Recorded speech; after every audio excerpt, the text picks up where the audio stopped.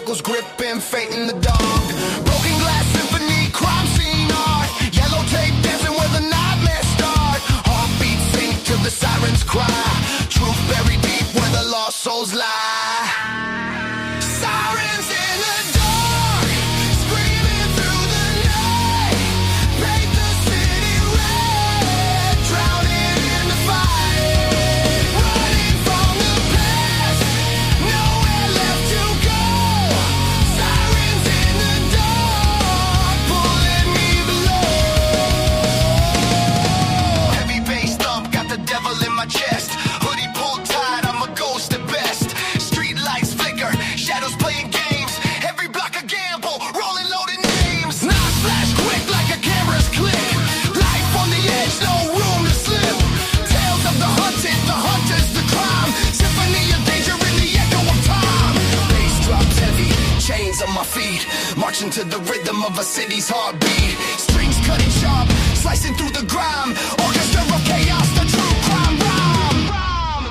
Sirens in the dark, screaming through the night. Paint the city red, drowning in the fight. Running from the past, nowhere left to go. Sirens in the dark, pulling me below.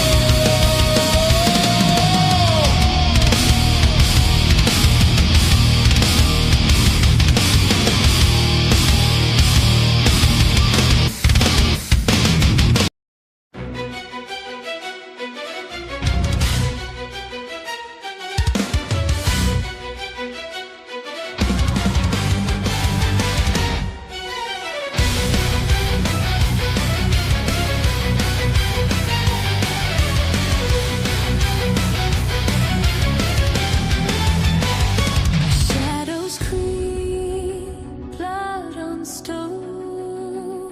Secrets whisper, truth unknown. Cold steel whispers, justice blind. In the dark, who pays the crime? True crime symphony echoes in the night. Screams in silence, wrong and right. Crime symphony, the guilty run, but the hunt's not over till the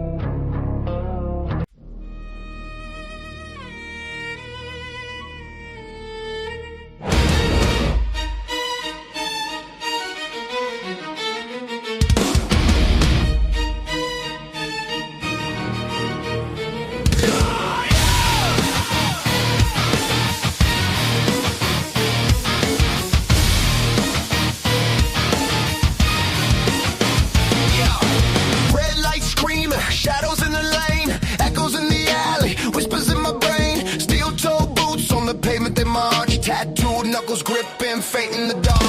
Broken glass symphony, crime scene art. Yellow tape dancing where the nightmares start. Heartbeats sink till the sirens cry. Truth buried deep where the lost souls lie. Sirens in the dark, screaming through the night. Paint the city red, drowning in the fight. Running from the past, nowhere left to go. Sirens in the dark, pulling me below. Heavy bass thump, got the devil in my chest. Hoodie pulled tight, I'm a ghost at best. Street lights flicker, shadows playing games. Every block a gamble, rolling loaded names. Knocks flash quick like a camera's click. Life on the edge, no room to slip. Tales of the hunted, the hunters, the crime. Symphony of danger in the echo of time. Bass drops heavy, chains on my feet. Marching to the rhythm of a city's heartbeat. Strings cutting sharp, slicing through the grime. Orchestra of chaos, the true crime rhyme. Sirens in the dark, screaming through the night. Paint the city red, drowning in the fight. Running from the past, nowhere left to go. Sirens in the dark, pulling me below.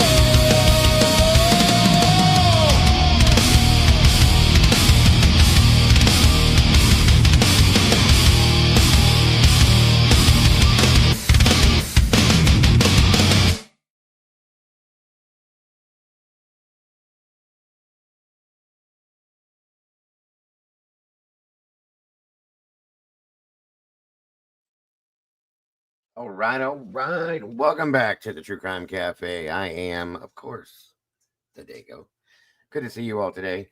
I hope you're all having an amazing day. Staying warm out of this cold, chilly weather. It is great to have you all back here with us. We are open for business, guys. Flipping that sign over. Grab your cup of coffee, tea, whatever it may be. Make sure it's nice and full and hot, guys. We're going back, way back to the very beginning. We are breaking down from beginning to end. It's going to take us a couple days, but all of the Bryan Kohberger hearings in the University of Idaho murder case. And we're going to break them down and figure out what happened. How did this happen? Why did this happen? And when did this happen? We all know what happened, but let's figure out if we can point out who, when, where, and why. And point out some things that maybe we may have forgotten about that may make some sense now with what we know now 3 years later, because I think we could get some answers out of there possibly, but that's definitely something I think that needs to be done. And we're starting it off today. So thank you guys all so very much for being here. Make sure you share this out. Let everybody know what we're doing. Hit that like button if you will, please. And thank you. Even if you don't, pretend like you like me just for a little while. If you could, please and thank you. Tell your friends, your neighbors, your dog, your cat, even the fish in the fishbowl if you want to. It's up to you. The mailman might even like it. You never know. Let all your friends know, guys, if you will, please and thank you again. I appreciate my moderators for jumping in here. For those of you that are here, thank you so very much, because we all know I couldn't do this without them whatsoever. Get yourselves comfortable, guys. Like I said, good morning, good afternoon, good evening, and good night to you, wherever you are, whoever you are. It is so great to be here with you, because I hope you're having a great day. That being said, you know what comes next. Let's do this thing, everybody.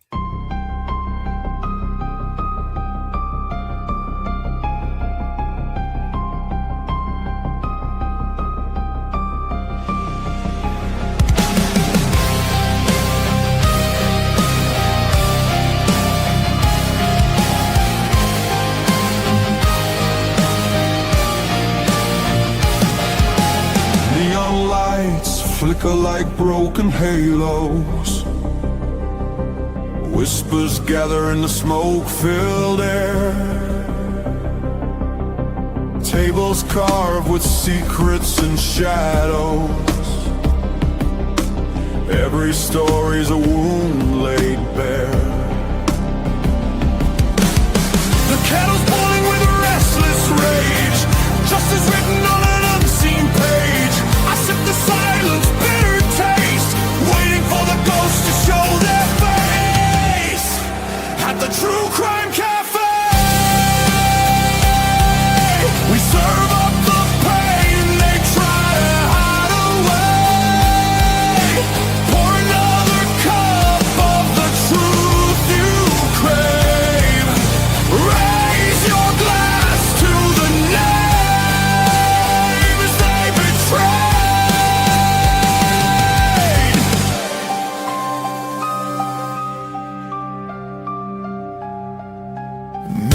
cracked reflections are liars. Ashes fall where the guilty once stood. The jukebox hums like a funeral choir. Echoes pounding through the neighborhood. Every scar is a candlelit vow. We hunt the highway, demand the now. No more silence, no more disguise. We'll paint the night with sharpened cry. At the True Crime Cafe, we serve up the pain they try to hide away. Pour another cup of the truth you crave. Raise your glass to the names they betray. This is not a sermon, it's a battlefield hymn, a requiem dripping from the bottle's rim. The guilty write stories in invisible ink, but we'll drag it all up from the edge of the brave.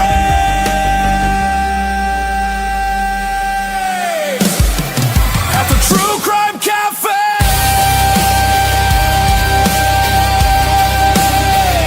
the reckoning burns like a black bouquet. Every shadow will pay. In the True Crime Cafe.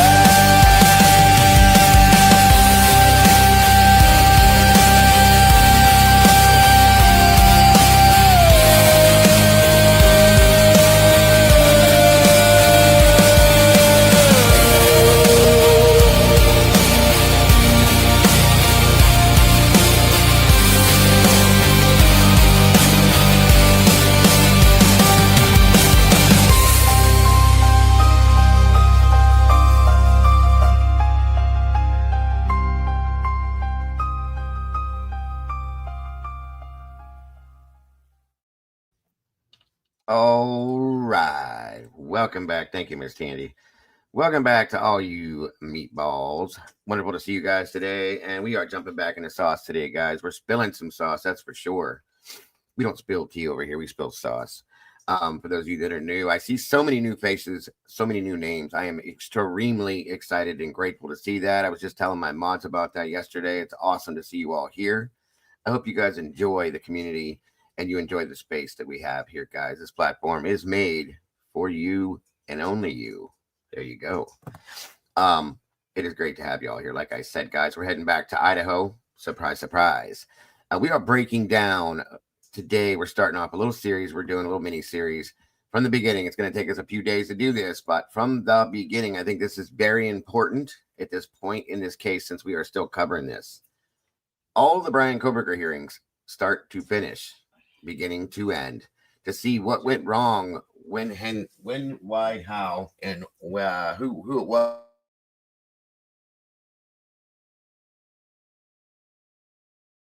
So that is what we're doing, guys. Grab a seat, get comfortable. Make sure you got a nice full cup of whatever you're drinking, and give us a few minutes to get everybody in here, and we will get this kicked off.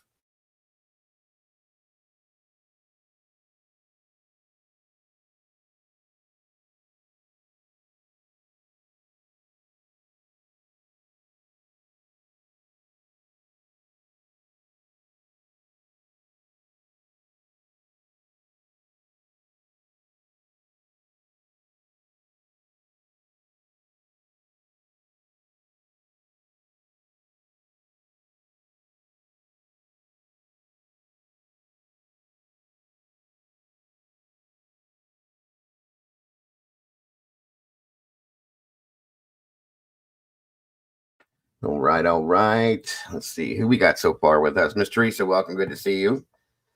Echo 444 is in the house. Miss Rowena, 2 Cent Unpent. Love your name and welcome to the community. I see you're a newer name.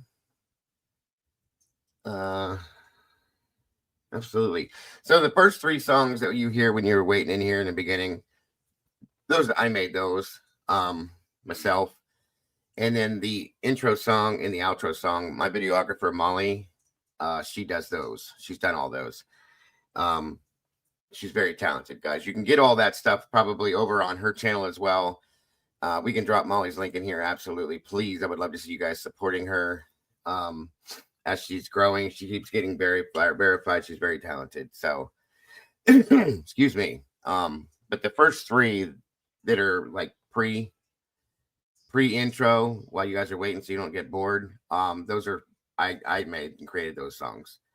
So they're just something to keep you guys busy and so you're not sitting here diddling your thumbs before I come in here. I always open up 15 minutes early so everybody can come in, get comfortable, gather what you need, and get yourselves prepared. So I give you guys a little preempt to the channel. So welcome, Hemisphere. Good to see you.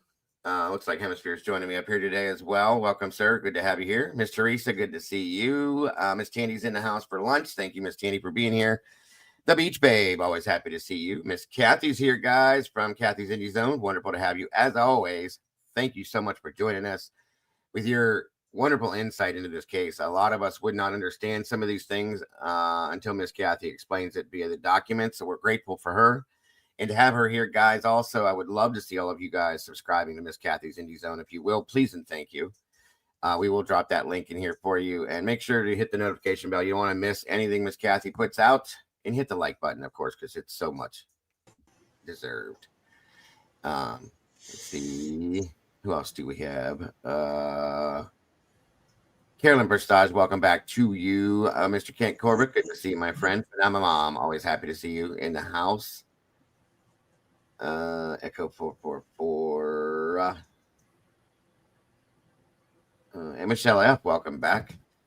One of our wonderful UK friends from over the pond. Always happy to see our UKers in here. Elizabeth Wagner, welcome back to you. Witchy's in the house, guys. Great to see you, Witchy. Thank you for being here, Allison White. You as well. Yes, guys. Sadly, today is the night of the 3-year anniversary. Hence the reason why we're going back and doing this. Thank you, Tandy, so very much. Thank you, Tandy, guys.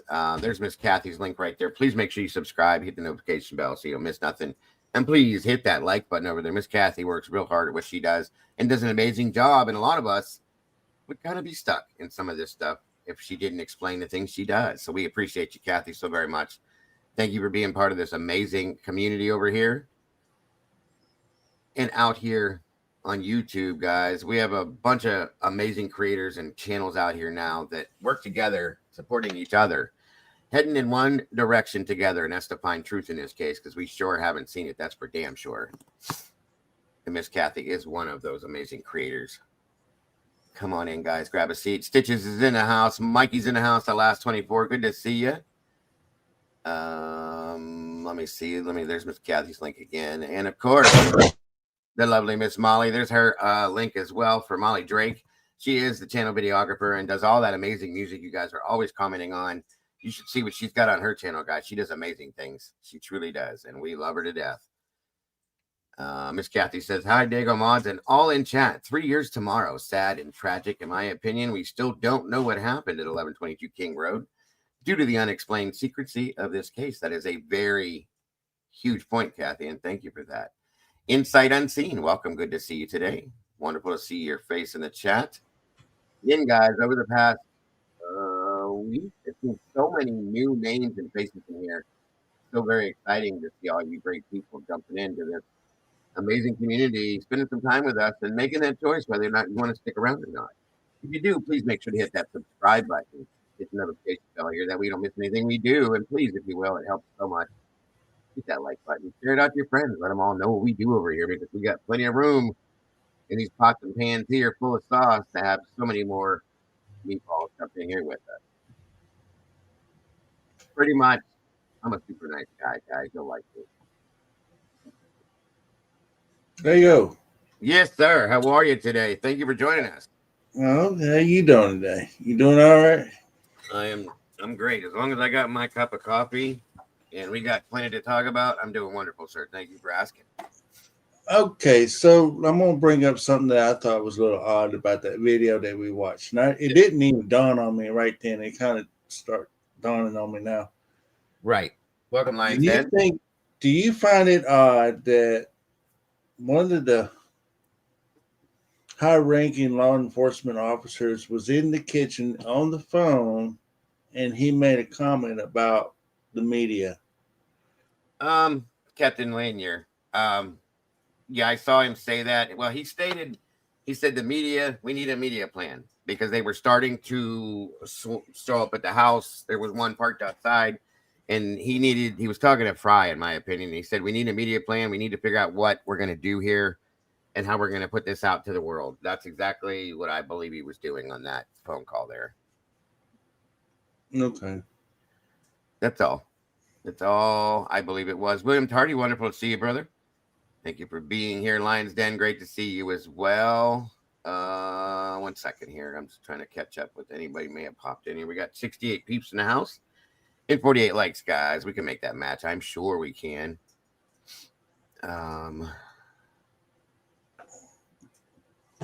No. Two cent. Not that Molly. We have our own Molly over here. She's an amazing person and very talented. So definitely not that Molly. No worries.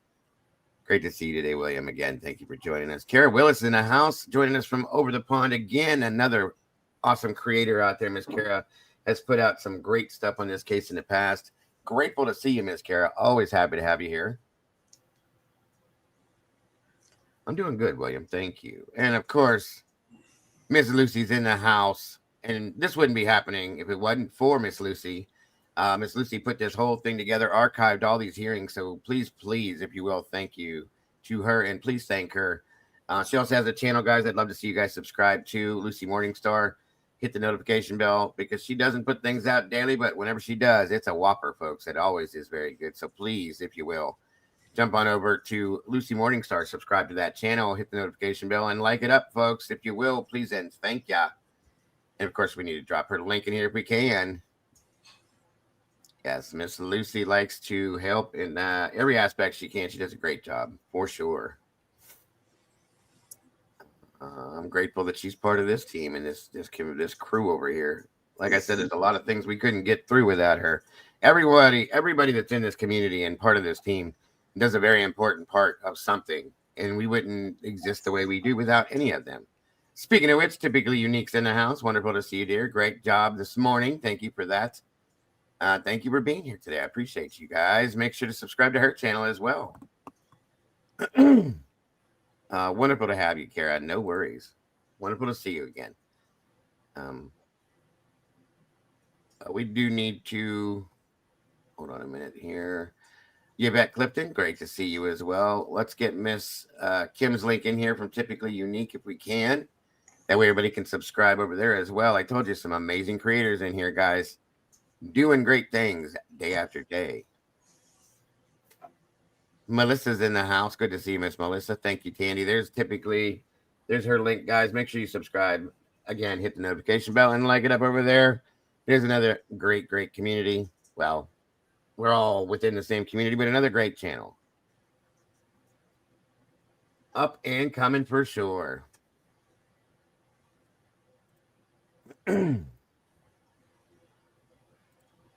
I help feed Grok facts in this case so it can teach others. That's awesome. That's really a good thing to do, 2 cent. I can respect that and appreciate that. Wonderful to have you in this community. Miss Vivian's in the house.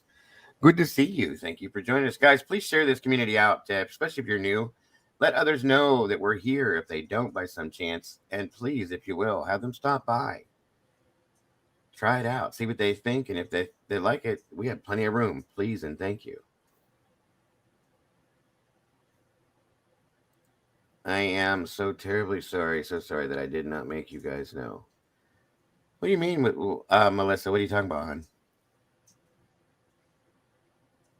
Wonderful to see you, by the way. Thank you for being here. 1-800 my friend Molly. Yes. Tech facts. You do it a lot. That's true. That is true. That is very true. Come on in, everybody. 86 peeps in the house as of now. 55 likes. We're getting there. Please make sure to hit that like button on your way through the door. Share this out.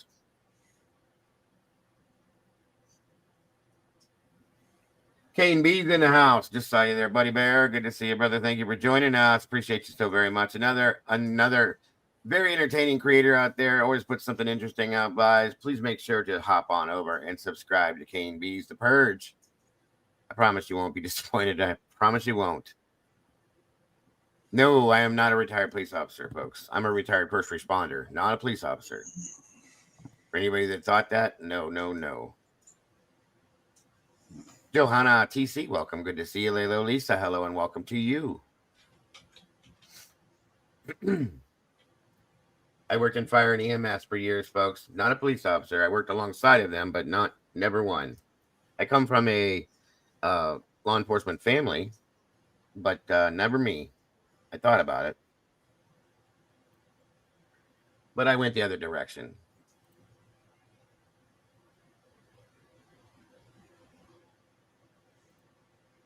No, I'm sorry you were misinformed, 2 Cent. Definitely not. But we do have one here. Part of our community. Senior Wazowski is a retired Baltimore City police officer. We have many different people that have many different backgrounds that help in this case, in my opinion, and different knowledge for different things. And it does help to understand certain things that we may not understand. Thank you very much, 2 Cent. I appreciate that. Excuse me. I do appreciate people when they compliment me on my name. Mr. I've Hammond, had this name for a very long time, and where did it come from?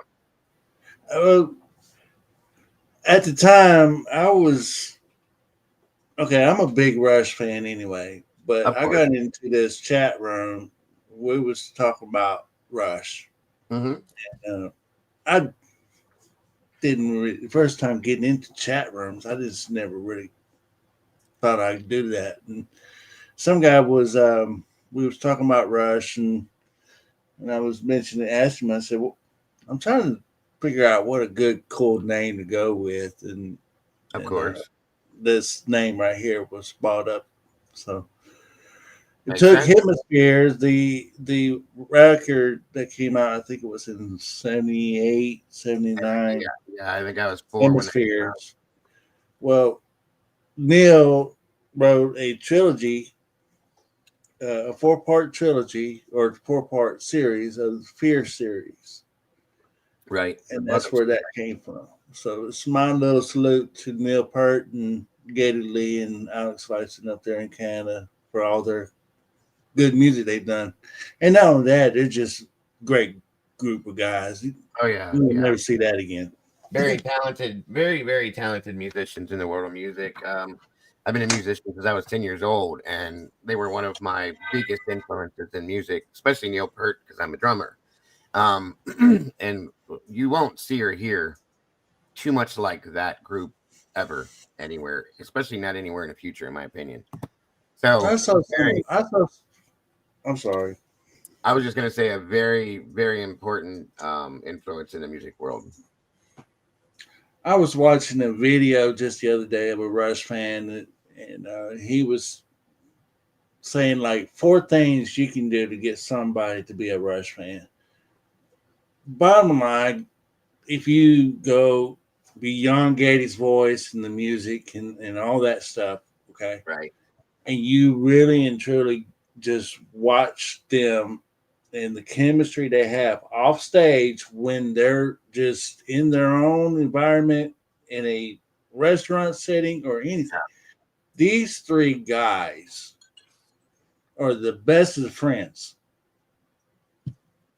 And that was very, very rare that you find that. Especially in a music group like that, because a lot of them will work together as musicians, but they don't always get along. And I watched a documentary on Rush one time. I've watched them all, folks. Everything you can put in front of me that's music, I've seen it. And they're a very tight group of musicians and friends besides the music. Yes, I agree. Welcome, C-Jag. Speaking of, there's Senior Wazowski himself. That is our retired police officer right there. 2 Cent. that might be who you was referenced in the other community. And he's very helpful with a lot of things he puts out in information. He's got a channel himself. We can drop his link as well. Please and thank you. Thank you, Kathy, for that. I appreciate that. I try the best I can to add what I know to any of the cases I cover. And my experience does help in some ways, not as much as what a law enforcement officer would, but in a situation like this and certain crime scenes and stuff like that, the things that I know and see and have experienced does help to understand certain aspects to a case like this. So, but thank you so much for that statement, Kathy. That means a lot. Welcome, RC3 and Paco. Great to see you today. Truth Seekers in the house. Welcome back to you. There's Senior's link right there, guys. Make sure you hop on over. It just takes a second. Subscribe to Senior Wazowski's channel. Hit the notification bell. You don't want to miss anything he puts out. And like it if you will. Please and thank you. Ken Wilkinson, welcome. Good to see you. Senior would be the one I really would love to see in voice. He needs to be up here in the panel. I'm trying to get him up here. I've been saying it day after day. And one of these days, Mr. Wazowski will join us. I promise that. Definitely will. Let's see. I'm going to make sure I didn't miss Phenomena Mom. Good to see you. I'll make sure I'm not missing 101 of you guys in here now. 62 likes. Guys, let's see if we can make that match and get this in that algorithm. Please and thank you. That way everybody can see what we're talking about today and be able to experience what we're doing. Again, for those of you that just popped in, guys, we're going back to the beginning. Welcome, Miss Christine. Good to see you today. In the Idaho 4 case, to the very first, and you can thank Miss Lucy for this because she put this all together in archives. I couldn't find it myself in an organized fashion like this. She did an amazing job. But Lucy Morningstar, thank you to you. And please, everybody, thank her for this because otherwise I'd be struggling with this. It's a lot. We're going back to the beginning to the very first hearing to the very last hearing. And we're going to break it down from start to finish to see what went wrong with who, how, when, where, and why in our opinions. We may have missed things. There's some of you that my understanding has never seen a hearing in this case that are new to this case. So this will be helpful in that aspect. So it's going to be interesting. That's for sure. Telling you all to look up tonight for the auroras. This is not just a sunstorm. This is a very special for reasons. This is a 1 in 300 year type of sunstorm. Wow. That is very cool, Melissa. Thank you for that. Come on in, guys. Get started here in just a minute. I'm just making sure everybody's in here. That way nobody misses anything. When we start, we don't have to go back either. I might be too far south to see that. What's that? I might be too far south to see it. I don't know. If it's coming from the sun, I would imagine we'd all be able to see it at some point. I look up and all I see is giant chemtrail. Right meow. Right meow. I got my other cup out, guys. One of my favorite TV shows ever. I'm so mad when they canceled it. I don't know if you guys have ever seen Schitt's Creek. Eugene Levy and his son were in it. It was an amazing show. Very funny. Truth said we can see the aurora. I've always wanted to see that. Always wanted to see that. I've seen videos. That was very cool. Where I live out in the middle of BFE, nowhere. We like to go out in the back because we have a lot of property out back behind my barn and stuff like that. You can look up and see all sorts of crazy things in the sky. It's very interesting. There she is. SRB's in the house. Wonderful to see you, dear. Oh, she says that pics in Discord from last night's Northern Lights. Absolutely gorgeous. That's awesome. Where did you see it? I must have missed that. I didn't even know. But we're in the same state. I had no idea that was going on. Thank you for that, SRB. I'll have to check out them photos. Senior says, I want to know why all university footage went straight to the FBI through some civil rights and investigation department in the uni. That's an interesting question, sir. Very interesting. Tracy with an E, welcome. Saw the Northern Lights right over my house in central Illinois. That's awesome. I know I've said this before, but something ain't right with our FBI, man. Something ain't right with that. That's an understatement, sir. That whole thing is not right. Right, I agree. That's what Melissa was saying, SRB, that there's supposed to be a sunstorm or something we're gonna be able to see tonight. I'm curious. In general Discord, I will check it out for sure. Because Well, it's funny definitely. because everything FBI does is behind the scenes. They Yes. I always looked at I always had a fantasy about the FBI being kind of like the hero of the day. You know, Yeah, I they got you. come in and make things correct, and it all goes away. But this It's time supposed to around, be. it's just Wow. Check this out, you guys. Speaking of hemisphere, look at this. And this is out of Ohio. Wow, how did I not see this? Look at this. That's gorgeous. That is neat. Great pick, SRB. There's more, but that's amazing. How did we not see this? I'm surprised my son didn't tell me because he's all about that stuff. Really cool stuff. I'm down in Louisiana, so I don't know if we're gonna be able to see something like that. Well, if it's up north here, yeah, I got what you're saying. There's another one.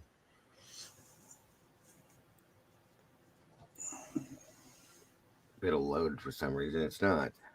I mean, just to see like Haley's Comet or something just flying by, or something like Yeah, a back in the lunar day, eclipse or something like that. That's what we get to see. right, right. We get to see Well, anything like you that. get the joys of living down in New Orleans. That's an experience in itself, my friend. So I'm about 6 hour drive from New Orleans. I'm in northern part of the state, so Louisiana. yeah, I'm not too far from Arkansas and Texas lines.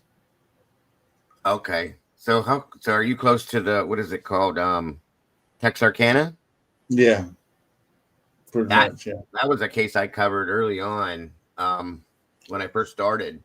I did a series way back when called the Midnight Series, and we covered true crime stories that were turned into movies. And the town that dreaded sundown came. There was a movie that came out in regards to the Texarkana murders. Um, very very wild story and Mhm. great movie if you're into that kind of stuff. It was a very interesting movie, but wild story, folks, that happened right there in Texarkana on the Arkansas Texas line. Pretty crazy stuff, though. If you ever have a chance, look into it. I do have in my playlist. I do have a couple stories on it back there back in the day. Welcome, Jessica Hughes. Good to see you. Well, I hate to bring it up, but I watched Pavarotti's new video Uh huh. before coming up here. Okay. I haven't seen it yet. He was trying to cover where Ethan's apartment might be. Oh, by the 76 gas station. What's up, Dylan? Good to see you, brother. And there's some there's an apartment complex over there by that gas station.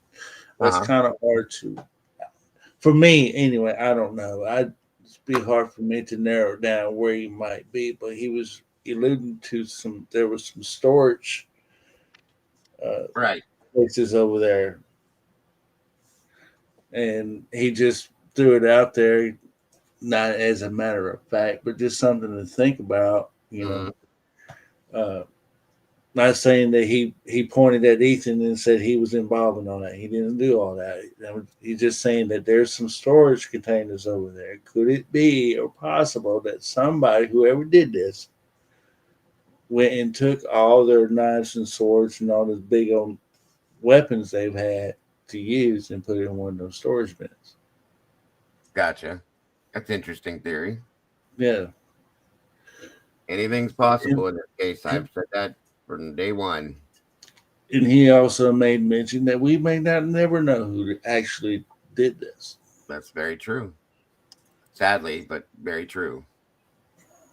Come on in, everybody. Grab a seat, get comfortable. We're about to get this kicked off. We've got 112 of you guys in here, and it looks like we're at 70 likes now. We're getting there. Thank you guys so much for that and for being here to do this with us. Thank you, Hemisphere, for joining me up here. Again, the link is pinned at the top of the chat. If anybody wants to jump up here to voice your thoughts, opinions, and theories as we go through this. Rather than just typing in the chat, I do offer that platform for anybody that wants to voice your feelings. And even if you're on the opposite side of a lot of people at this point, and you think Bryan did this, please feel comfortable enough, and please know you will not be attacked if you feel that way when you want to discuss those things. Please. Also, give everybody a heads up. By the way, I almost forgot about it. Wednesday, the 19th. I don't have a time yet, but I'm going to be joining Birdie on his channel. We're going to get together and do something together. For those of you that be interested in that, please make sure to stop by. I'll be able to advertise a little bit more here, what times and stuff like that when it happens, once he gets back to me. We are also going to be joined by the custody queens off the clock here real soon, Kristen and Sam, for those of you that follow that channel, if you will. It's going to be exciting, guys. I'm kind of expanding and spreading our wings a little bit out to these other amazing creators that are in the same path that we are, looking for truth. So please tune in. You don't want to miss any of these things. I think the Birdie Show is going to be very interesting and probably a lot of fun. And I'm very, very excited about having the custody queens off the clock join me. These are both family law attorneys that have a lot more knowledge than a lot of us do in situations like this. So it'll be helpful to sit down and have a conversation with those two and go back to the beginning and see what they think from start to finish at this point, and put that together in our minds and see what we can come up with. So real excited about this. I watch Birdie too. He does a great job over there at his channel. Him and Devil's Advocate as well. Yes, Lee over at DA. He does a great job too. I'm trying to get in touch with Lee. I'd like to maybe have Lee join me or join him. AR Hayes is going to be getting together we're going to be getting together, me and him again soon too. So there's a lot of us creators out here that are looking for the same thing, folks. That putting us together with multiple communities is a great thing, I think. Yeah, that needs to happen. I think it'll be a good thing at the end of the day. Yeah. It also brings credibility to what people are saying as well. Very good point. Instead of you having Hemisphere up here telling you what he really thinks, and it's kind of off base. Miss Melissa said, they go, I do feel that Bryan alone could physically see. And I respect that, Melissa. I just can't process that. I don't see how this kid that is on spectrum, that has dyspraxia, visual snow, very lanky, skinny kid could take on 4 people, at least 2 or 3 of them, from my understanding at this point now, were defending themselves by himself. That's the only thing I struggle with, Melissa. You know what I mean? But I respect your feelings. I truly do, as I do with anybody that feels that way. At one point, way early on, welcome, Layla Lisa. Good to see you. I did think, okay, Bryan is the culprit. This is the person that did this.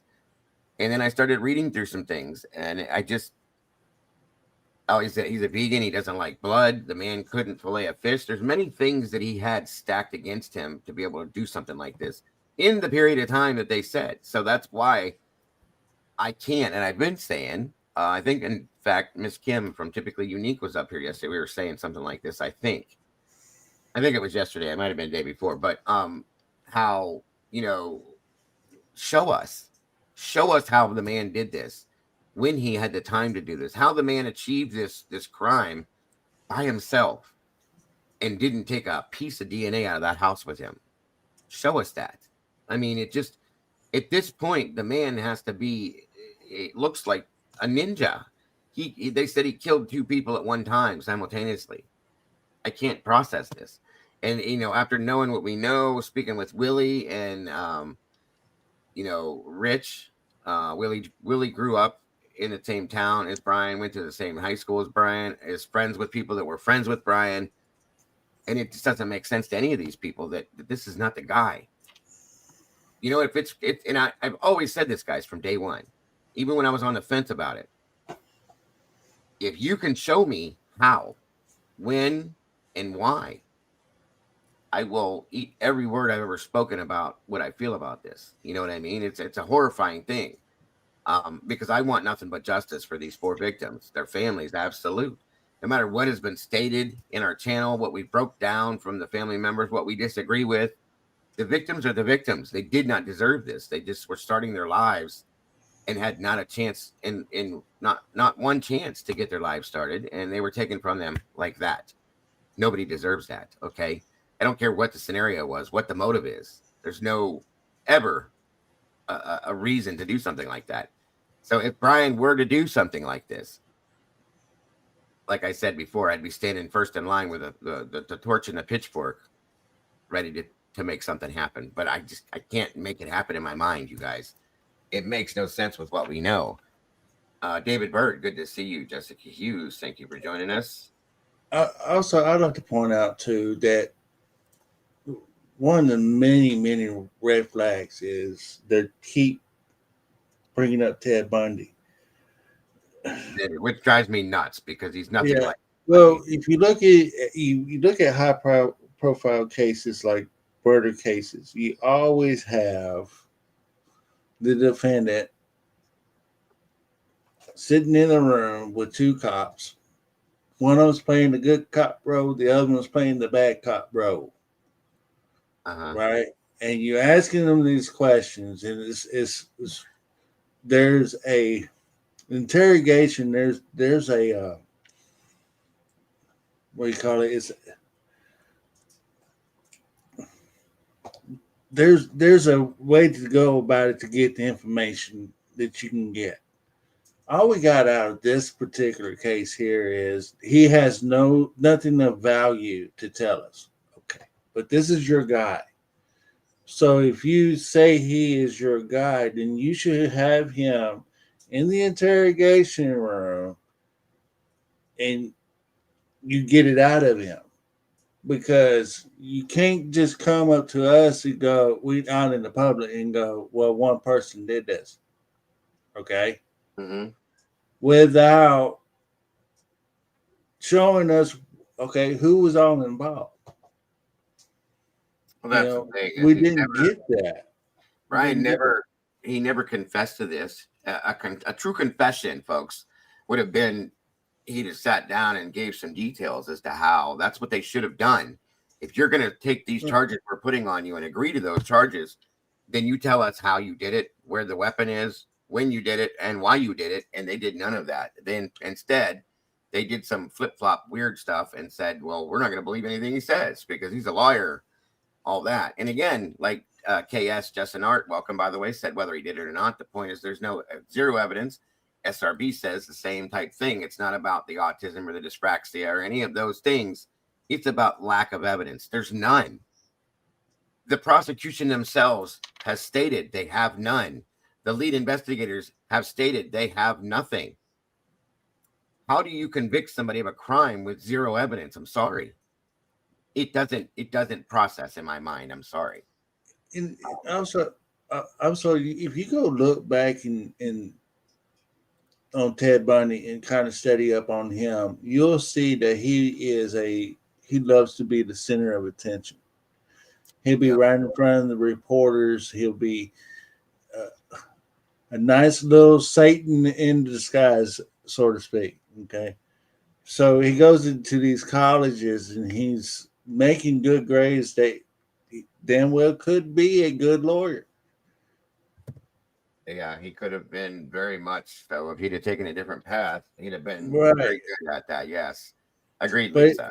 at that particular time when he was on his spree, the law enforcement was not together like they are today. So they was having a hard time to figure out who was doing all this.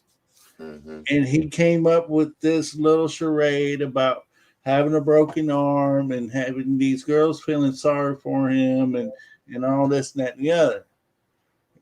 Okay, he was literally at a beach with a bunch of people around, and he ends up killing two girls at that beach. Mm-hmm. Absolutely. So he has no empathy, none of that. And the kidnapping and all that was very high back in those days. See, and So it was he knew exactly how to do his little thing to get what his little guilty pleasure, whatever that was. And that's They why I've never really, believed it was. That's why it drives me nuts when people bring up Ted Bundy.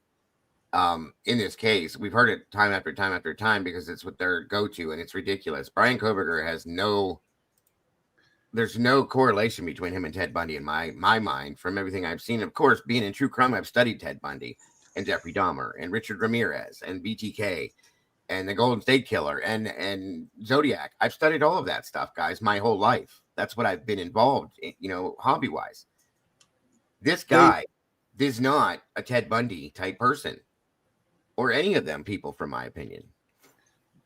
they had to put him in the interrogation room to establish some form of connection between him and the victims.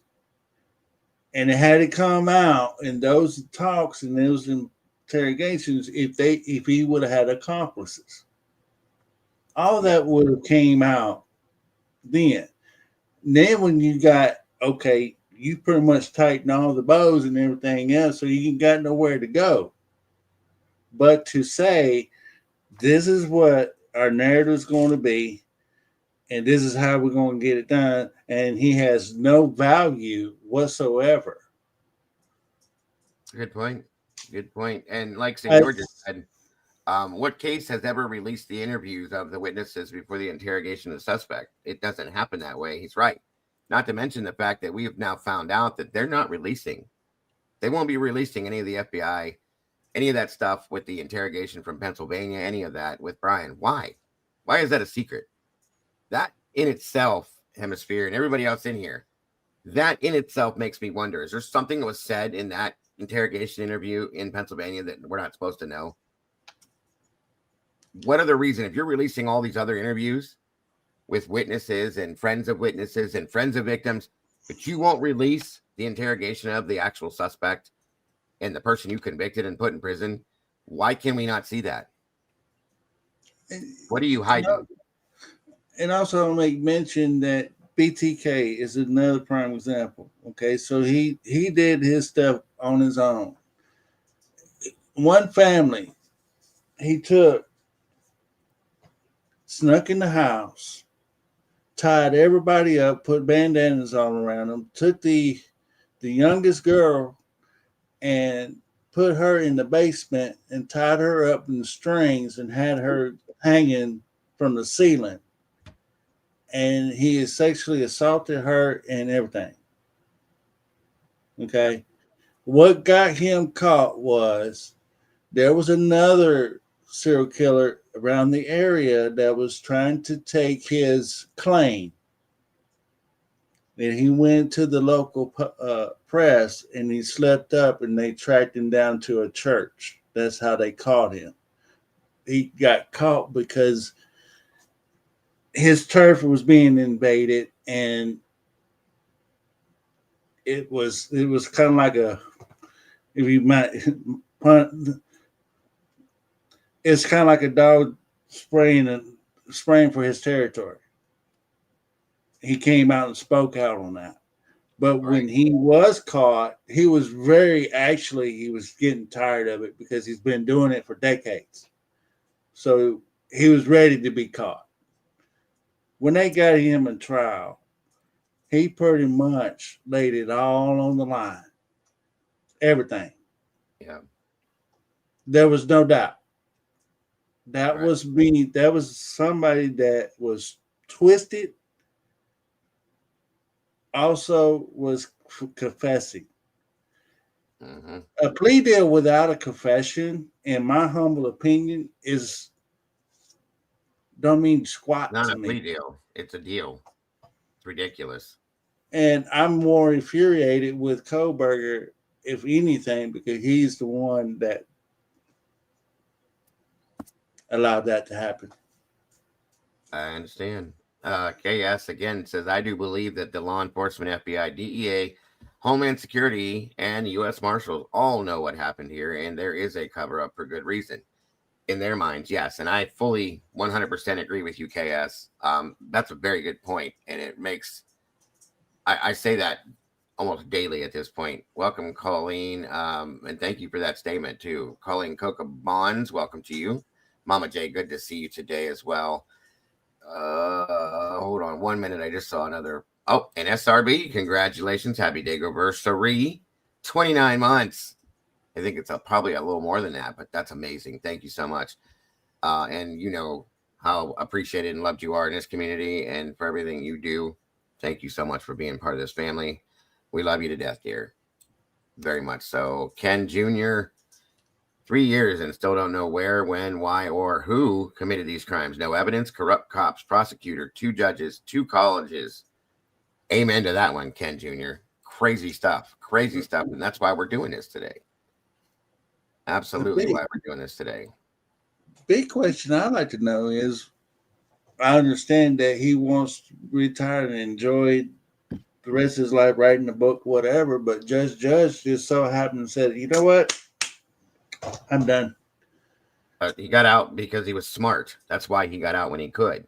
And Lucy's right. Bill didn't require Bryan to say anything. And I said this, that the day that this happened, guys, at the sentencing hearing, Bill didn't require him to say anything because he knows Bryan didn't know anything. That's exactly why. And Judge Hippler knew the same thing. Period. Period. They knew he couldn't say anything, so they make up some bullshit. Well, he's going to tell us lies anyway, so why would we believe in him? Well, you believed in him when he was accepting these charges you put down on him, enough to believe that. But you're not going to believe when he goes to explain anything. That's a lie. They knew he didn't know anything. That's exactly why they didn't require that. That's why he didn't allocute anything, because he had nothing to allocute. He had no knowledge of this crime. So you can't talk about it when you don't know about it, folks. That's all I'm saying. Truly, that's exactly what I think. I will leave you comment later, and I will explain how one person could do it. And that's fine, Melissa. That's fine. I've seen that people have said one person could have done this. And I believe that somebody that had intense military training and a military background very possibly could have done this. I don't know about the period of time they did it, Melissa, but at some point, sure. Not this guy, though. Not this guy. That if you show me a picture of somebody else and give me a background on somebody else that has what I just explained, sure, we'll talk about that. But I just don't believe Bryan could have done this. I just don't. But I truly respect that, what you feel and what you think, Melissa. I do, absolutely. I appreciate you, too, so very much. I'm pretty sure Trump knows Bryan doesn't know shit, too. Christchurch opened its D.C. location July 13th, 25. Pete Hegseth was in attendance the following week. Trump makes that statement about Kohberger, right? Good point. Yeah, also with a cleanup. Good point, Kim. Thank you. He did all this in that short period of time, and he cleaned up. I just don't imagine. I can't imagine this man could handle the blood that was in the scene, and let alone cleaning it up. That's where I struggle with that as well. And not to mention the fighting back, the defending themselves, and the man took a picture the next day without a blemish, a scratch, a hair misplaced. I don't think so. I don't get it. So, all right.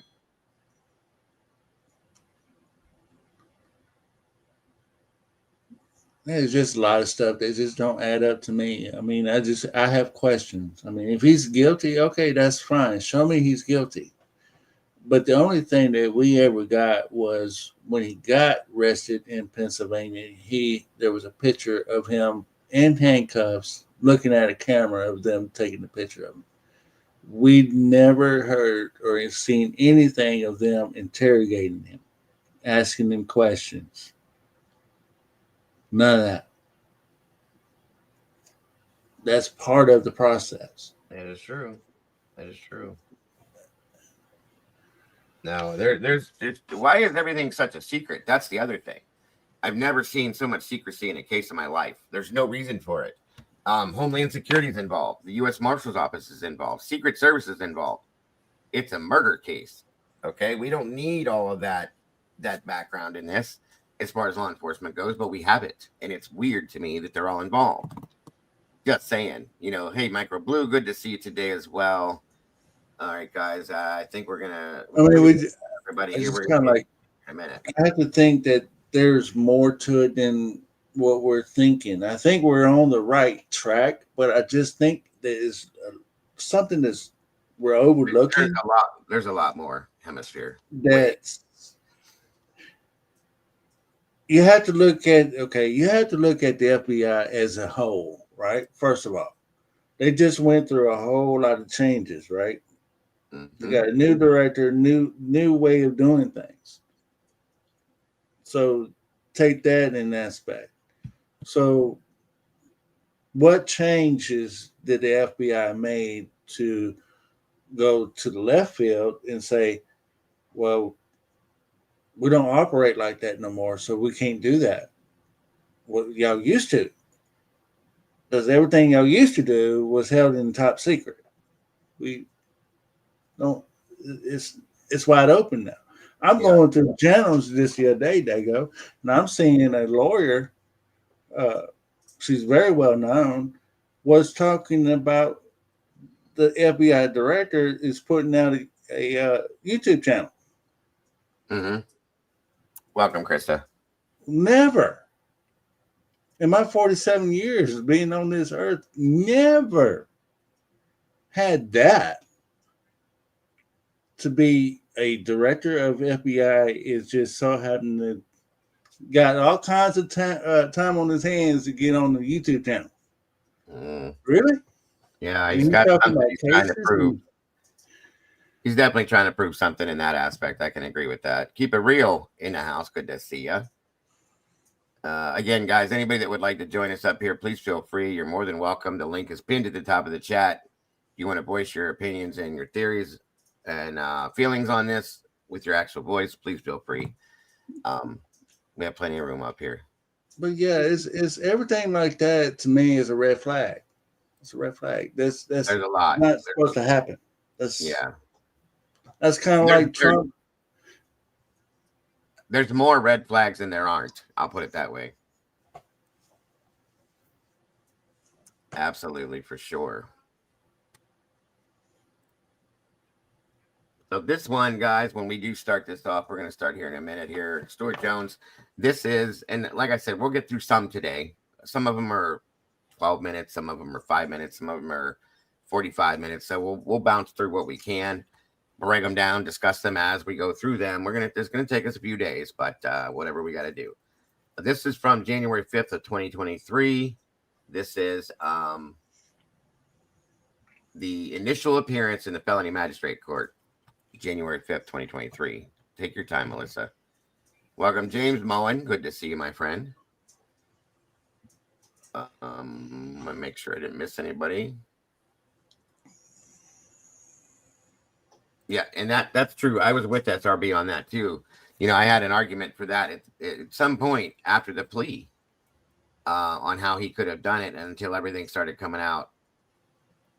Ain't no way, guys. I can't even say anymore that Bryan is involved in this in my mind. It just, to me, there's nothing. You know, a lot of people are saying, well, he definitely didn't do it on his own, but I think he's involved. I don't even think that anymore, you guys. It's a problem. At all. Meanie's in the house. Good to see you, Meanie. Thank you for joining us again. Like Miss Tanny said, guys, please make sure you if you have not yet done it, make sure you subscribe, share this out, hit that notification bell, and like it if you will. You don't want to miss us going live, guys.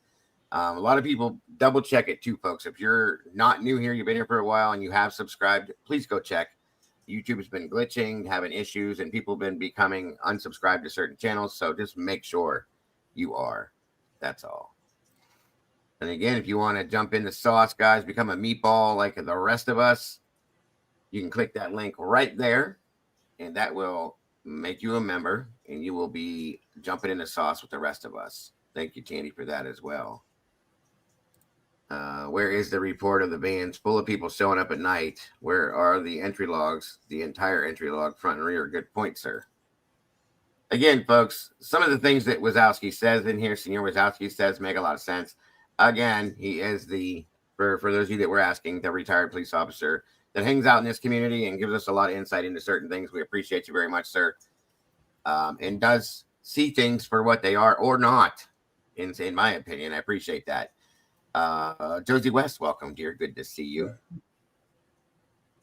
In my humble opinion, if anybody in law enforcement is doing any form of interrogating or anything like that of the sort, and they're not documenting that in itself is a red flag. And they're not following up. They're not following up. They're taking evidence and tagging it, bagging it, throwing it on a shelf somewhere, and they never go back to it. All of things like that, they don't make sense. Or they're turning off their body cam and interrogating somebody, and they don't even have it on record. That's a red flag. Everything should be signed, sealed, delivered, and notarized. Yes, Everything. That's a good point, a good question typically, because at some point I think we all believed that the bodies were removed that evening. We know it from the report that we went through that Kathy Mabbitt was there, and in the report it says between 7 and 9 p.m. that night, which was again changed from what we were told initially. We were told that she was there at 5 p.m., but now we know that. Now, after reviewing Corbin Smith's body cam and hearing what we heard in the background, she was there at noon. Ready to staged, ready to go, and they did not let her go in that house till 7 or 9, between 7 and 9 that night. And then, so you're expecting she takes custody of the bodies at that point and has them removed. Now, I don't know how true this is, but then Stacey Chapin is giving an interview talking about getting up the next morning at the hotel they were staying in, taking a walk down to the house, standing there and staring at the house, and her son was still in the house the next morning.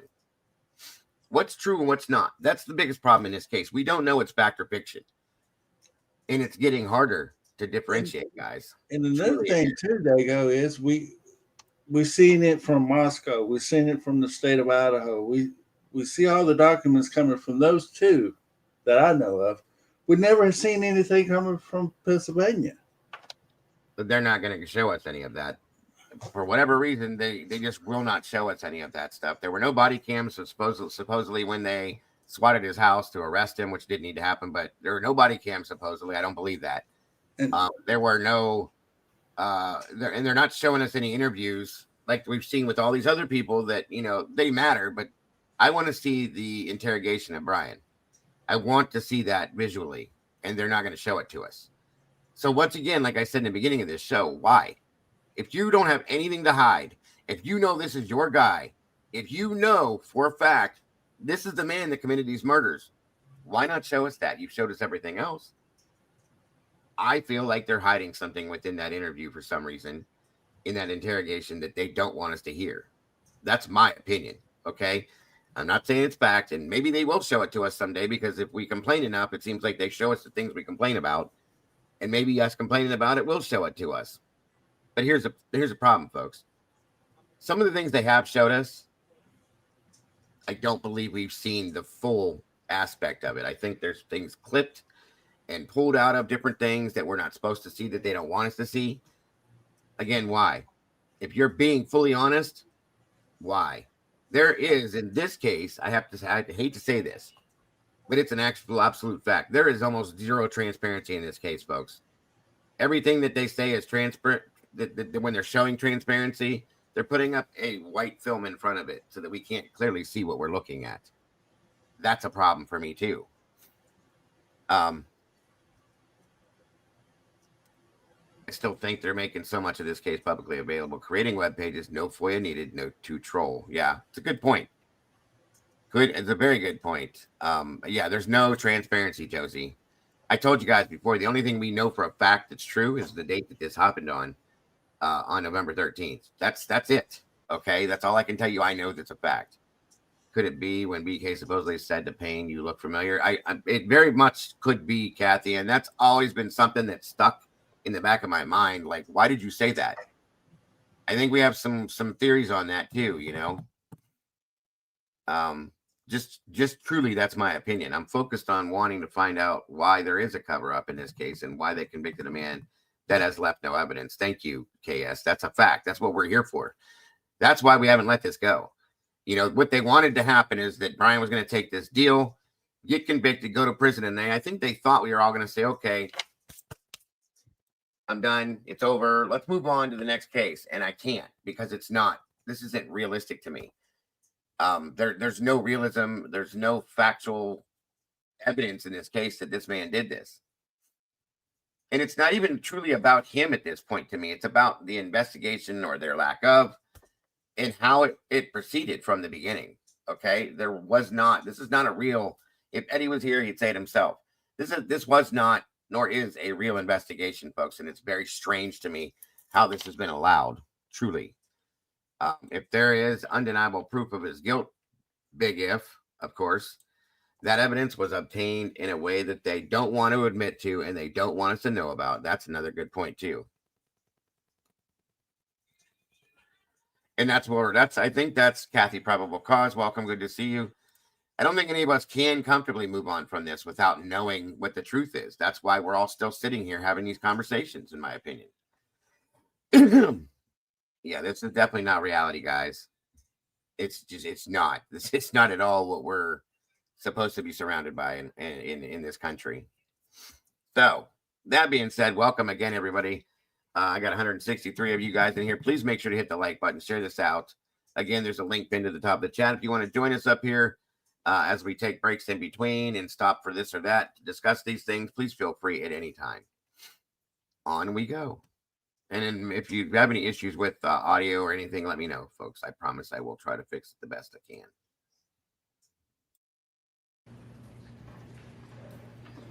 Oh, we got it. We took care of it. Yep. You good. Okay.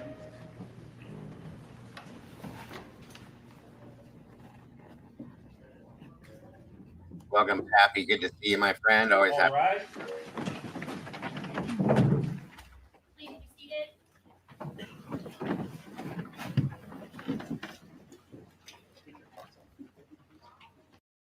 Also, for anybody that's new, that is newer to this case and doesn't know who's who, this is the first out of 3 judges or magistrate, whatever you want to call her, that stood in front of this case. This is Megan Marshall. This was the first judge that he stepped in front of.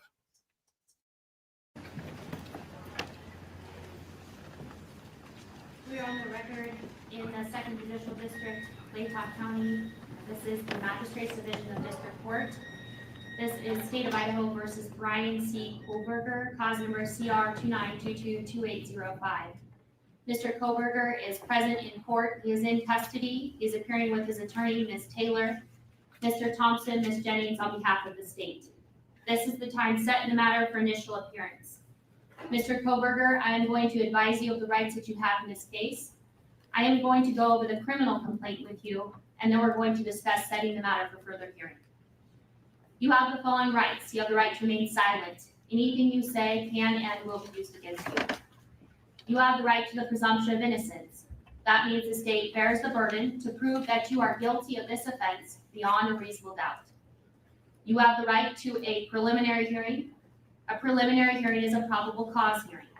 At that hearing, the state must establish that more likely than not, these felony offenses were committed and you were the one that committed the felony offenses. You have a right to have that hearing within 14 days if you remain in custody. If you are bound over at that preliminary hearing to district court, if the court finds probable cause, you would be bound over to district court. And at that time, you can enter a plea of not guilty, and you can have a jury trial set within 6 months of your appearance in district court. At both your preliminary hearing and your jury trial, you have the right to confront and question any evidence or witnesses called against you. Call witnesses on your own behalf and compel witnesses to be present and testify at the state's expense. You have the right to be represented by a lawyer. If you cannot afford one, one could be appointed to represent you based upon your financial need. You also have the right to appeal any conviction in your case. Do you understand these rights? Yes. I am now going to go over the criminal complaint with you. Count 1 of the criminal complaint charges you with the felony offense of burglary. It alleges that the defendant, Bryan C. Kohberger, on or about November 13th of 2022, in Latah County, state of Idaho, did unlawfully enter a residence located at 1122 King Road, Moscow, with the intent to commit the felony crime of murder, in violation of Idaho Code 18-1401 and 1403. The maximum penalty for that offense, if you plead guilty or are found guilty, is not less than 1 year in prison, no more than 10 years in prison, and or a $50,000 fine or both. Do you understand? Yes. Count 2 alleges that you committed the felony offense of murder in the first degree. It alleges that the defendant, Bryan C. Kohberger, on or about November 13th, 2022, in Latah County, state of Idaho, did willfully, unlawfully, deliberately, with premeditation, and with malice aforethought, kill and murder Madison Mogan, a human being, by stabbing Madison Mogan, from which she died, in violation of Idaho Code 18-4001, 4002, 4003, and 4004. The maximum penalty for this offense, if you were to plead guilty or be found guilty, is death or imprisonment for life. Do you understand? Yes. Count 3 alleges that you committed the felony offense of murder in the first degree. It alleges that the defendant, Bryan C. Kohberger, on or about November 13th of 2022 in Latah County, state of Idaho, did willfully, unlawfully, deliberately, with premeditation, and with malice aforethought, kill and murder Kaylee Gonsalves, a human being, by stabbing Kaylee Gonsalves, from which she died, in violation of Idaho Code 18-4001, 4002, 4003, 4004. Again, the maximum penalty for that offense, if you plead guilty or are found guilty, is death and or imprisonment for life. Do you understand? Yes. Count 4 alleges that you committed the felony offense of murder in the first degree. It alleges that the defendant, Bryan C. Kohberger, on or about November 13th of 2022 in Latah County, Idaho, did willfully, unlawfully, deliberately, with premeditation, and with malice aforethought, kill and murder Xana Kernodle, a human being, by stabbing Xana Kernodle, from which she died, in violation of Idaho Code 18-4001, 4002, 4003, and 4004. Again, the maximum penalty for that offense, if you plead guilty or are found guilty, is up to death and or imprisonment for life. Do you understand? Yes. Count 5 alleges that you committed the felony offense of murder in the first degree. It alleges that the defendant, Bryan C. Kohberger, on or about November 13th of 2022 in Latah County, state of Idaho, did willfully, unlawfully, deliberately, with premeditation, and with malice aforethought, kill and murder Ethan Chapin, a human being, by stabbing Ethan Chapin, from which he died, in violation of Idaho Codes 18-4001, 4002, 4003, and 4004.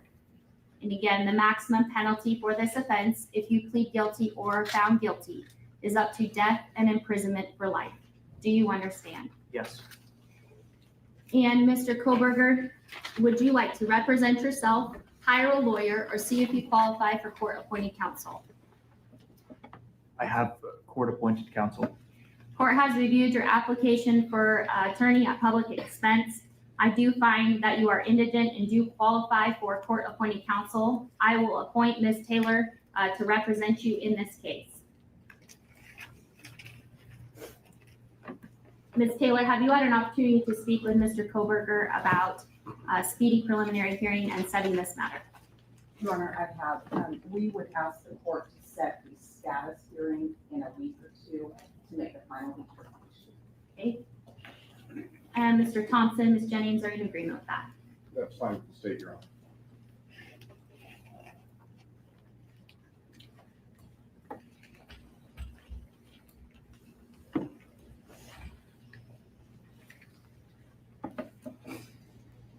I will go ahead and set this matter for a status hearing then on the calendar on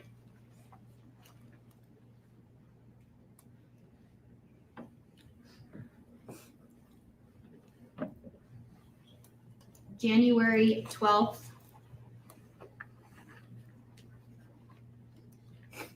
at 10 o'clock a.m.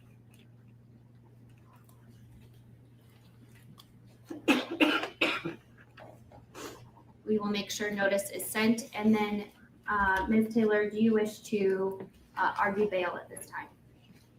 Your Honor, I would like to ask the court to consider setting a bond.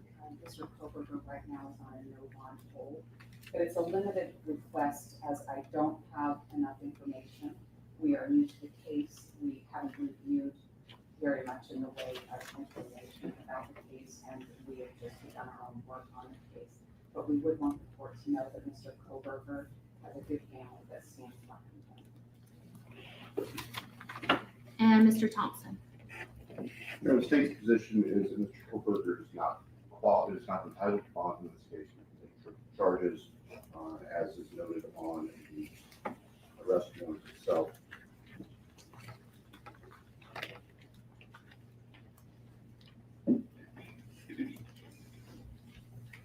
Idaho Code 19-816, 19-2903 both specify that given the potential penalties in this case, there's no right to bail. Bennett was arrested 3,000 miles away across the country, where his family is. We ask that he remain in custody. No bail.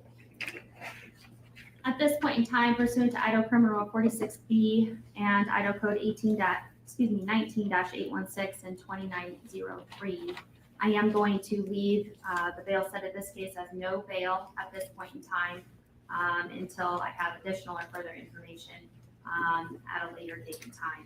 So with that, then Mr. Kohberger, you will be remanded in custody and remain in custody on the no bail pending further proceedings in this matter. Is there anything further in the case then for today, Mr. Thompson? Yes, Your Honor. The state is asking for no contact orders for various family members of the deceased and also for the surviving roommates. I've spoken briefly with Ms. Taylor. She indicated there's no objection. And Ms. Taylor, is that correct? That is correct, Your Honor. So I will go ahead and issue those no contact orders. So I do have a no contact order then for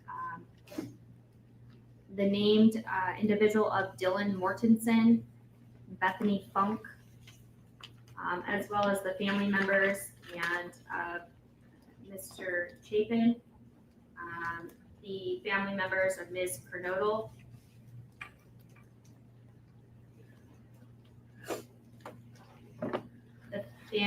excuse me. Yes, Mr. and Ms. Laramie, Mr. Mogan, Ms. Cheeley, and then a number of members of the Gonsalves family. Those specific names will certainly be provided to you, Mr. Kohberger, by way of being provided notice of these documents. You'll get a copy of these no contact orders. What you do need to be advised of and what will be in this no contact order is you are prohibited from having any contact with them whatsoever.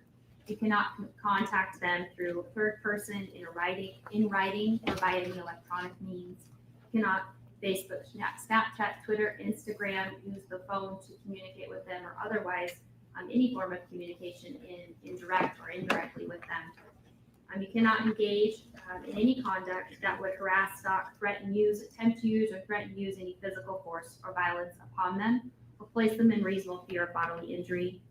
You cannot go within or knowingly remain within 300 feet of their person or their home, workplace, or any other place where they might be. There are no exceptions to these orders. And if you do violate these orders, it is a new misdemeanor offense. It is punishable by up to a year in jail and or That's a huge point, Kathy. I want to point out, I'm going to stop just for a minute, folks.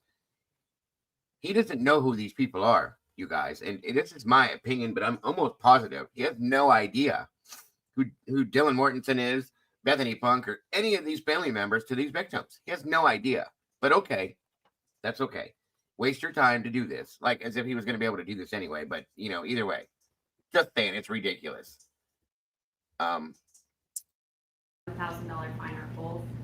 At this point in time, due to being in the magistrate's division here, at this juncture, I am going to issue the no contact orders for a period of 2 years, and then if it needs to be modified or changed by additional judge, it can be done so at that time. Is there anything further? And that's exactly the point, Lucy, is it's really amazing the things that jump out after so much time. It's been 3 years, guys. And going back, you're going to see things that you either didn't know or completely forgot or are very surprised of in this point, in my opinion. So, sorry, welcome, Satire 12. Thank you for being here. Amy Conway as well. Meanie, anybody I may have missed, welcome. Good to see you today. Thank you for joining us. Anything further, Ms. Taylor? No, Your Honor. All right, thank you. We are adjourned.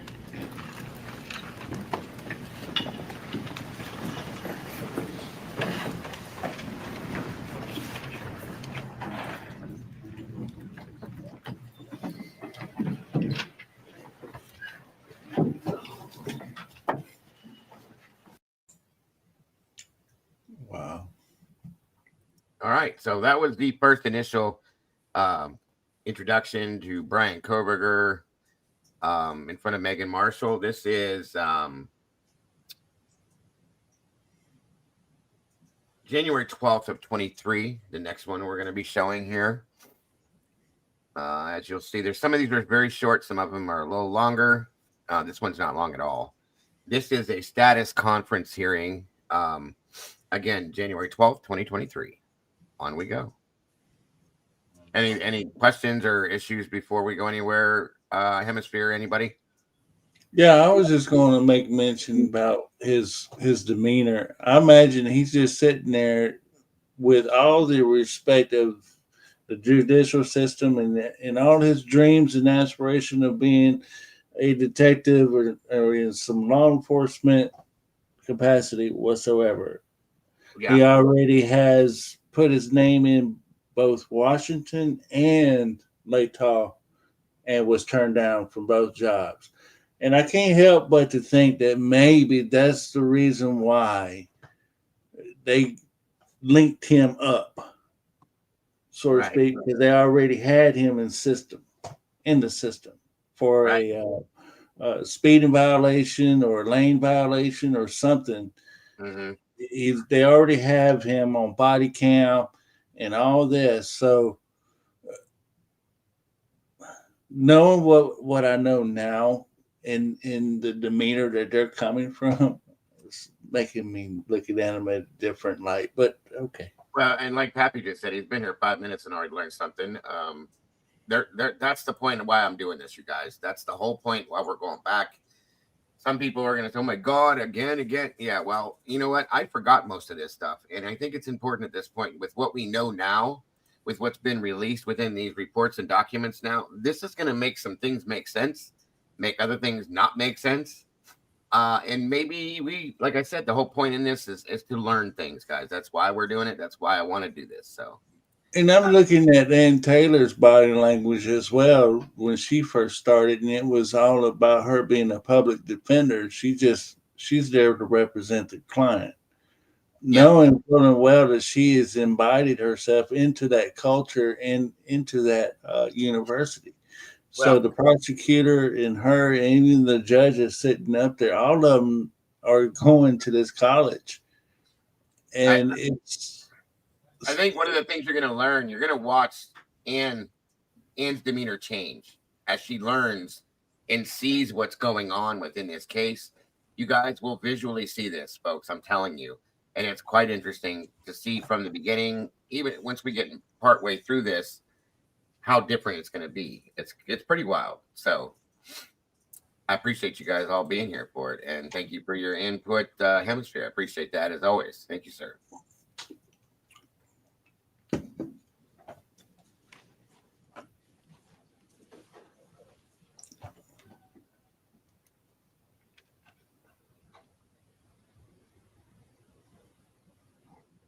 All right.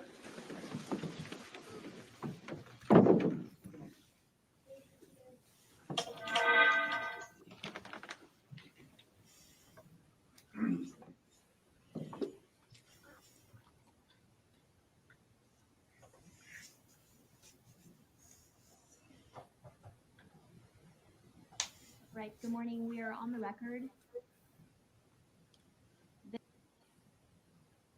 29222805. This is State of Idaho versus Bryan Kohberger. Mr. Kohberger is in custody. He is appearing here in court with his attorneys, Ms. Taylor, Mr. Logston, Mr. Thompson, Ms. Jennings appearing on behalf of the state. This is the time set in the matter for the preliminary hearing status conference. So I am going to inquire of counsel. Ms. Taylor, what's the status at this time? Thank you, Your Honor. We are going to ask the court to set preliminary hearing out into June. We would request the 3rd or 4th week of June and probably 4 or 5 days for preliminary hearing. Mr. Kohberger understands his right to a timely preliminary hearing, and he's willing to waive the timeliness to allow us time to obtain discovery in this case and be prepared. And Mr. Thompson, are you in agreement with that? The state has no objection to that, Your Honor. And Ms. Taylor reached out to us by email yesterday with her proposal.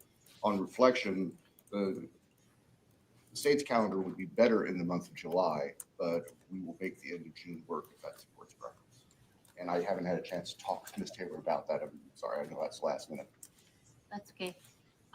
The court's calendar is going to be better towards the end of June, early July.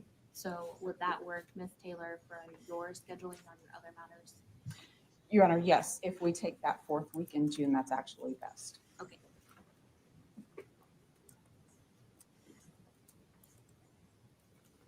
So, Mr. Kohberger, I need to speak to you for a moment then. Sir, you do understand, and Ms. Taylor has represented here, that she's advised you of your right to have, or fully discussed with you, the right that you have, which is to have your preliminary hearing within 14 days of the date that you initially appeared before this court. As you recall, when I advised you of your rights, that hearing is a probable cause hearing where the state has to establish that more likely than not, these felony offenses were committed and you were the one that committed the felony offenses. If you waive your right to a speedy preliminary hearing, it does not mean that you're giving up your right to have a preliminary hearing. It simply means that you would not be able to come back and challenge that the state did not present probable cause within 14 days. Do you understand? Yes. Have you had enough time to speak with Ms. Taylor about your decision to waive your right to a speedy preliminary hearing? Yes. Do you need any additional time to do so? No. Then I will ask at this time, as to the 5 counts, felony counts that were charged in the criminal complaint that was filed on December 29th of 2022, are you waiving your right to a speedy preliminary hearing and agreeing that that hearing can be held outside the 14-day period? Yes.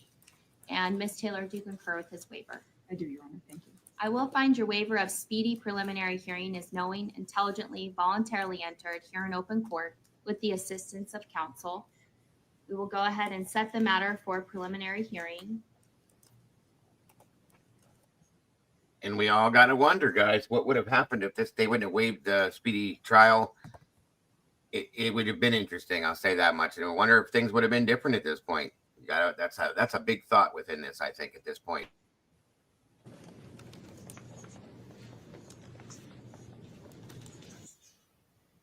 Oh no, don't worry about it. I'm not like other channels. You can type in caps, all of you, if you want to. I get it because I do it. I have trouble seeing sometimes. So you do what you have to do, Ken Jr. No worries ever.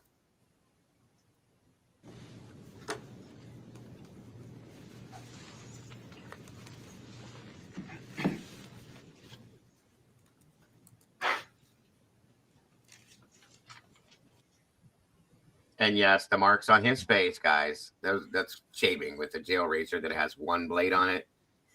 If this man had none of those marks on his face the day after this, when he took the thumbs up photograph and or any other photos, and I can promise you, those are not from the crime. There were people that tried to claim that they were, but this is on January 12th. Okay, scratches like that would have either been healed or scarred at this point. So remember that too. Beginning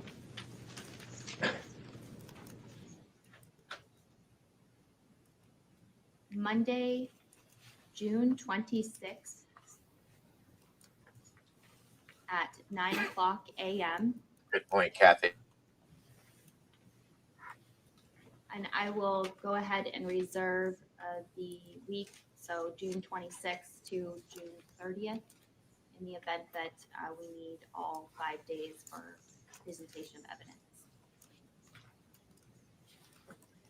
And just so council knows, it will begin at 9 a.m. each of those days. Is there anything further to address at this time in the case, Mr. Thompson? Not from the state's perspective, Your Honor, no. All right. Or Ms. Taylor? No, Your Honor. Thank you. Okay. Mr. Kohberger, then you will be remanded into custody on your same no bail at this point in time, pending further proceedings. Again, we'll send notice out to council and we will be in recess for this morning. Thank you, Your Honor.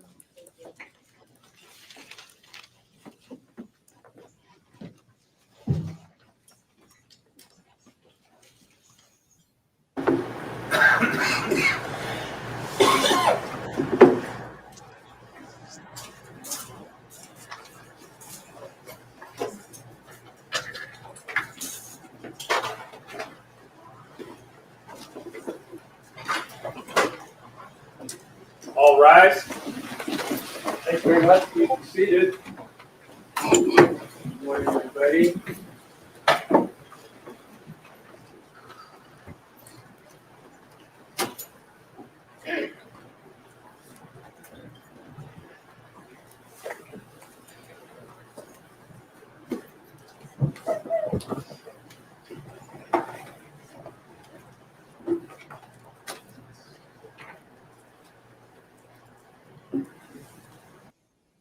Now, this next one, you guys, is a conference, scheduling conference. I'm sorry, hearing.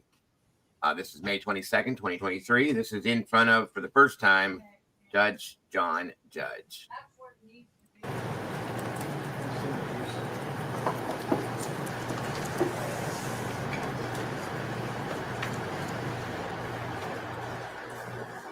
We have some people Welcome, Donna. on Zoom here too, so.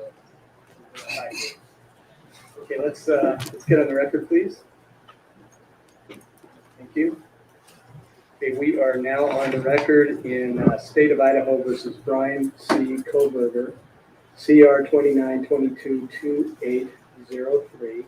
Mr. Kohberger is in the courtroom along with his attorney, Ms. Taylor. I believe also part of the team is Jay Logston and Elisa Massa, who is participating by Zoom, I believe.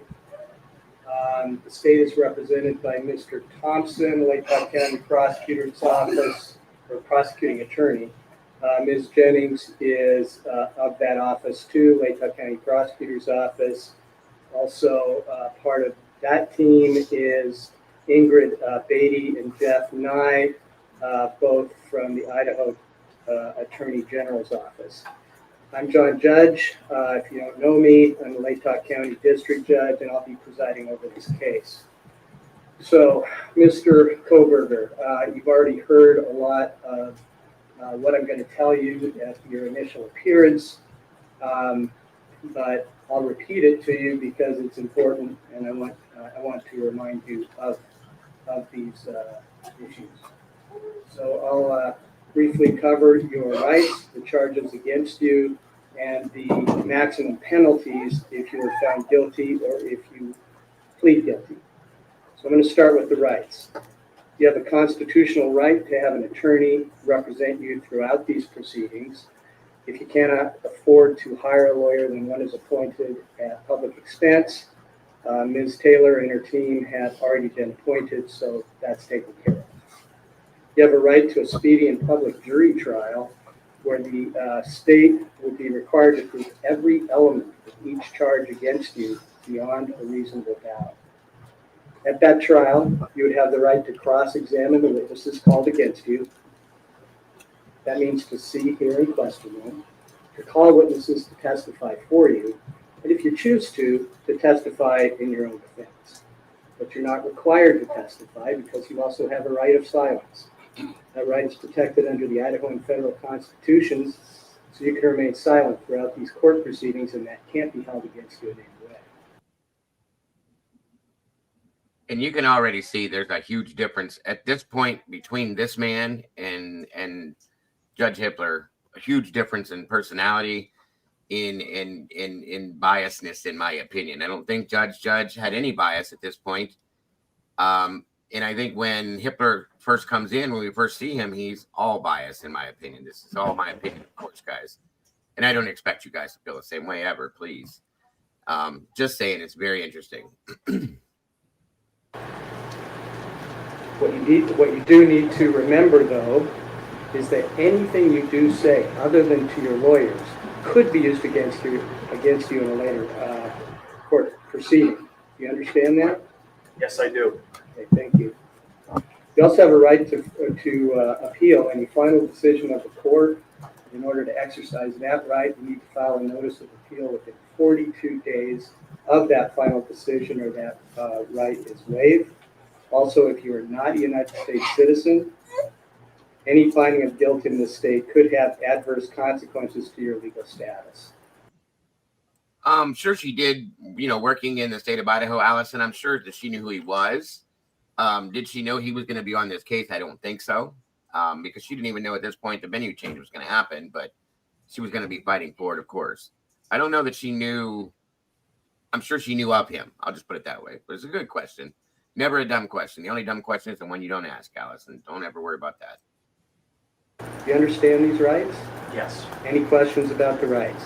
No. All right. Thank you, Mr. Kohberger. Thank So let's go to the indictment. Do you have a copy of the indictment in front of you? Yes. Okay, thank you. And you see in the heading your name there. Is that your correctly spelled complete name? Yes, it is. Is that the correct birth date underneath your name? Yes. Are those the correct last 4 digits of your social security number? Yes. All right, thank you. All right, I'm going to read you the charges on the indictment, starting with count 1, burglary. That is a felony under Idaho Code Section 8. That's a good point to make, Sky. Welcome, by the way. Bryan acted impeccably in all court appearances, always answering clearly and respectfully, because the man has a very high respect for law enforcement in the judicial system, guys. As he's all what we've seen with his writings and so on and so forth. He presents himself very respectfully always. And I believe that's why, because of his respect for the court systems, judicial aspects, and law enforcement. Truly. Very good point. 18-1401 and 1403. This alleges that you, on or about November 13, 2022, in Latah County, state of Idaho, did unlawfully enter a residence located at 1122 King Road, Moscow, with the intent to commit the felony crime of murder. Count 2, murder in the first degree. That is a felony under Idaho Code Section 18-40. Tomboy and Heather Mosher, and welcome, Heather. Good to see you today, dear. They're both right. That Eliza Massif was the only one who had ever actually appeared before Hitler before.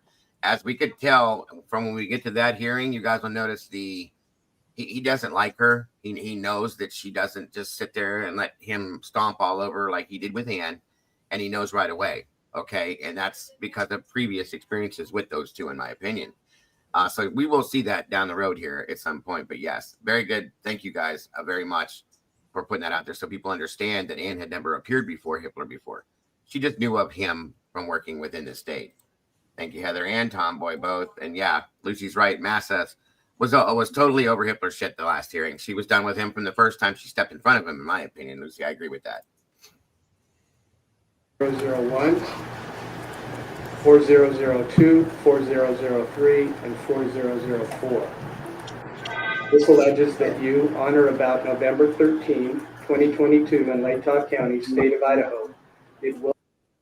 I have to agree with you guys. That's a great point. I've seen somebody say that before, that if he would have purposely, if he'd have left a sheath, why would he leave PA and be under those protections there? That's a great point, Kathy. And the person that said that first, you guys are on point with that one. I can imagine nobody that has any knowledge of what they're doing would do something like that. Hence the reason, and another good way to look at this, that it wasn't him. He didn't leave the sheath. You know what I mean? Great points, guys. Willfully, unlawfully, deliberately, with premeditation and with malice aforethought, kill and murder Madison Mogan, a human being, by stabbing Madison Mogan, from which she died. Anna, welcome. Good to see you. I'm sorry you're going to work, but you can thank Miss Lucy Morningstar. She already archived this completely. It's a full playlist that you'll be able to go back and see 100%, 100, whenever you feel like it. So thank you again to Lucy. And please don't work so hard, too hard today, Anna, and thank you for being here with us. Satire, thank you for joining us as well. Count 3, murder in the first degree. a felony under Idaho Code Section 18-4001, 4002, 4003, and 4004. This alleges that you, on or about November 13, 2022, in Latah County, unlawfully, deliberately, with premeditation, and with malice aforethought, kill and murder Kayla Gonsalves, a human being, by stabbing Kayla Gonsalves, from which she died. Count 4, murder in the first degree. That's a felony under Idaho Code Section 18-4001, 4002, 4003, and 4004. Alleging that you, on or about November 13, 2022, in Latah County, state of Idaho, did willfully, unlawfully, deliberately, with premeditation, and with malice aforethought, kill and murder Zayna Kernodal. Excuse me. This is hard. I'm sorry. Zayna Kernodal, a human being, by stabbing Zayna Kernodal, from which she died. Count 5, murder in the first degree. This is a felony under Idaho Code Section 18-4001, 4002, 4003, and 4004. This alleges that you, on or about November 13, 2022, in Latah County, state of Idaho, did willfully, unlawfully, deliberately, with premeditation, and with malice aforethought, kill and murder Ethan Chapin, a human being, by stabbing Ethan Chapin, from which he died. This was signed on May 16, 2023, by the presiding grand juror. So now I'm going to go to the maximum penalties of each charge, starting with count 1, burglary, minimum 1 year, in up to 10 years in imprisonment, fine of up to $50,000, or both fine and imprisonment, restitution for the victim's economic losses resulting from the crime. For counts 2, 3, 4, and 5, murder in the first degree, maximum penalties, life in prison, or the death penalty. Fine of up to $50,000, or both fine and life in prison, or the death penalty. Restitution for the victim's economic losses resulting from the crime. Also, additional fine of up to $5,000 to be paid directly to the victim's families. If you are found guilty or plead guilty on each charge, and the maximum sentences are imposed consecutively, that means one right after the other, you could be facing 10 years in prison, followed by 4 consecutive life sentences or death penalties, fines of up to $200,000 and $20,000 to be paid directly to the families, with any restitution resulting from the crimes.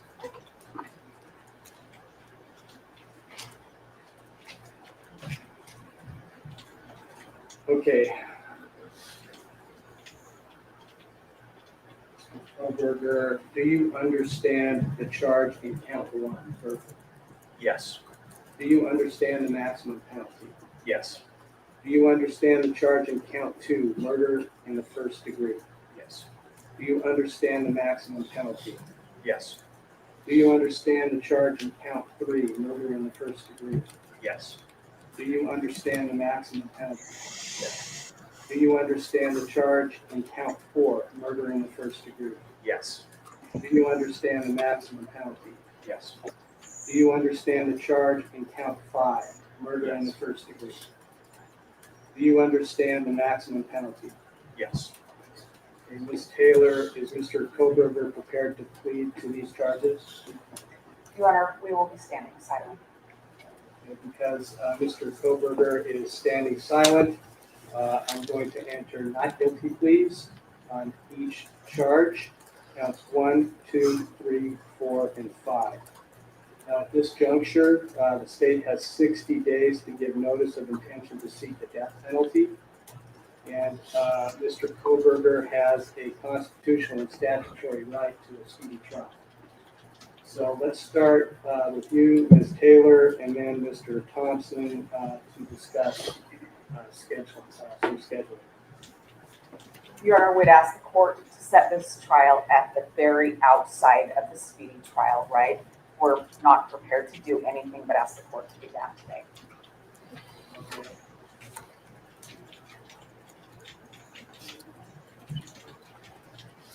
Count it out, and that would be.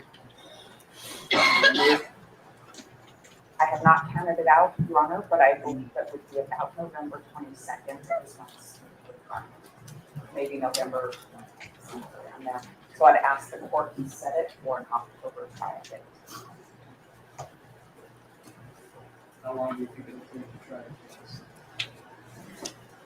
My best guess is it would take at least 4 weeks, maybe 6. So you'd like me to set this for a 6-week trial? At this point, I would, Your Honor.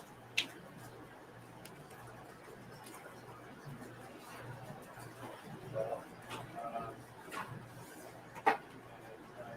if I do so, I will have to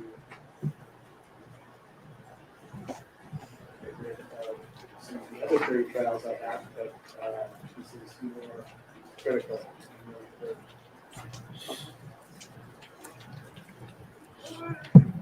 So, Mr. Thompson, what's your? Those trial dates are workable for the state judge.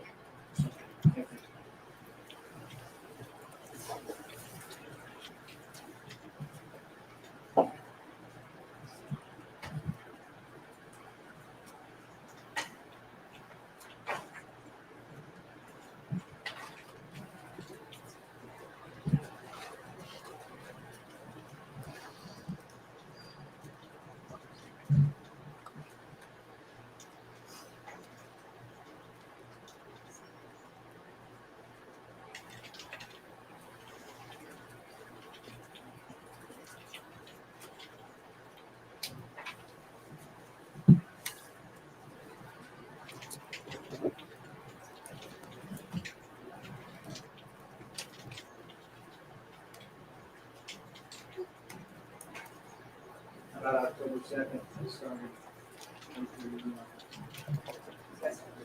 Okay, for 6 weeks. Yes, sir. Anything else we need to address today, Ms. Taylor? Not with regard to the trial setting. Anything else? Welcome, Fizzy. Thank you. Nothing for the state at this time, Your Honor.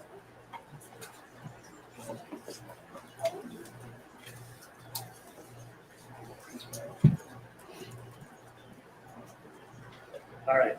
So with that, by the way, I do want to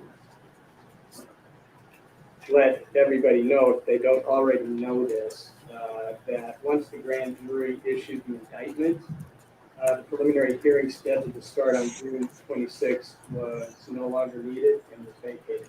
So some people are confused about that. So I thank counsel and the media and the public for your attention and respect. So we are adjourned. Thank you.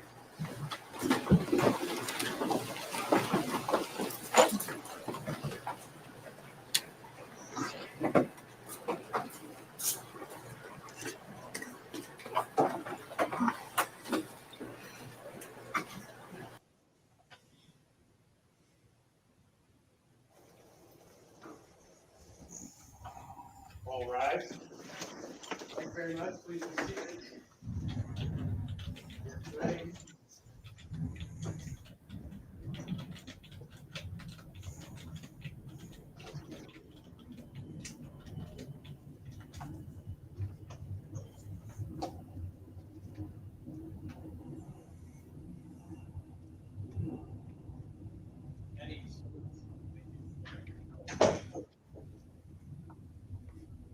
Okay, please be seated.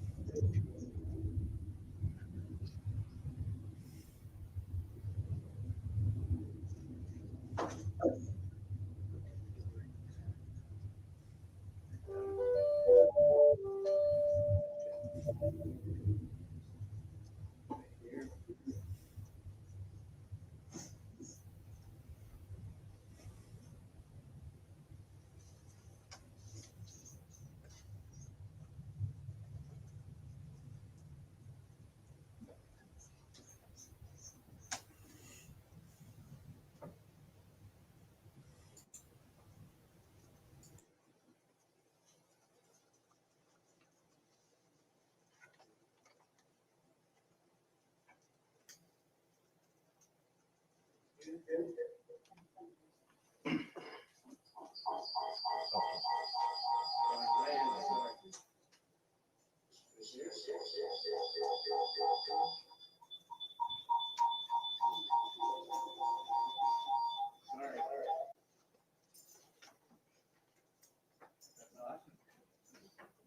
right, this hybrid approach is challenging. Okay, so let's get on the record, please. We are now on the record. This is State versus Bryan Kohberger, CR 2922-2805. We're here for a hearing on the Gonzalez family's motion to appeal, amend, and/or clarify amended dissemination order that was filed back on February 3rd, was delayed because the media sought some relief from the Idaho Supreme Court. There was a delay to find out what the Supreme Court was going to determine. They did. And this morning we have the state represented by Mr. Thompson and Mr. Rudley. Mr. Kohberger is in the courtroom, represented by Ms. Taylor and Mr. Logston. And I believe Mr. Gray is there. He is. Let me sit back here, Your Honor. And I believe some of the family is participating, observing on Zoom. So before we get into the arguments, I want to address the Gonzalez family and all the families, really. Didn't really have an opportunity to do this at the arraignment. My heart does go out to the families. And the loss to your children is devastating and horrific. I mean, there's no dispute about that. I also want to acknowledge and apologize because at the arraignment, I did stumble over a couple of names, Kaylee's name and Zayna's name. And I want to explain that. I was up all night, really ill, probably food poisoning, and I was not at full potential. Probably also some emotion and nerves as I read those names. And I'm sorry. So that's my apology for that. I know some people were concerned about that and wanted to address it. I also wanted to explain a procedure at the arraignment that apparently drawn from the media that some people were confused when Mr. Kohberger declined to enter a plea. And I just wanted to clear that up because I didn't really see any explanation about that in the media. That is Mr. Kohberger's right. And under Rule 11A1 of the Idaho Criminal Rules, this is a quote, if a defendant refuses to plead, the court must direct the entry of a plea of not guilty. That is not unusual. But reading the media, it seemed like somewhat mysterious. So I wanted to explain that, particularly to the media. It's a small issue, but it's somewhat, well, I think that I have an obligation, just as the media has an obligation, to help to educate the public about the processes that we are responsible to follow in the courtroom, and that's important for journalists. That's also important for the citizens. So if you're curious about that, you can always find the criminal rules on the Idaho Supreme Court website.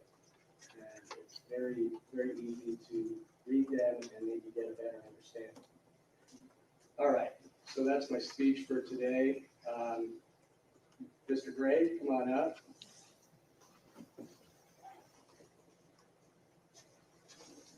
And If you allow me just a minute or two to get Yeah. sorted out here. take your Appreciate time. it. Take your time. Thank you, Mr. Gray.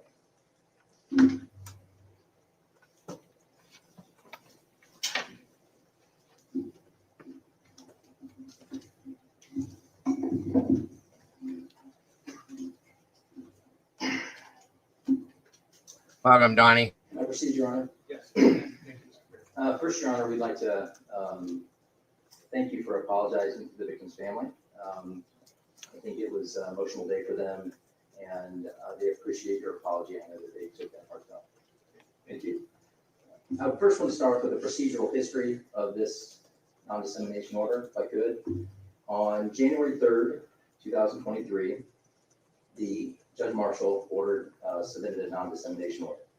And in that order, it applied to parties in the action, which would have been the prosecution, the defense, and any agents, investigators involved in it. After that non-dissemination order was issued, I reached out to the prosecutor's office to see if I could get Judge Marshall's email. For some reason, I don't know if they took it down, but I couldn't find it online. And they informed me that they were not privy to give me that information. Then on January 13th, there was a Zoom call that was requested by Judge Marshall. That Zoom call was requested at 1 o'clock on the 13th. I received an email at 12:58 from Judge Marshall's clerk requesting a Zoom call to speak to all interested parties. The Zoom call occurred at 4 o'clock p.m.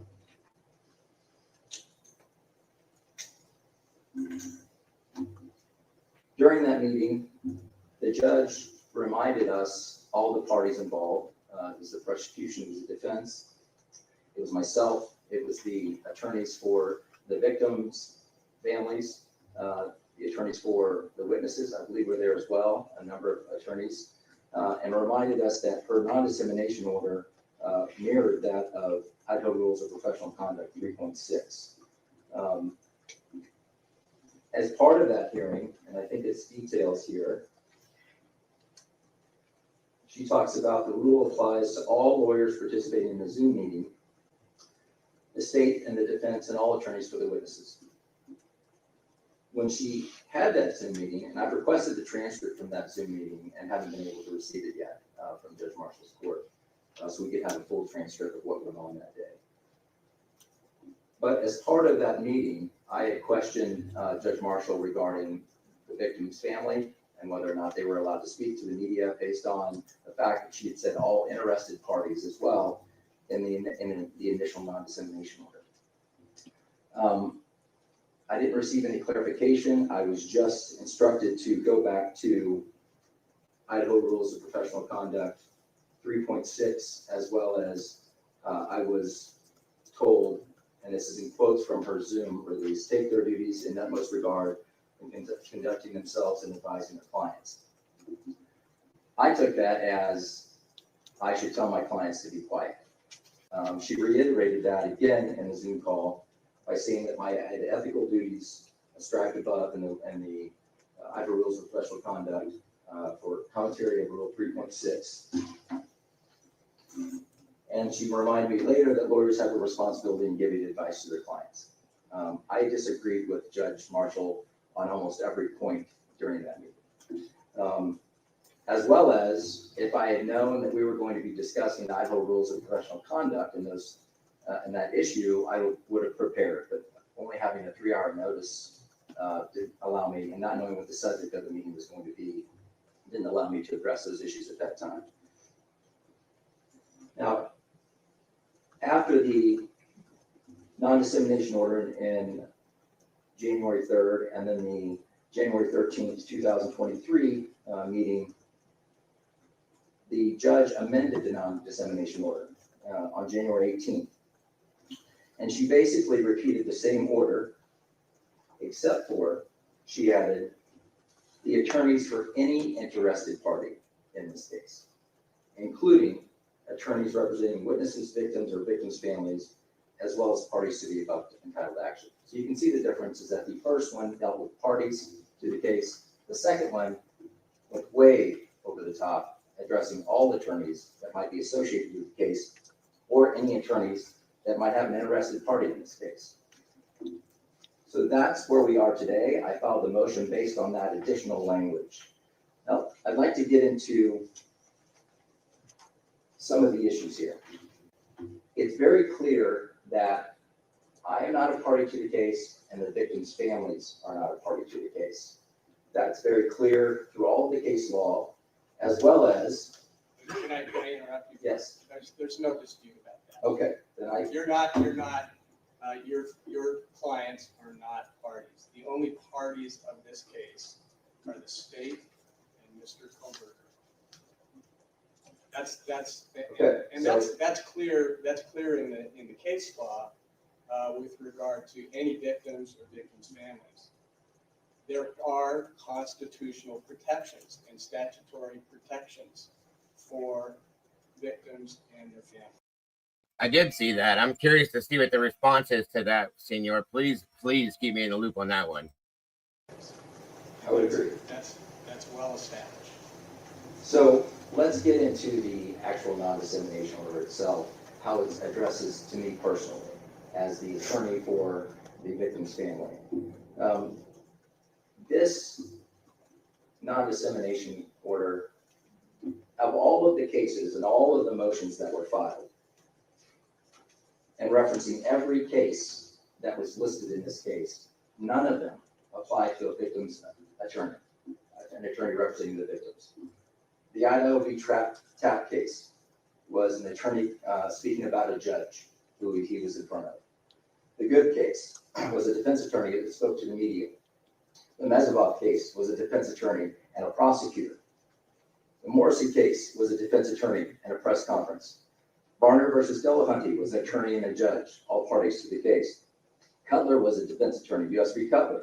Zao versus Slop was a defense attorney. Irwin versus Dowd were the prosecutor's actions and speaking to the media. Shepard v. Marshall, Maxwell is a trial publicity regarding the prosecutor's actions prior to trial. None of those things apply to the victim's family or the victim's attorney in any way. Now, I do agree that the court has the power to control those that are parties to the case and that are involved in the case in some way. But we have to define that, what means involvement in the case. Part of that is that the judge referred to the Idaho Rules of Professional Conduct 3.6, trial publicity. She references that multiple times as the basis for her non-dissemination order in this case and how it might apply to me. If you'll read the first paragraph, a lawyer who participates or has participated in the investigation or litigation of a matter shall not make extrajudicial statements. That is not me. It never has been me. It can't be me because I'm not involved in the litigation. She also says. Can I ask you a question about Yeah. that? Because I think the case law is quite clear that attorneys who are representing witnesses can be restricted to some degree, partly because they have access to particular information that should not be shared with the public. And if I'm recalling correctly, the state has suggested or has determined that your clients are witnesses potentially. So that's kind of the And I can issue address that, right Your there. Honor. Go ahead. As part of that is that, let's just make it clear, the victim's family has never been involved in this investigation, ever from the get-go. After Mr. Kohberger was indicted, we received no information about anything regarding the prosecution, nothing. They wouldn't even tell us that a grand jury was being impaneled for Mr. Kohberger. They told us that there was a grand jury that was being impaneled And common sense, we figured it out, because he's the only guy in the county. But they wouldn't even relay that information. They haven't given us any information regarding the investigation of the case. But the most critical part of it is that the prosecution has never, ever interviewed the Gonzalez family. So how in the world would we ever be able to be witnesses in this case? And for what purpose would we be? If you're asking about for sentencing purposes, that's post-conviction. That's after he's been convicted on the case. Prior to trial, we're not any witnesses. And that falls into completely different statutes. That falls into the restitution statute. It falls into the victim statute. I just handled that matter in front of the Lori Vallow case, where the judge, I had a motion, the defense did not want the victim's family to appear. And so the judge had to make a determination whether they were immediate family, because it was the grandparents. Completely different statutes, because that was post-conviction. And those witnesses were allowed in the courtroom and were involved in the sentencing aspect of it. Okay? So we are in a very, very different factual situation here. I'm not asking as a witness to the case, they've never ever told us in any way how we would be witnesses in this case, other than the conjecture that we may have potentially. That's not good enough to stop the free speech of the victim's family, as well as myself. And this is another interesting point to know that Shannon Gray is standing here speaking. Again, this is, hold on 1 minute here. The other thing is that June 9th, 2023. And we've seen what has happened with the Goncalves family at this point forward. It's pretty wild, folks, if you think about it. if the victims can say whatever they want during the free speech, and that's exempt, why would I not be allowed to say the same thing that they say? My understanding is that your clients are not restricted in any way, never have been. Well, I'll give you an example. I mean, is that true? That's right. Well, I agree now, because that's not the tone of the Zoom meeting. Well, we're not talking about the Okay. tone. I'm talking about the language of the order. Yes, the language of the order now, because any interested parties, I ask for clarification, now understand that they can say whatever they want. And that's correct. But here's the problem. If they said, we think the judge is crazy, would I advise them against that? Absolutely. Thank you. But if I went and said, my victim, the family has said that they think the judge is crazy, there's nothing wrong with that. I'm repeating exactly what they said. Now, what comes into play is, for our purposes today, is what if I offer up my own opinion? Right? Well, then I'm already governed by the Idaho rules of professional conduct. And if I'm glad you're acknowledging that. no, well, every attorney is, Your Honor. I mean, it's not, Thank you. every attorney is. So the idea that I'm not, but every rule doesn't apply all the time. If I'm talking poorly about a judge, another rule might pop in. 8.3, I think is what it is, or 8.1. If I'm saying other things that might affect things another way, then maybe the trial publicity. But the trial publicity, I don't even think applies to me in this anyway. Because if you look at it, it says it applies to a lawyer who is participating or has participated in the investigation or litigation of a matter shall not make extrajudicial statements. And it goes on, highlighted by Judge Marshall, then in paragraph 3. The rule sets forth a basic general prohibition about lawyers making statements that the lawyer knows or should know will have a substantial likelihood of materially prejudicing the adjudicated proceeding. And at the bottom of the paragraph, it says this.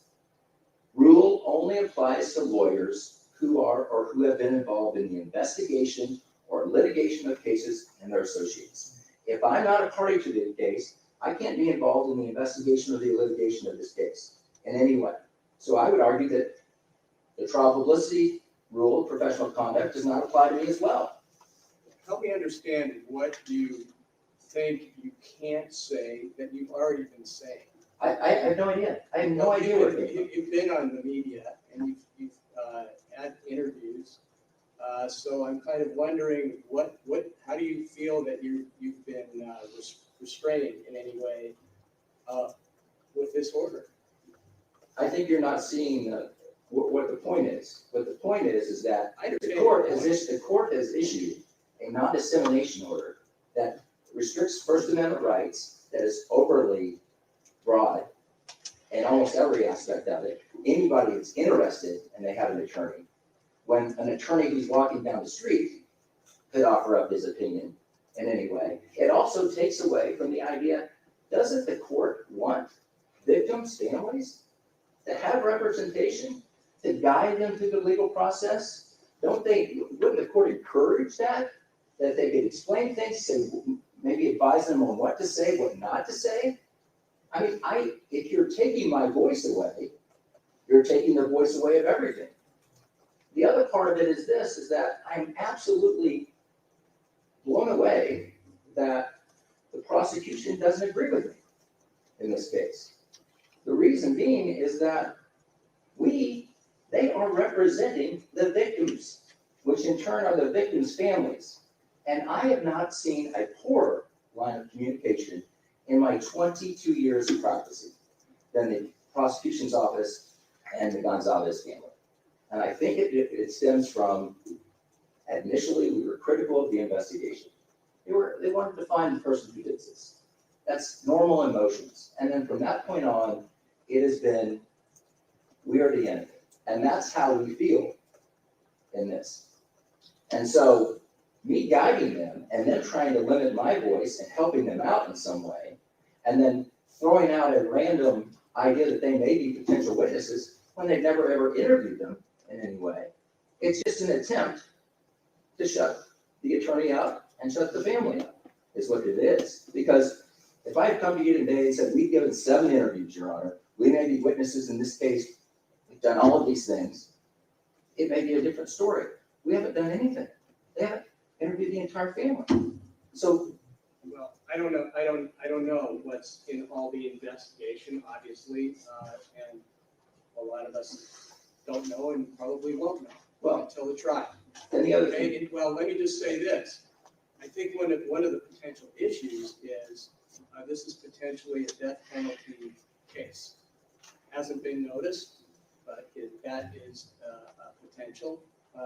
And the families of the victims certainly would be witnesses in that process of sentencing. Now, that is not post-conviction technically, is it? if your goal is fair and impartial jury, right? That's the reason for the non-dissemination order. Well, after the conviction, that goes away. Well, it's also confidence in the process. So I have that job. I have a job of protecting and preserving the First Amendment and also the Sixth Amendment. And there is some balancing there. That is why lawyers who have access to information that is not accessible by the public have particular restrictions. That's what this whole case is about. I mean, this hearing is about. And as an officer of the court, I can tell you we have zero access. Okay, so you're saying that the prosecutor's office has not shared information with your client. Regarding the facts of this case, no, they haven't. All right. How things occurred. And everybody's gonna have a chance to weigh in on this, and I just, you're helping me understand what the issues are, so thank you. So that's really the issue here. I mean, and this is an important ruling, because what you're doing is this has never happened before, ever has it happened before, that a Judge Marshall, has tried to silence the attorneys for victims. Never has it happened that I'm aware of. Would you feel more comfortable if there was a more concrete description of what people could say and what they can't say? Exactly, Lucy. The state wanted the G family to shut up. We all know that. Okay. And when they realized they weren't going to, then they fed them false information to take everybody in a different direction, the smoke and mirrors effect and all that. And it still didn't work out in their benefit. So like I said before, they used Steve Gonsalves as a tool to create the situation they had. What's up, Twizzy? Good to see you, brother. Thanks for joining us today. We've missed you. Hope you're doing well. But yeah, 100%. That's exactly true in my opinion. So Just saying. I don't think you have the authority to, Your Honor. Well, I think I do have the authority. Well, my argument is that, part of the argument is that, In fact, I know I have the authority to do that. well, and the authority would be through the attempt to have a fair and impartial jury, that you can control people that are involved in the case, correct? That's part of it. And we're not involved in the case. Okay, So that is, that's hard to accept, but. we're not witnesses in the case, we're not involved in the investigation, we're not involved in the litigation. I can't file any motions, I can't subpoena anybody, I can't cross-examine witnesses, I can't do anything.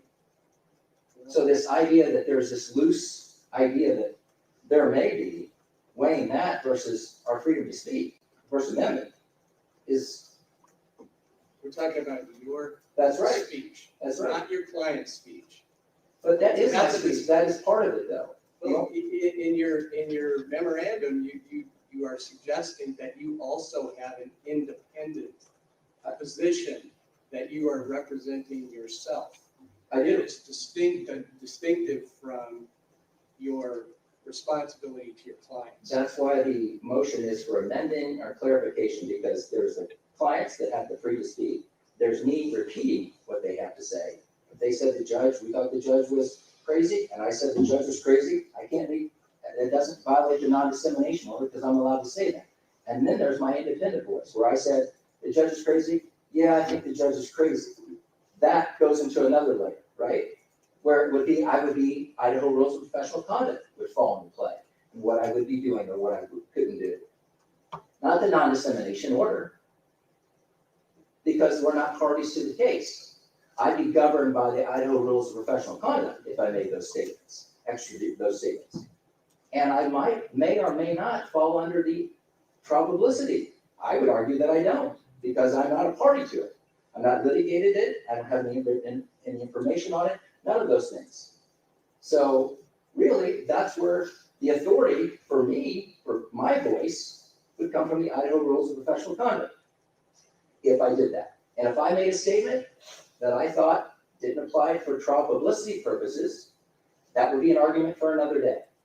But it wouldn't be for you, for a contempt of court for me, because I'm not a party to the case and I'm not involved in the case in any way. I'm just repeating what my clients say, or I'm just saying my own individual opinion, which doesn't, by the way, makes it absolutely unduly prejudicial. Because what if a guy is on an Idaho bar number, is walking down the street, looks up, sees a television program where the Gonzalez family says, well, we thought the judge was crazy, right? And then all of a sudden, the media is outside, they interview him, they say, hey, you're an attorney here. What about the judge being crazy? Well, I've been in front of him 3 or 4 times, and I would agree with him. You're going to sanction him and contempt of court? You can't. Same as me, because I'm not a party to it. He's not a party to it. He might be governed by the Idaho rules of professional conduct by commenting on you, Your Honor, but it wouldn't be because of the judge's non-dissemination order. So how can it not apply to him, but it can apply to me? It can't. Well, the case law suggests that because you represent potential witnesses, that you have access to information that may not or should not be shared with the public. That's what the case law says. And I would argue this, what potential witnesses are we, number one, and what access to information do we have? I think the defense has argued that we have some sort of access because the clients can tell me whatever they want to tell me, right? Well, that's free speech. They can say whatever they want to me, and I could go off and say whatever I want that they say. Because it's free speech. It's the First Amendment. So you can't, I mean, this non-dissemination order is so broad, none of the case law applies to people that are outside of the defense or the prosecution. That's the point of it. That's the whole point of a non-dissemination order, because they have access to it. They have access to the information. Victims, attorneys, families do not. And the idea that we may or may not be a potential witness is enough for Your Honor. I just can't see that, especially when there's no history of them ever being a witness. And to tell you the truth,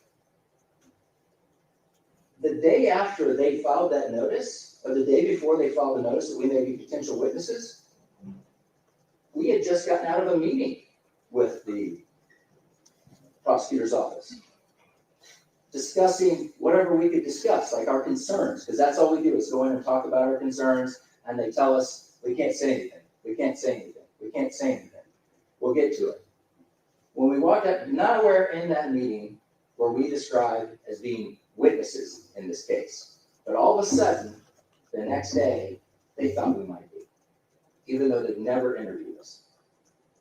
So they're throwing stuff in the air. It's not justified, and the idea that he thinks maybe might is not enough to regulate my free speech in this as the attorney for the victim's family, because that's what we are. We're not attorney for witnesses, we're attorney for the victim's family.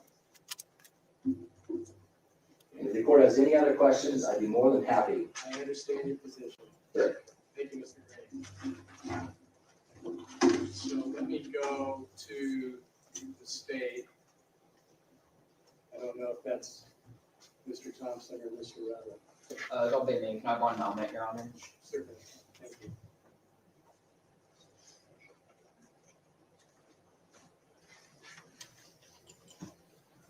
If I may, Yes, you may. Mr. Rudley is actually going to be arguing on the motions themselves, but as attorneys, we have a duty of candor to the court.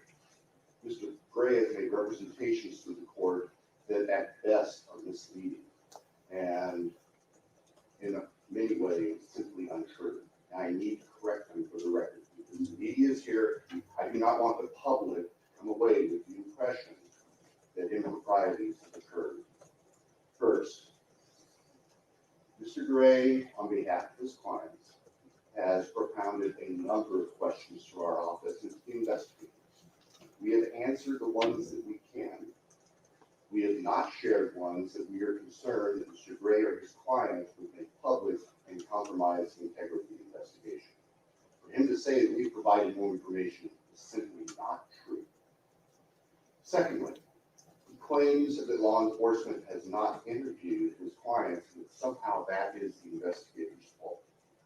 In fact, from the very beginning, the investigators have attempted to interview his clients and Mr. Gray has not permitted it.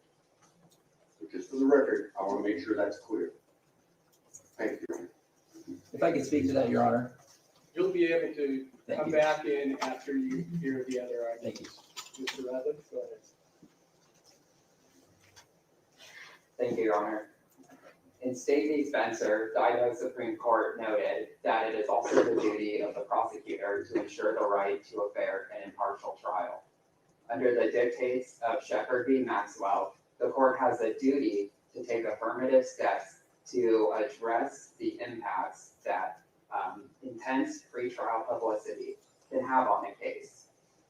As noted in Shepard, Nebraska Press Association versus Stewart, and their progeny, an order like the one in this case is an appropriate measure for addressing that duty of the court.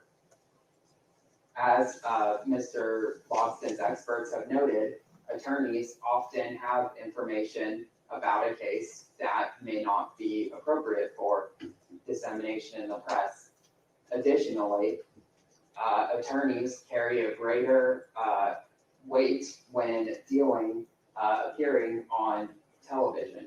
For instance, what might be easier for the parties to address is a juror that says, I've seen coverage on the case, but I don't always trust what I've seen on TV, and I can set that aside. What's more difficult is a juror that says, I've seen attorneys for the prosecution, attorneys for the defense, or attorneys for the victims on television talking about a critical. This is Rudley from the Attorney General's office. Thank you, Lucy. Very much appreciated. Aspect of the case. In the matter of Gentile versus State Bar of Nevada, that case involved an attorney who held one press conference in 1991 after the indictment of his client. In this case, Mr. Gray's repeatedly issued statements and been on television. At minimum, it's insincere to argue that he's feeling bound by the order when it's clearly not abided by. In Gentile, the court noted that the speech of attorneys is subject to less substantial, or it can be regulated by less substantial means. In this case, as we've shown by the affidavit we filed, the Gonsalves families are potential witnesses in a trial, or more specifically at sentencing. The order in this case is not vague, overbroad, unduly restrictive, or not narrowly drawn. It precludes all extrajudicial statements of the attorneys in this case, attorneys for the witnesses, victims, law enforcement, and investigators. The order addresses, if the court were to apply strict scrutiny, the order addresses a substantial likelihood that pretrial publicity poses to the integrity of the judicial system, and is tailored to ensure that the rights to a fair trial are upheld. As we briefed in the case of Levine, the alternatives such as sequestration of the jury or changing a venue aren't going to mitigate the impacts of statements, extrajudicial statements in this case, and are unlikely to do so. Thus, the state contends that the order is an appropriate measure of the court to uphold its duty under Shepherd, Nebraska Press Association, and the like, to preserve the right to a fair and impartial trial. At a minimum, Mr. Gray's statements that he's not bound by trial publicity rules or 3.6 in this case illustrate why the order of the court is necessary in this matter. And so we would ask that the court uphold the amended non-dissemination order, or at most tailor it to those statements specifically precluded in Rule of Professional Conduct 3.8. With that, I'll stand for questions. Thank you, Mr. Redley.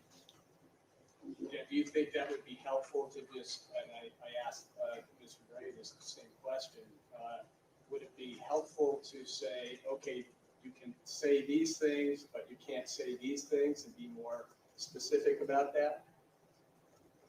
Your Honor, our initial position is that the total prohibition of extrajudicial statements is the safest and most responsive way in this case to address and preserve the right to a fair and impartial trial.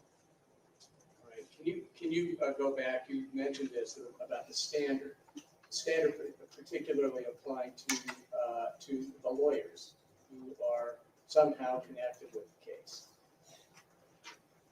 Yes, Your Honor. In Nebraska Press Association v. Stewart, it's noted that I believe Justice Brennan states that there's no doubt that the court has authority, though it's in a footnote, it's no doubt that the court has authority to regulate the speech of attorneys, witnesses, and other participants in the court process.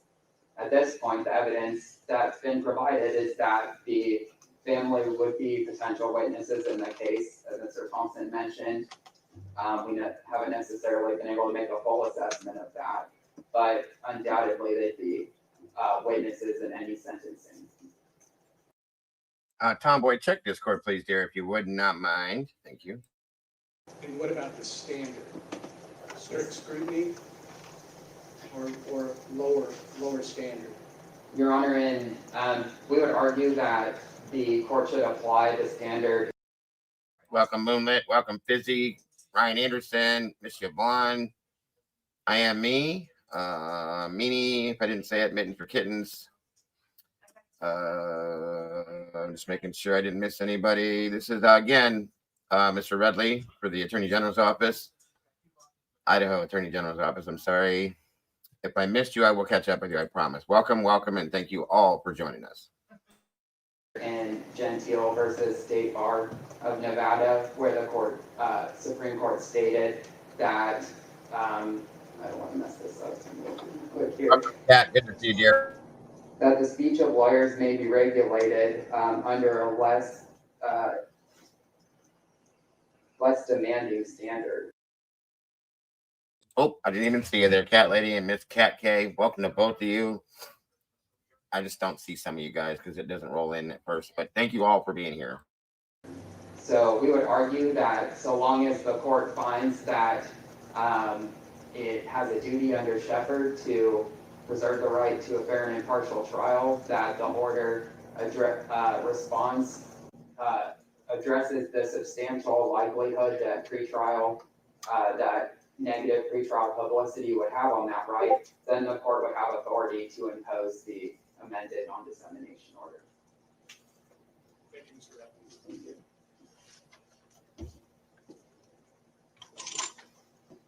Mr. West.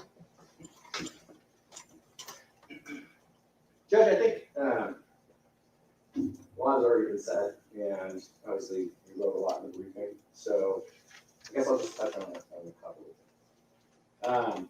In terms of the argument that the victims' families are not involved in the litigation of this case and therefore don't fall into 3.6, it would be our position that if you have statutory and constitutional rights involved in this case, you're involved in the litigation. Regardless of whether or not the prosecution is willing to work closely with you or whatever issue you have there, the reality is if you have literal rights that permit you certain things that are involved in this case, you're involved in litigation. And therefore you fall within 3.6 just like everyone else. Second, the standard from Gentile is the substantial likelihood of material prejudice. I don't want to get too much into that, Judge. I think that's kind of this afternoon's argument. I think the main thing before the court, as far as Mr. Gray and the family, is just, does it fall within this? And then the court to decide what is appropriate. But I would note that given the vast amount of media coverage in this case, the fact that it seems like no matter what anybody says or does, in one way, shape, or form, it will be twisted into an attack on my client. We also agree that at this point, the safest thing to do is for everyone to just not be talking to media and allow statements to be made here where we all get a chance to speak. And the media gets all that information. If they still choose to do what it is they've been doing, then that's on them.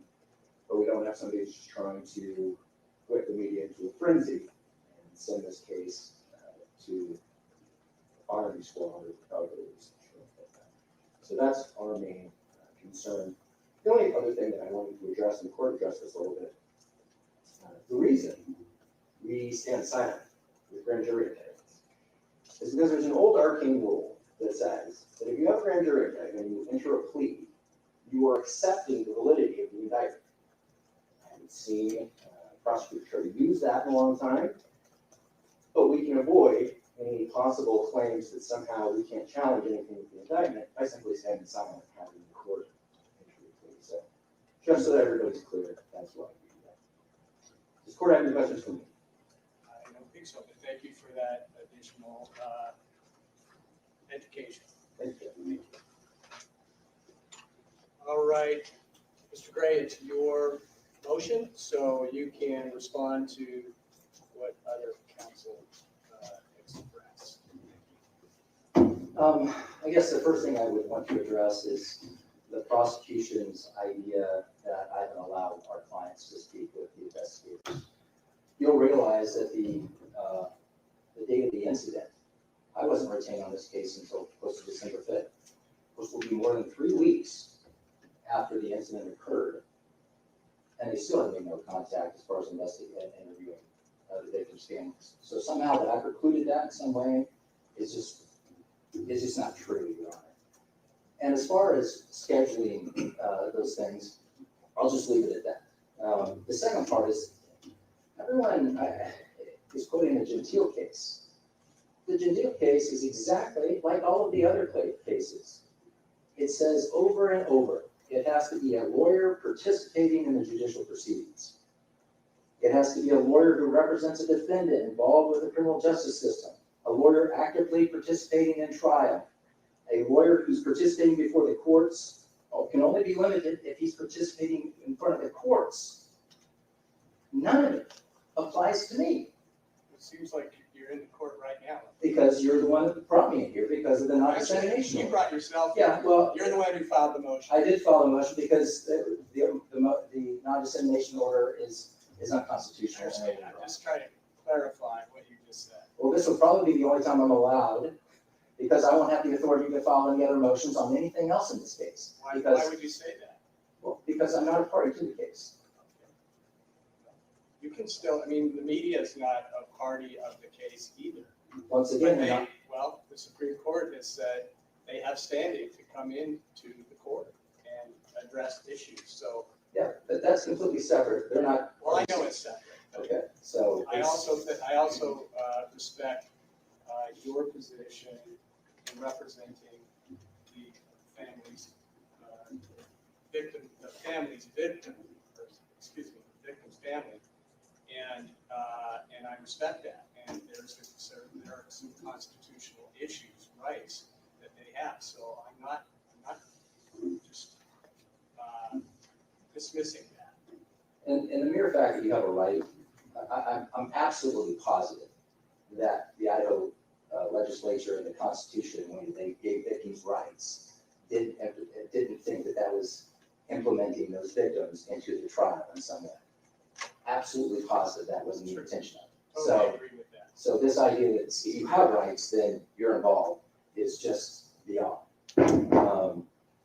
That being said, Your Honor, nothing precluded the prosecution from contacting my clients well before I was representing them. I had almost 3 weeks to contact them. I think, don't mark me on this, I think I was retained on December 5th. I think that was the day. I don't have my file in front of me, but it will hold me to it. But I think that was the day.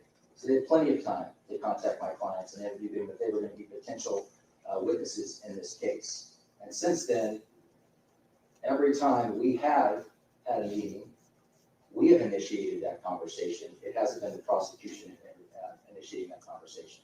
So are you saying, since you have been representing your clients, that the prosecutor or investigators have not asked for interviews? I would say this: in the meetings that I have had with the prosecution's office, I have asked, as part of that, whether interviewing my clients might be an issue. Would they like to do that in some way? I've offered that up in some way, and they've never taken us up on it. And maybe a random email here and there that says something and no follow-up whatsoever about anything.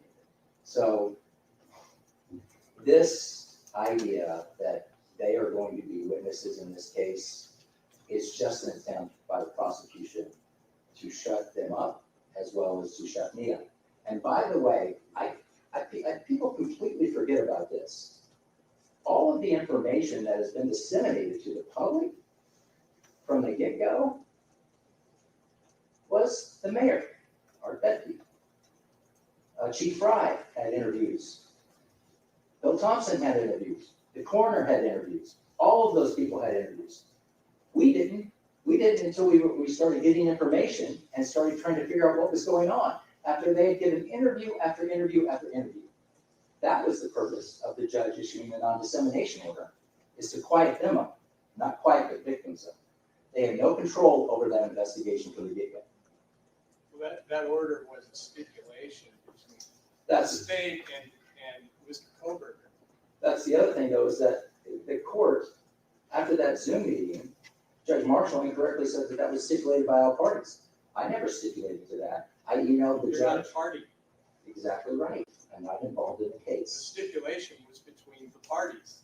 So, Since you've correctly stated who the parties are.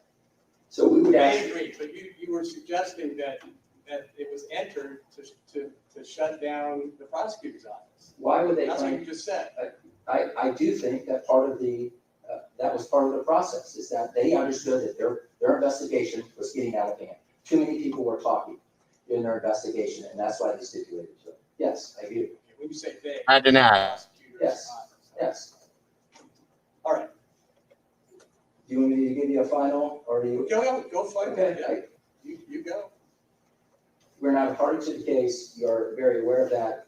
I have the right to repeat what my clients say to the media I also have an independent right governed by the Idaho Rules of Welcome to Professional the Conduct regarding those individual rights versus my own opinions.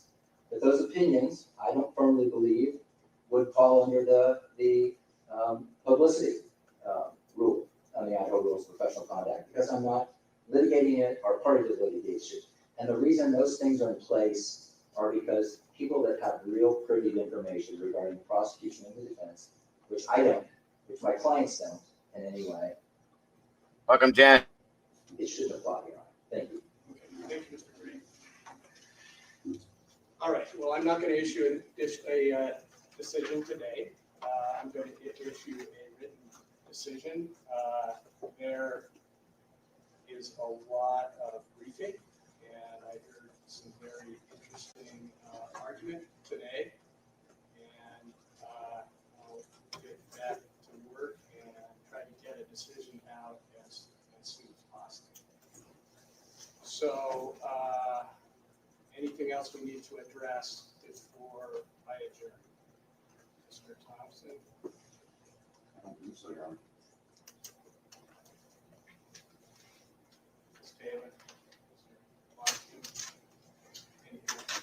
Yeah, PR, we thought you'd probably want to issue an order and wait, but I guess we're just wondering if in the meantime, the order as it is remains in place. Yes. Thank you. It remains in place until I address it. Welcome, Moto Man. So, with that, we are adjourned. Thank you all.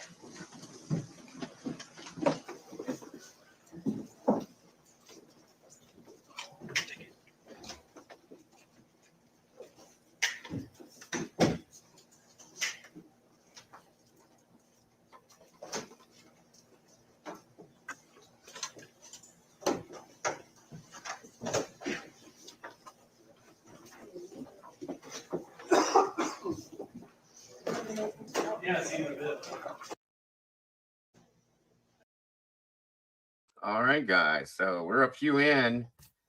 Interesting how things started out, isn't it? As compared to where they're at now or where they were at the end, you know, so far and so forth. Quite interesting, I'll say. And again, nobody wants to join us up here, I see, Sid, so that's okay. Hemisphere, any thoughts, feelings, or opinions so far with what we've seen? Or did you put you to sleep, brother? Pretty much. I was listening, but it coincides to everything's on the up.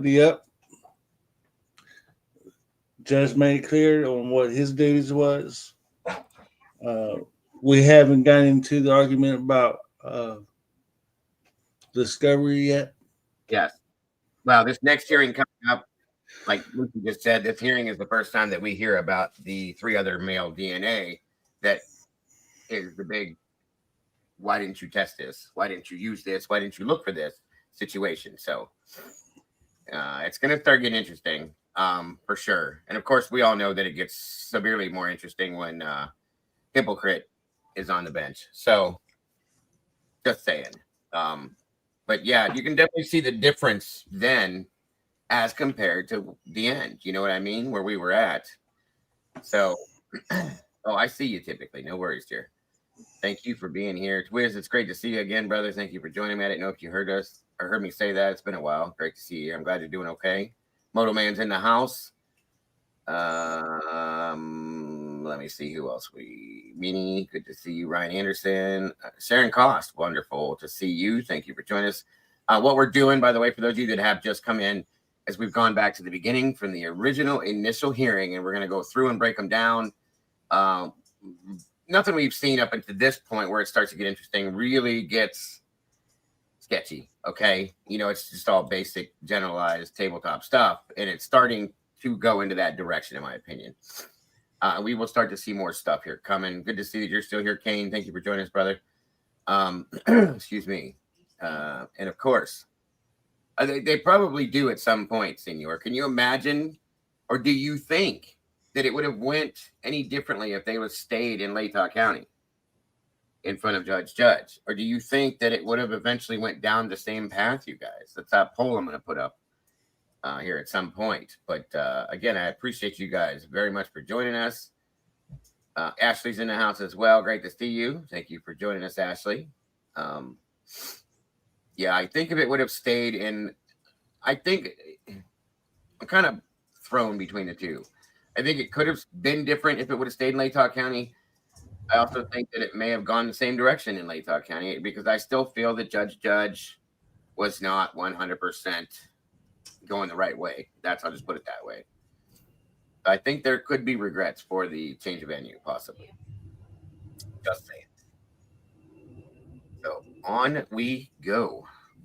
Again, this is trying to keep you guys up to date with where we're at with these. This is the motion to compel and to stay proceedings request for access to the grand jury materials dated June 27th of 2023. We're still in front of Judge. Are you wrong, Miss Sharon? What were you asking? I'm sorry.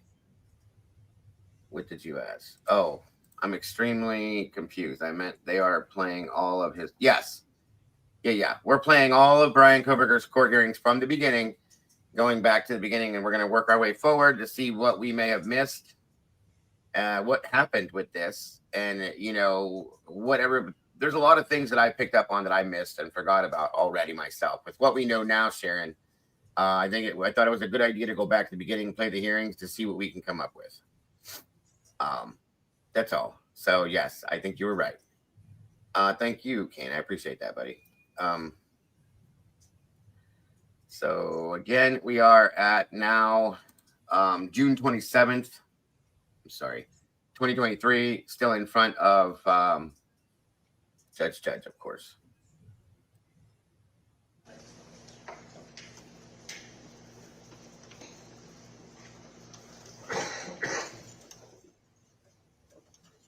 No.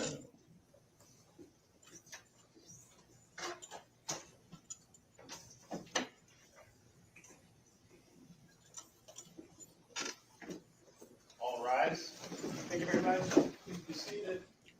Good afternoon, everybody. Exactly, Lucy. I wholeheartedly agree. You are so welcome, Karen. Thank you for being here with us. Okay, let's get on the record, please. Exactly. I think everybody has taken the sunglasses off and sees trees for what they are. Bryan Kohberger, case number CR 29222805. Mr. Kohberger is in the court. He is represented by Ms. Taylor, Mr. Logston, and Ms. Massett. The state is represented by Mr. Thompson and Ms. Jennings, also Mr. Nye and Ms. Beatty. And we're here for some motions, discussions. And before we get there, I want to address, really everybody, about the revised amended dissemination order. Apparently there's some misunderstanding about who it applies to and who it doesn't apply to. Because what I thought, and this is 100% my responsibility, I used the term agents, and the revised order says that the prosecuting attorneys, defense attorneys, any agents of the prosecuting attorneys and defense attorneys are affected by this order. Apparently, some of the media interpreted that as it doesn't apply to law enforcement, but it does. So law enforcement they are agents of the prosecuting attorneys. Now, I'm going to issue another another revised order, just to make sure that that is clear, because people seem to be very confused about that. Agent, definition of an agent is one that acts or has the power or authority to act. Another definition is one empowered to act for or represent another. So I'm going to include law enforcement for the prosecuting attorney's agents, and for the defense attorneys, investigators. So it's clear. I think it's sort of doubling down on the definition, but apparently that's necessary. I'm also going to add retained expert witnesses for each side because we don't want to have a trial in the media or in the public. We want it to be in the courtroom. Speaking of that, a comment on the cameras. They're in the courtroom now. And I have deferred my decision about cameras. One of the things that's going to be really important, that is very important, is that the people with the camera and media need to follow the rules. And we've had some issues where people were pushing the envelope. I like your train of thought there, and I'm kind of not voting with you too. Tables where counsel sits, you are not to turn your cameras toward the top of those tables. And if you do that, you're probably going to have to leave the courtroom. Also, one of the things that happened in the Daybell case is that the cameras just continued to focus on the defendant. Don't do that. That's what brought the cameras to have to leave the courtroom in that case. And what I would prefer, if you want to continue to have cameras in this courtroom, is to back off and not. Do we have that? Yeah, make sure that's muted. Make sure that we just have the totality of what is happening in the court, and not just focus, for example, on Mr. Kohberger's face. So that was what happened in that case, and it's not appropriate.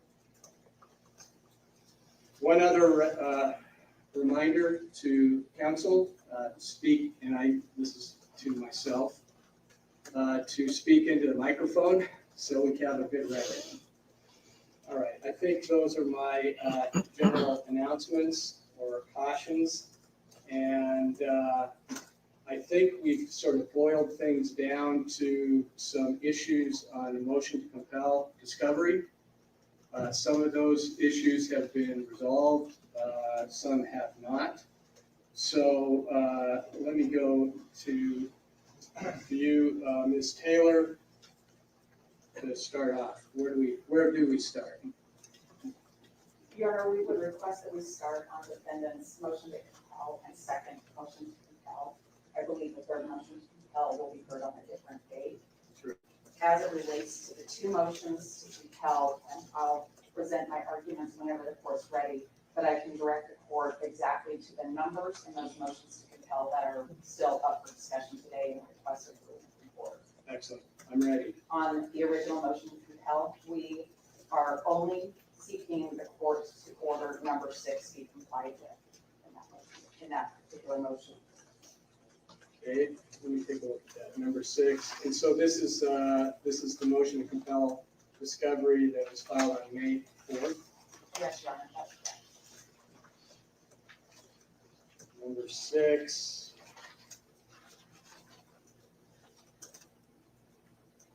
And that is request number 160. That is for request number 160, and that was in the second supplemental discovery. Okay, thank you. All right. And we're getting, is that me? Okay.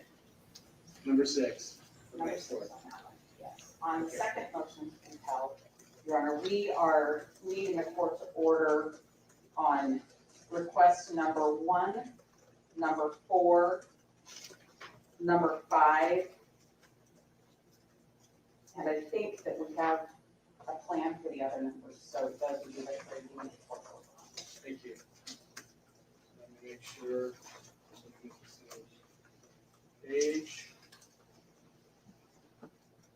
Okay, number one is request one.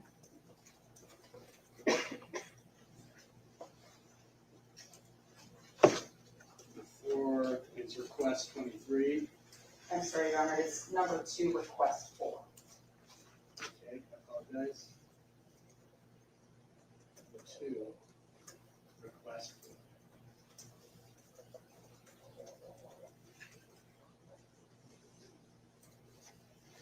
Okay, and you said number 5.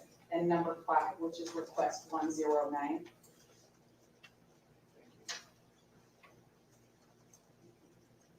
All right. That's the second motion to compel discovery. Correct.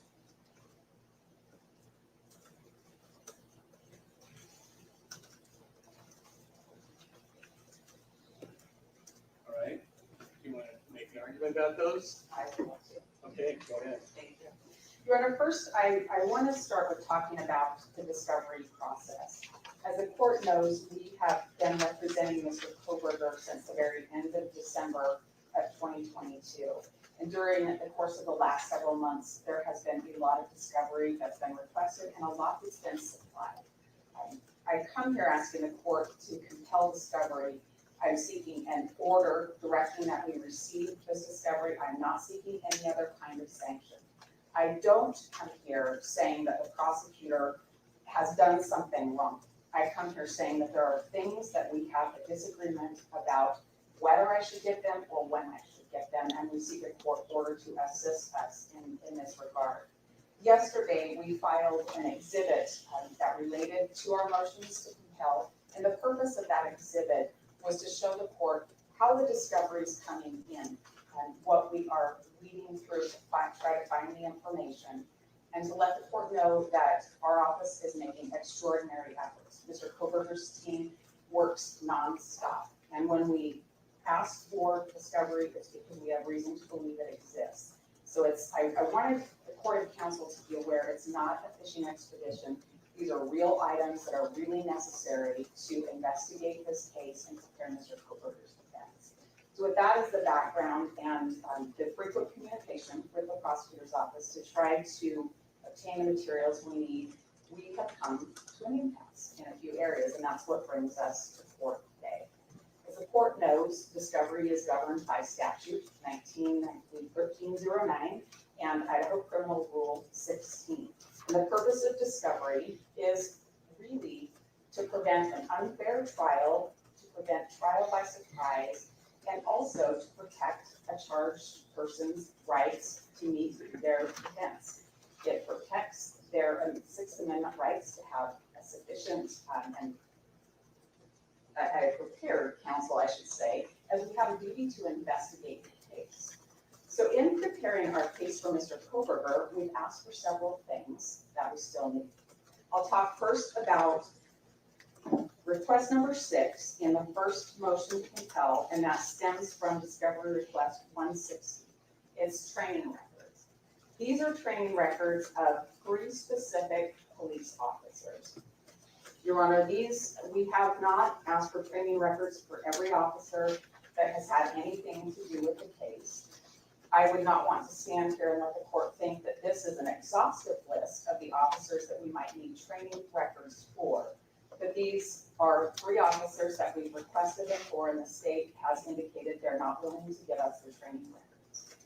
These 3 officers are officers that have each conducted critical interviews with critical witnesses in the case, made decisions about the interviews, made decisions about evidence, and conducted other kinds of investigations.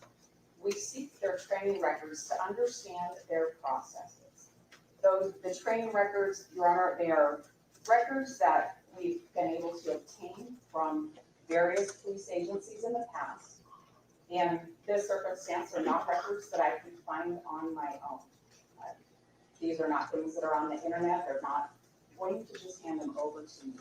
The 2 of the officers that we've requested them about are Idaho State police officers. I have often received training records for Idaho State police officers in the preparation of other cases during the course of my career.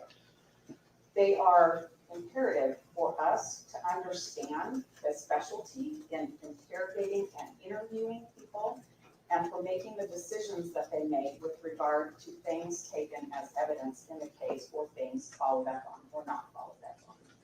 That is the purpose for those records, and we're asking the court to order the state to provide the training records for those 3 officers.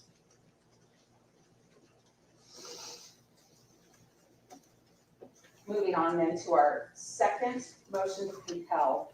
And what we are looking for is a lot of information from the FBI CAST team, as well as the FBI forensic examiner team. What we're talking about here is the CAST team are the FBI examiners that use cell phone records to provide a lot of information that found its way into the probable cause affidavit that the state relied on in arresting Mr. Kohberger. I had the opportunity to meet with the prosecutor, and they indicate that we will be getting those items in number 1 and number 6 disclosed to us, but we don't know when. So I'm asking this court to issue an order with a date certain to obtain those records. These are bits of investigation that the FBI conducted that relate to Mr. Kohberger's cell phone, and the state has relied on that in their affidavit to say that Mr. Kohberger was in certain places at certain times. So these are bits of information and analysis that's been done since December. We are now at the end of June. We do not have those records yet, Your Honor. They are something that's been relied upon by the state for the PC affidavit to arrest Mr. Kohberger, as well as to obtain a variety of search warrants. It's information that the state has agreed we should have, so we ask the court for an order with a deadline to get that. I want the court to know I don't think that Mr. Thompson or Ms. Jennings are trying to withhold this. I think they'll give it to me when they have it, but I think an order from the court saying this is the date certain may help them get the information a little bit more rapidly. I'll move on to our last request, and that's number 2 in the second motion to compel, request number 4.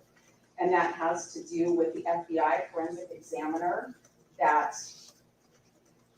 told the state to look for a white Hyundai Elantra. This is the examiner that originally there were certain years looked for, and that year range was expanded. I believe I have the communications between the police department and the FBI about how that date range changed, but what I don't have is the report from the examiner.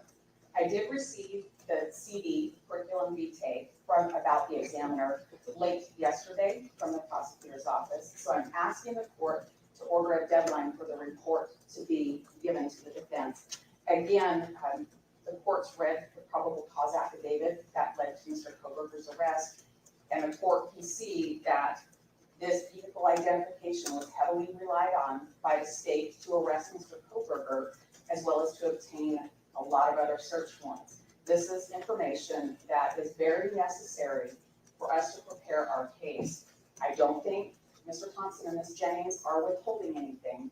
I think they don't have it, but I think we need a court order with a deadline so that we can get that. Somebody's withholding. As the court is aware, the state has a duty to provide discovery to the defense.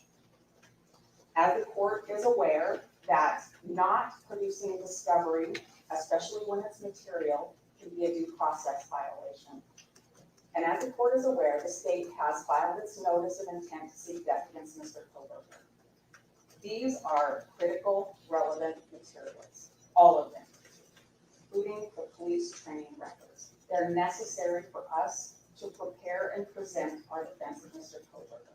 They're necessary for us to do our investigation.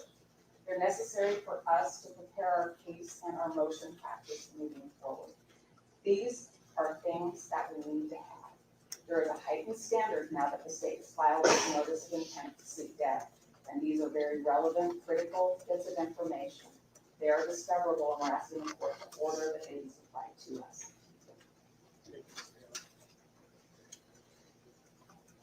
Mr. Thompson or Ms. Jennings? Ms. Jennings. So Ms. Taylor's correct. She has everything that the state has in our possession. And we have worked diligently and consistently in getting her all the information that we have in a quick fashion. To date, we have discovered approximately about 13,000 pages of reports, 13,000 photographs, over 10,000 tips, and over 51 terabytes of audio and video information. So we are down to just a few points of disagreement. Sorry, am I a little closer? Oh, is it okay if I say? Yes, yeah, that's fine, thank you.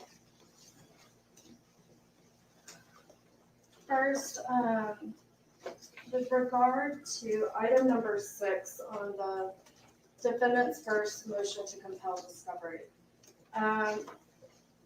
This involves training records of a couple of officers. Again, these are officers who the state would argue are not material to the case. They've interviewed other witnesses. They wouldn't even be called by the state to testify at trial. And the state objects to this because training records of specified officers aren't included within Rule 16. And they haven't proffered any reason as to why this would be needed for the preparation of their case. Again, these are investigators who have gone out and just...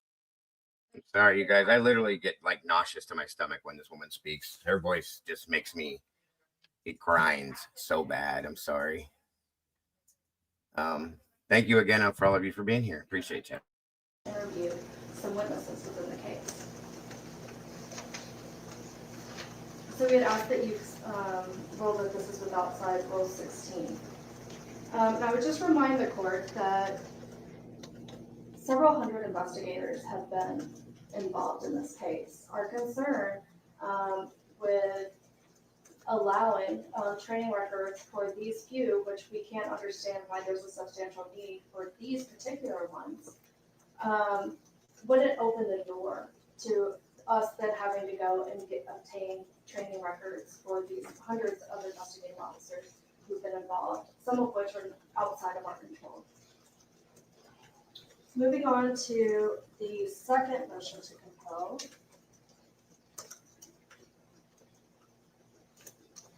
As to item number 1, regarding... That's a good point, Johanna. And I think that says something to me, that when we had the restitution hearing and having known that Eliza Massis was the only person that needed to show up for this, okay, to argue the situation, but Ann and Bicker were all there with her as well. That says something to me. That points to support in some aspect that is beyond what I think they've shown. I'll just put it that way, okay? The best way I can explain it, but I think that means something. That's all I can say. Past information. Ms. Taylor has everything that we have. I've also, that includes reports from MPD officers. What she is seeking is a specific report from the FBI CAS team, which I have indicated to her is in its final stages of review. And we are anticipating receiving sooner rather than later. And as soon as we do, we will turn that over. Sooner than later. Well, I don't have a date certain, but within the next few weeks. I think Ms. Taylor wants a date. I don't have a date. I've asked for a date, but that is not how the federal bureaucracy works. That's, how about we say something like July 14th, unless there's some reason that they can't get that to you. No objection. That would be Ms. Taylor? Yes, Your And then, the state has substantially complied with the request number 4, which is the same. types of Exactly, Ashley. That's very information, but possible. related We don't know to what's going on behind the identification scenes. of the vehicle. Would ask for the exact same date certain of July 14th, only to obtain, if there is one, a potential report that's outstanding. I have not seen that at all, Tom. Yes, ma'am. Again, I mean, if there's some itch in that, I mean, we can explore that, see what. Nothing further, I think that takes care of everything. Thank you, Ms. Jennings. Anything to respond to, Ms. Taylor? Yes, Your Honor, I want to give it a little bit more on the police training records. What my mind says to me that could be possibly happening is that they're building a case against the state for the appellate courts. Maybe they're working to still prove that maybe they're working to prove that declare Bryan's name, based on, I mean, there's nothing to prove any of this, folks, nothing at all. Okay. It's just a thought. And I guess in some sense, it's probably wishful thinking for a lot of people, but there could be absolutely nothing going on in the background with them. We don't know. But I'm saying if there was, it could be, working to prove the misconduct via the prosecution, the things that they did that were, highly, in my opinion, illegal to do what they did. And again, it could be working in the background to prove Bryan's innocence still, possibly. You know what I mean? A lot of people are like, that's dumb, Dago. He took a plea, blah, blah, blah. We don't know what they're doing. That's the whole point I'm trying to make. It could be absolutely nothing. That's true. They could just be wrapping up loose ends, so on and so forth, and moving on. But we don't know yet. So that's why I'm just kind of keeping that thought in my mind as well. That's all I'm saying. I am aware that over 120 officers were involved in the investigation in this case. I am not asking for all 120 officers. I will tell the court that likely there are other officers training records that I will want. That's where my basis of thought process came from, Lucy.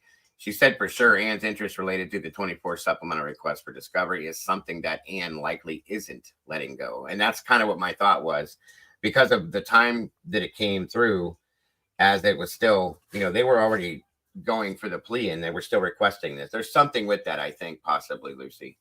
I could be wrong, but it's just a theory.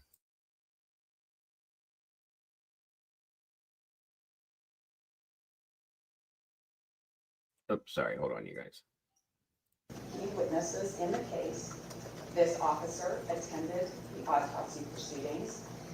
This officer followed up on tips. This officer made decisions about the tips that were given to law enforcement.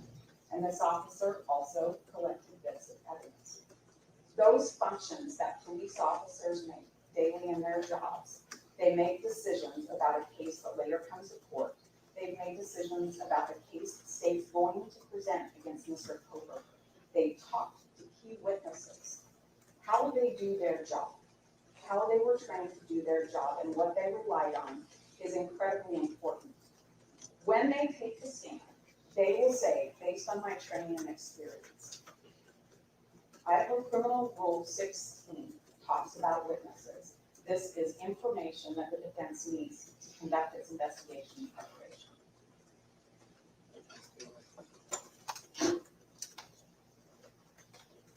Any response to that?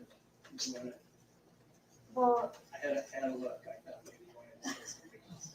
not necessarily, other than just to reiterate that this isn't covered by Rule 16, except for if the state were going to rely upon these witnesses and call them at trial. And then That's what I kind of thought, Lucy. Thank you for pointing that out. I kind of figured that as I was sitting here thinking. But again, thank you for pointing that out. Very much appreciated. Welcome, Mama Bear. Thanks for joining us today. How are you? Hi, I'm good. How are you? I'm great. Thanks for joining us. I appreciate that. Welcome. Hope you had an awesome day yesterday for your birthday. It is great to I have did. you today. Good to hear that. I'm very happy to hear that. Well, again, I'm sure you realize what we're doing. We're going through all the hearings. We're not going to get through them today, but just breaking it down, picking up on anything that we may have missed out on, and remembering things we did with what we know now based on the new reports, documents, and everything else. So that's Okie doke. Alrighty, on we go. At that point, we would furnish all of that. Much of what Ms. Taylor is saying is just pure speculation. You could say pure speculation, except she just had quite a list of what these particular officers were involved in investigations. Sort that out. Is that it with the motions to compel? For today. For today, of course. No motions from the state. All right. Okay. Well, I'm going to take this under advisement. Look at the rules, some case law, and get a written decision on it. So with that, we're adjourned. Thank you all. Have a good rest of your day.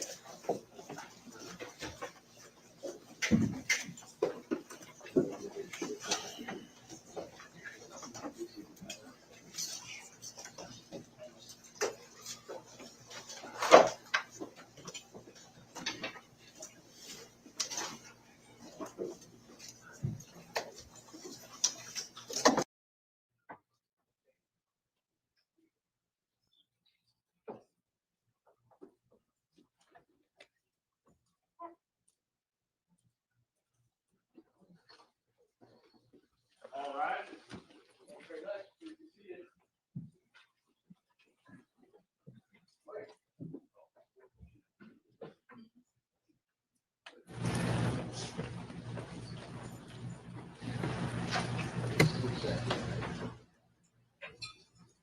Let's get on the record, please.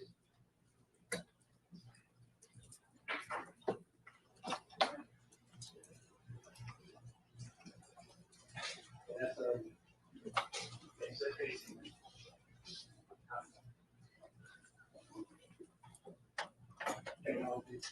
Sports. No. Just half of it. Just good flat. There we go. No?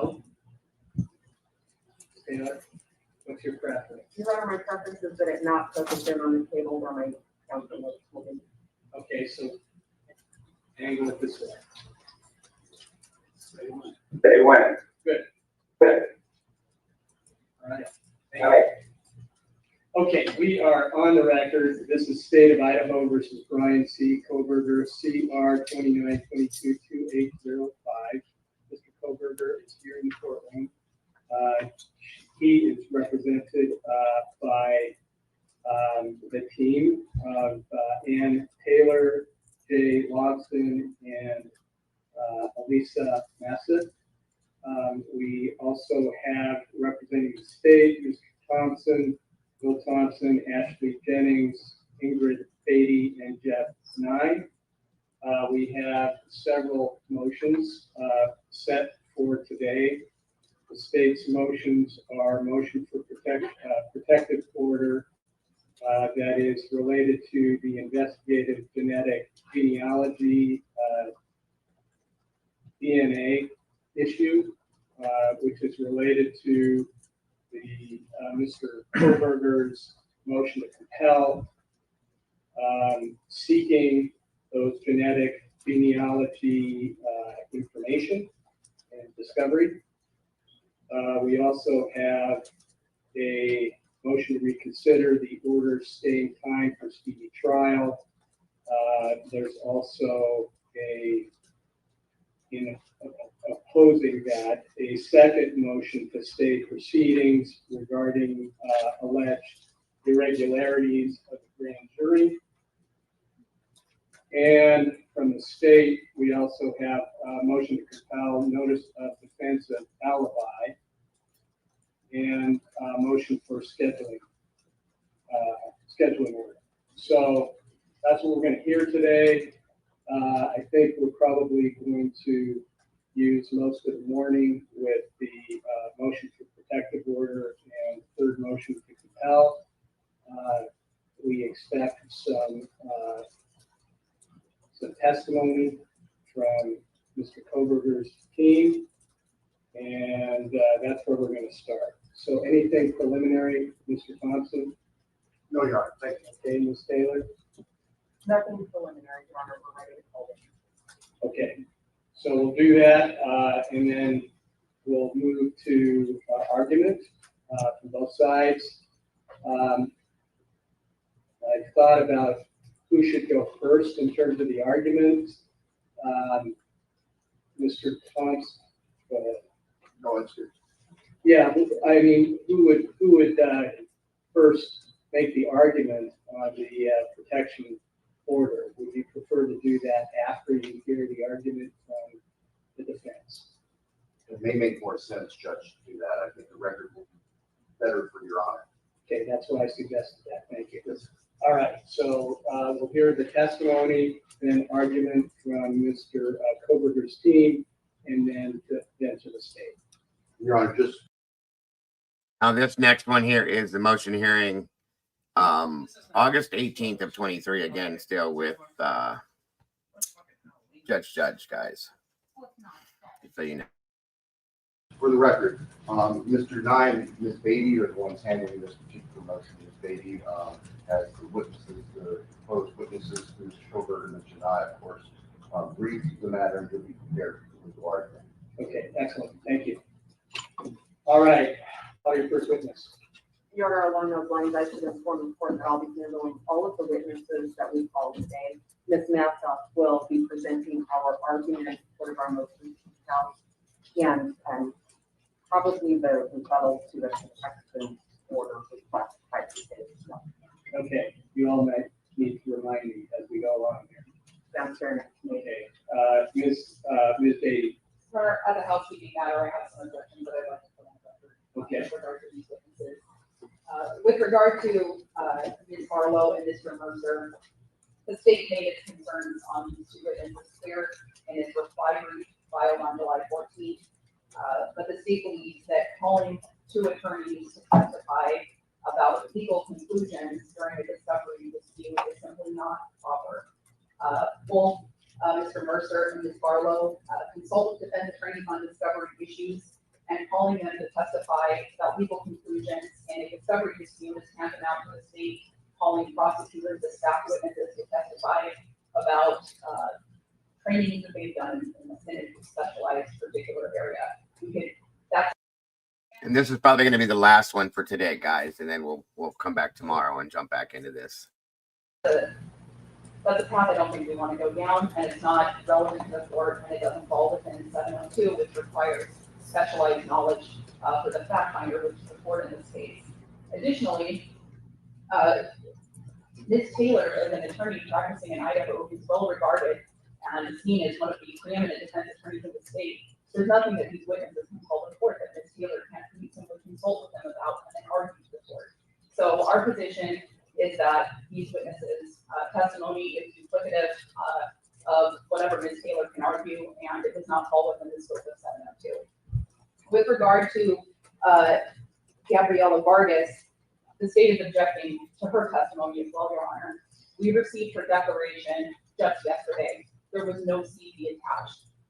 Ms. Vargas is being submitted to this court as an expert witness, and the state has no way of vetting her expertise without a CV. There is no way for us to verify anything in her affidavit. It puts the state in essentially an ambush position where we're being presented with this witness with no way to verify her qualifications. We would ask that this witness be excluded from testifying today as well. And then finally, the state would just make a blanket motion as limiting that these witnesses not be allowed to testify about legal decisions or legal arguments. Thank you, Your Honor.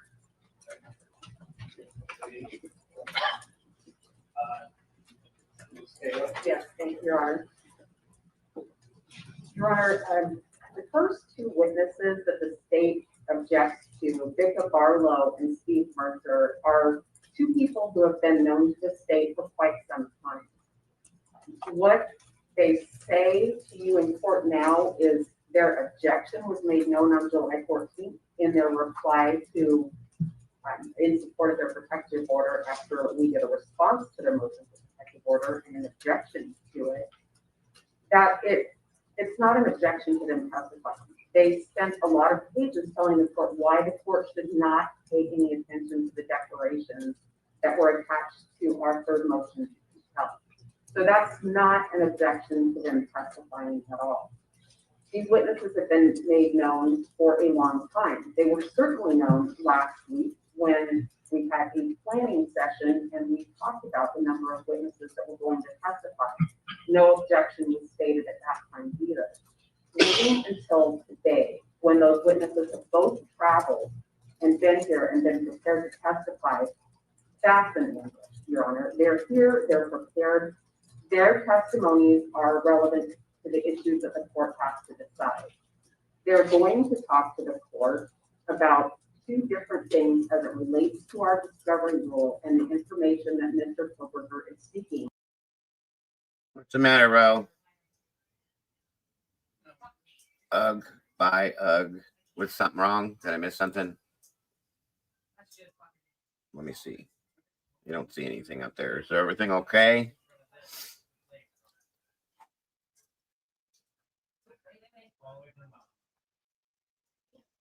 I hope. Okay. So that we can do our job.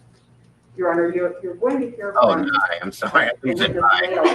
Dr. Leah Larkin as well, and she's going to talk about the process of genetic genealogy. Both Ms. Barlow and Mr. Mercer are attorneys. Both are well-versed in criminal defense. Both are well-versed in DNA and genetic genealogy. The state's position has been that this is not discoverable because we're not going to present it at trial. That's not the end of the story. That's not the discovery rule. And those are the things that Vicka Barlow and Steve Mercer will talk about. Vicka Barlow has a lot of training in DNA. She does a lot of teaching on DNA as well. It's not a simple little process, and they'll describe what kinds of materials we should have in discovery. Mr. Mercer will talk about what we will do with those kinds of materials and why they're necessary to Mr. Kohberger's presentation, the preparation of his case. They'll talk about our constitutional duties to Mr. Kohberger. Those are not conclusions. Those are things that have to do with this material, these things that we're seeking the court to order the state to hand over to us, and why they're necessary to the preparation of the case. So for those two witnesses, I can make the argument, but I don't have the expertise in the DNA or the genetic genealogy that the court needs to hear to understand the case fall squarely within our discovery rule. Your Honor, I'll speak about Gabriella Vargas now. Her declaration was disclosed yesterday. Much of that declaration has CD-related items in it. It talks about her background, her training, right in the body of that declaration. That declaration is not as soon as we would have wanted that. Gabriella Vargas met with me a few weeks ago, and for personal reasons that I'm not going to put on the record, she was unable to complete that until a later period of time. So that one is, like, I know that one came in yesterday. She's here, she's prepared to be cross-examined by the state, and certainly there are many other remedies besides just excluding her. The court could allow us to present her testimony, and the state doesn't feel that they've had opportunity to cross-examine her or present a witness in response to her. The court could leave this open and take that up. The court could even order Ms. Vargas to appear by Zoom for further cross-examination. But we should at least let her testimony come out here in court today. She's here. Response. Your Honor, I think Ms. Taylor has just conceded that these attorney witnesses are going to be testifying about the scope of discovery rules. I don't think that that's appropriate. I think that Ms. Taylor can make those arguments to the court that having fact witnesses interpret the law is not appropriate in a discovery dispute. As to Ms. Vargas, our understanding was that there were 3 witnesses testifying today, and that was our understanding up until yesterday when we got into town. So we would ask that Ms. Vargas be excluded. And I would note that we made our objections to these witnesses clear when we asked the court to disregard the contents of their declarations in Mr. Knight's reply brief. Certainly, we're going to put that same objection on the record. Thank you, Your Honor. Thank you. Well, couple of things. I'm concerned about these opinions about sort of constitutional law or the procedures of discovery. I think that's fully capable for all of the counsel here and for me. Those are going to be my decisions. However, in reading through, and I have read through all of the declarations, pointing on specifically genetic genealogy and their experience with that within the law, I think does have some relevance, potentially. And I think that it would go to the weight of the consideration. The other thing that I am concerned about is this is a death penalty case. And if I deny particular presentations that one or the other side believe have some bearing on the case, it's probably more wise for me to allow it, even if it might be on the edge, than not allowing that method. It's especially important in a case like this to have a record for appeal. So I'm not saying one way or the other how this might fall, but I think it's important to preserve the record. Now, however, I don't want to get into arguments about the law or what that exactly means. I think I have a pretty good understanding of what the issues are about the genetic genealogy issues and why the state wants to get more information about that.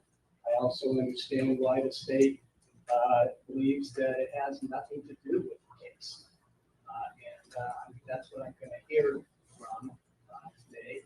And I think it's important to have both sides weigh in on this.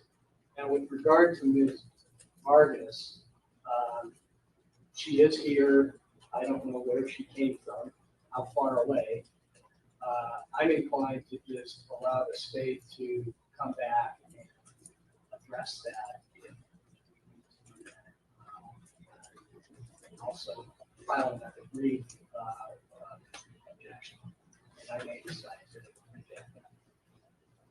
So that's where I landed on all of that. So I'm going to deny the objections. We're going to proceed with hearing testimony. Now, if you get too far into this is what the law requires.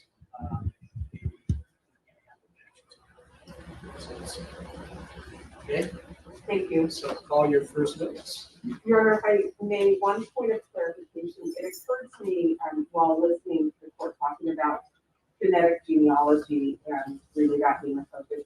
There are a couple of other areas contained in the motion to compel that have to do with the other DNA that the state doesn't have complete discoveries to us that are included in that third motion to compel that are up for today. The big focus is then the genetic genealogy piece, but I wanted to make sure that that was still in the scope.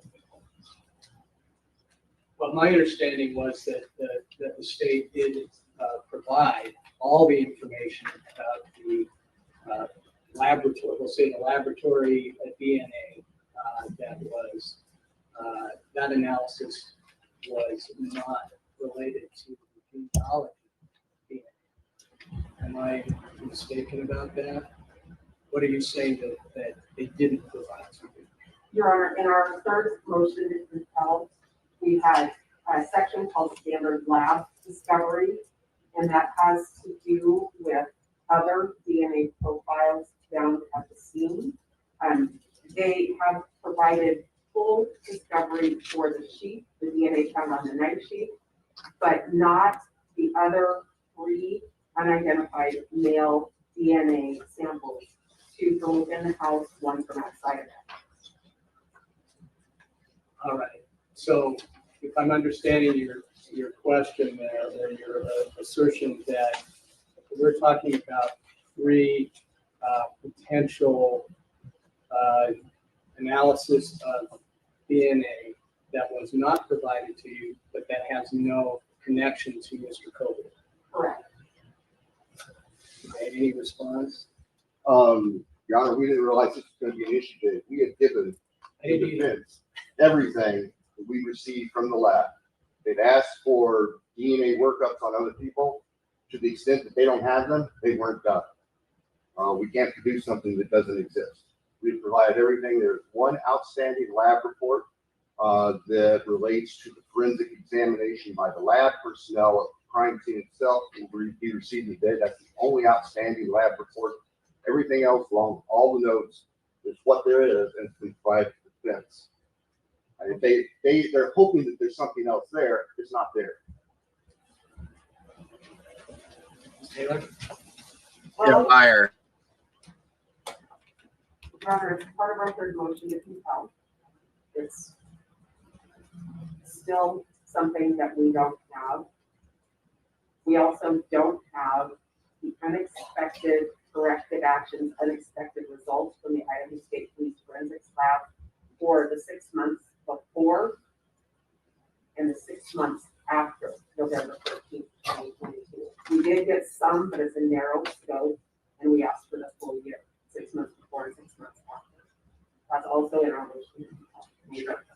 I understand your responsibility is to turn over every rock, but you can't get things that don't exist as well. So, I mean, there has to be some level of trust in. Here he goes. You're all Taking the prosecution side. Here we are. Mr. Thompson was saying that there's one more lab report that is coming your way today. I heard you say. Maybe not today. We were waiting to receive it so that we can process it for discovery. It's supposed to be in any time. Okay, I misunderstood that. So it's coming soon.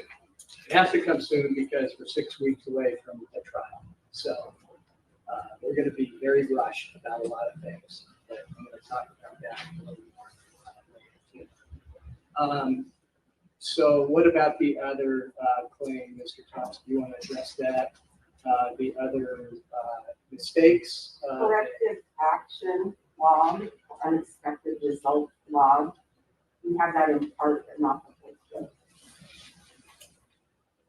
I don't know what exists that we haven't received. We provided all the requests to the lab, and they've assured us that they have provided us with everything they have within the scope of those requests. I'm not sure what else to say. I mean, we can make a supplemental inquiry to clarify that after we finish in court today. But I'm kind of sitting here saying, Judge, has given me everything we know to exist. Well, that would be wise to check on that. We will. Because we don't want this to come back on the eve of trial. Yes, sir. Or, 4 years from now at an appeal. Yes, sir. So we want to make sure that we have combed through all the information that has any bearing or argument of bearing on this case. That's how I'm. Ms. James is making a note right now. We'll send the inquiry out later today. Okay. Thank you, sir. Your Honor, just for a point of clarification, we also ask for all emails, text messages, electronic messages, or other messages. Some have been provided, but we don't have assurance that that's all. And so for the same reason, we want to make sure that we have the complete part. Okay, Mr. Thompson. We have told them, we have given them everything that we know to exist. We've asked the lab provided it to send to them. At this point, all I'm hearing is speculation. Is they think maybe or they wish something else was there. But as far as we know, it doesn't exist. I don't know what else we can say. We can't respond to something that isn't real. Sorry, Judge. I mean, we're just sorting it out. Yes, sir. Making sure that everything that there is shared. We'll Except for the ones that you don't want. Absolutely. Yes, sir. And that's one of the reasons. We'll make an additional inquiry to the lab to see if there's anything else in the form of emails that they haven't already provided to us. I would add, I mean, there are times, okay, in the world of the law, that sometimes people forget to do things, or sometimes things fall through the cracks, and so it's always healthy to make sure that it's done early. Absolutely. Thank you, Judge. Thank you. You're already called Steve Mercer. Okay.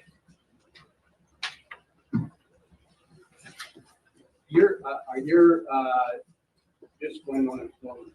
Are your experts in the courtroom right now? Yeah. Do they need to be in the courtroom? Your Honor, I asked that they be allowed to remain in the courtroom, seated where they are, so they're just kind of alone. Right. Any objection to that? I don't know who would like to hear. Sure, we have to witnesses excluded. I'm going to exclude your witnesses, so they're not hearing what the other witnesses are testifying by, and that'll be, I think, a cleaner, more accurate response. And then I don't want to have them reacting to the other testimony. We'll hear each testimony, each witness's testimony be independent. Okay, so if you please have your other experts excluded from the court. Where would the court like them to go? This is a media intensive environment, and I don't want them to be bothered by media. The law library. May I escort them there? Sure. Thank you. Sorry, Mr. Mercer.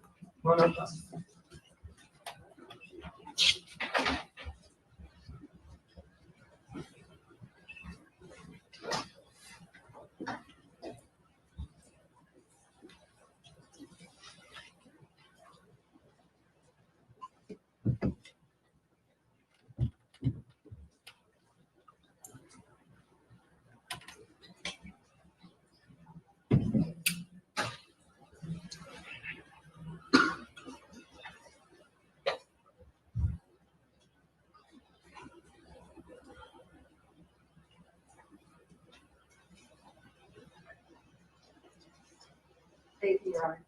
Okay. Thank you, Ms. Taylor. Okay, Ms. Mercer, hang on up. Please raise your right hand.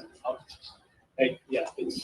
Do you solemnly swear that the testimony you give in this case shall be the truth, the whole truth, and nothing but the truth under penalty of perjury? I do. Thank you, Mr. Mercer. Go ahead, get some water there. I'll take care of that. And once you're seated, you please state your name and spell your last. Yes, my name is Stephen with a PH Mercer, M-E-R-C-E-R. All right, thank you, sir. Okay, Ms. Taylor. Good morning, Mr. Mercer. Good morning, What city and state are you from? Rockville, Maryland. What do you do for work? I am a licensed attorney in Maryland and the District of Columbia in the field of criminal defense with areas of specialization in DNA and forensic litigation. How long have you been an attorney? I was licensed in the state of Maryland in 1995 and in the District of Columbia in 1997. I'm also a member of several federal bars, including the Supreme Court, where I appeared as co-counsel in Maryland v. King, a DNA database case from 2013, as well as the Fourth Circuit, the DC Circuit, and a number of federal district courts. I want to back up a little bit and have you tell me about your educational background. So I have a undergraduate degree, bachelor's degree in English from Syracuse University, 1984. Juris Doctor JD from the District of Columbia School of Law from 1994. And you mentioned you have a specialty in DNA. Where does that come from? So my experience with DNA began with the first constitutional challenge to Maryland's DNA database statute, and that started in 2002 in the case of State v. Raines, where it raised a Fourth Amendment challenge to the compelled collection of DNA from convicted offenders. Prevailed on that case in the trial court. It was appealed to the Court of Appeals, which is now called the Maryland Supreme Court. The Maryland Supreme Court, in a sharply divided 4-3 decision, reversed, sent it back for trial, tried the case, and that was really the beginning of my experience with forensic DNA litigation. And then from that point, I continued in that field, attended training with the District of Columbia Public Defender Service. I began to collaborate with the Innocence Project and the Forensics Division at the Maryland Office of the Public Defender, doing indigent defense work and innocence work, and began to work closely with This is Mr. Mercer. scientists. Testified for this. Actually did the wet chemistry work. Had numerous opportunities to tour law enforcement labs, including the NIST lab, as well as Montgomery County's lab, Lodi Technology, the FBI lab, as well. And so I continued working in the field, providing both direct representation in DNA cases as well as consultation through my private practice. And then in 2010, the public defender recruited me to head up the forensics division at Maryland's Office of the Public Defender, which is a statewide public defender system. And then there, I really dived much deeper into the field of DNA forensic litigation at that time. And if there's some questions, I can explain that further. I may ask you some others about that in just a moment. Will you tell me about any publications, any articles? Yes, so I published an article, co-authored an article of Maryland's DNA Databank back in the early 2000s following the State v. Raines decision. I also published an article in the NYU's Law Review about shadow DNA databanks with a co-author, Jessica Grable. Welcome, Wonders. Good to see you today. And for joining us. Those are the principal articles with respect to forensic DNA. And I think you mentioned a couple of professional organizations that you belong to. Are there others?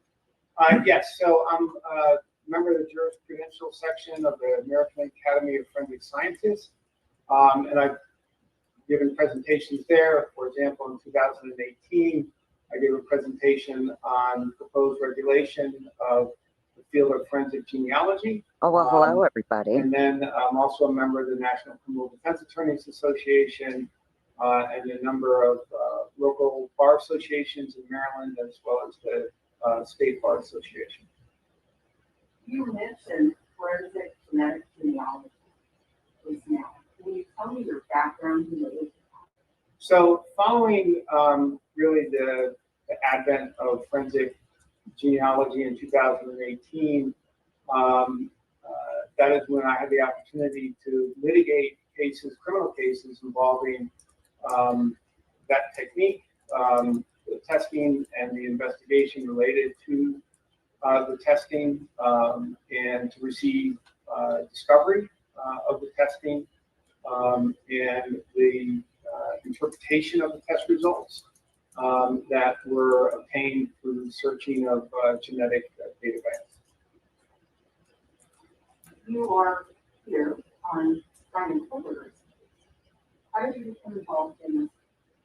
so the question was, what would a reasonable defense attorney do when confronted with DNA evidence that needs to be litigated? What are the minimum practice standards? So I'm not here to discuss Idaho's discovery rules or offer legal opinions about constitutional standards. Rather, my area of focus is based on my experience, training, and expertise in forensic DNA litigation, and what a minimum practice standard would be for a reasonably competent trial attorney who must comply with their duty to investigate the case on behalf of their client. And is that because what you get when you get genetic genealogy?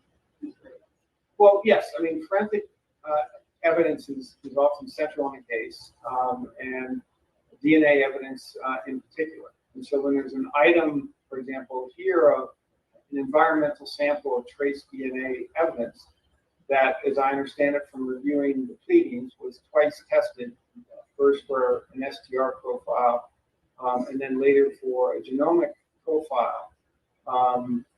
The question becomes, what is the minimum practice standard for an attorney to be effective in your representation of a client given that type of evidence? When you're talking about two samples happening, or two tests happening, why should an attorney know about that? Well, there are a number of reasons why it's crucial for the attorney to investigate any testing of evidence that is central to a case. And again, here it's an environmental sample of trace DNA that is being tested. And so it's essential for the attorney to know, for a number of reasons, about the details of the testing and the investigation when we're talking specifically about forensic genealogy. Number one is there's pretrial concerns. And those pretrial concerns that can be raised Welcome, Mama Five. Thank you so much. Welcome to Charlene. Potentially Fourth Amendment issues. These are questions that are very much evolving in the state of our welcome litigation. Mike. Good to see you. But to understand the viability of the Fourth Amendment challenge, there has to be a factual investigation. There has to be a determination of the conduct that law enforcement undertook during the forensic analysis of the genealogy. So, for example, was it fast and loose? Was there searching of data banks that violated the terms and conditions of those data banks? Was there surreptitious DNA collection from individuals, targeted individuals in family trees? So these are very fact-specific inquiries that the attorney must know in formulating a suppression challenge under the Fourth Amendment, because it's all about reasonable expectations of privacy. And what's really critical here to understand, and this is close to me from my litigation, early on, the government and law enforcement's argument was always there are minimal privacy interests at stake because forensic DNA profile is like a fingerprint, and it says nothing about who the person is. But now with forensic genealogy, we're talking about genomic profiles, potentially whole genomic profiles, or at the very least a SNP profile, single nucleotide polymorphism profile, single nucleotide polymorphism, an SNP profile that contains a vast amount of information. We went over Idaho law yesterday on that, Siggy, that there's not supposed to be, other than securing the scene, law enforcement can come in, secure the scene, and tape it off. Nobody is supposed to go in to disturb anything until the coroner shows up and takes full custody of the bodies, and then law enforcement and whatever else happens can go in to do their full investigation. that absolutely did not happen in this case. We saw that yesterday. We saw that and truly heard through Corbin Smith's body cam that Kathy Mabbitt was there at noon and was made to stage over on King Road until 7 to 9 o'clock that night, which was ridiculous, while they were in there doing whatever they were doing, not doing their jobs. They were doing forensics jobs. It was just kind of crazy, you guys. The whole thing set up is crazy. So, not to mention the prosecutor and his assistant show up at 5 p.m. and walk through the house before the coroner gets to do anything. That in itself, in my opinion, should have been enough to throw this out. But that's just, they do what they want. Just saying. So, yeah, we did definitely looked into that yesterday, Siggy, and thank you for your input. I appreciate that very much. Very, very much. So, yes, that in itself tells you how screwed up this case was from day one. That is very, very private. And so this is a real game changer in the privacy interests that are at stake, and that the attorney needs to understand in investigating the case to assess and to evaluate that suppression issue, that Fourth Amendment issue. So that's one issue pre-trial. There's also Exactly, Lucy. Everybody that didn't need to go in, they allowed in there, except for the coroner. That's interesting to me. It's very interesting, and I've never seen anything like that before in my experience. We weren't even allowed to do certain things as first responders until he in our case showed up to do certain things. So, typically Unique pointed that out at first, and we looked at it, and then we looked at the law and all that stuff. So, yeah, it's a very big deal, I think. And they completely ignored it. Pretty wild. Concerns but not surprised about reliability. By reliability, I'm not talking necessarily about the forensic genomic profile, but I'm talking about the STR profile. And again, because as I understand it from the pleadings, there were multiple tests on the same evidence, environmental sample of trace DNA. One produced a STR profile that I understand from the pleadings is represented as being a single source male profile. The reliability of that needs to be investigated, and certainly through one aspect of that is investigated. I just want to point out that hearing what Mercer's saying here, guys, at this point, knowing what we know now, it's kind of interesting if you think about it. Okay, it is definitely typically. Exactly, pretty much. And Mercer, he's a super nice guy, pretty much.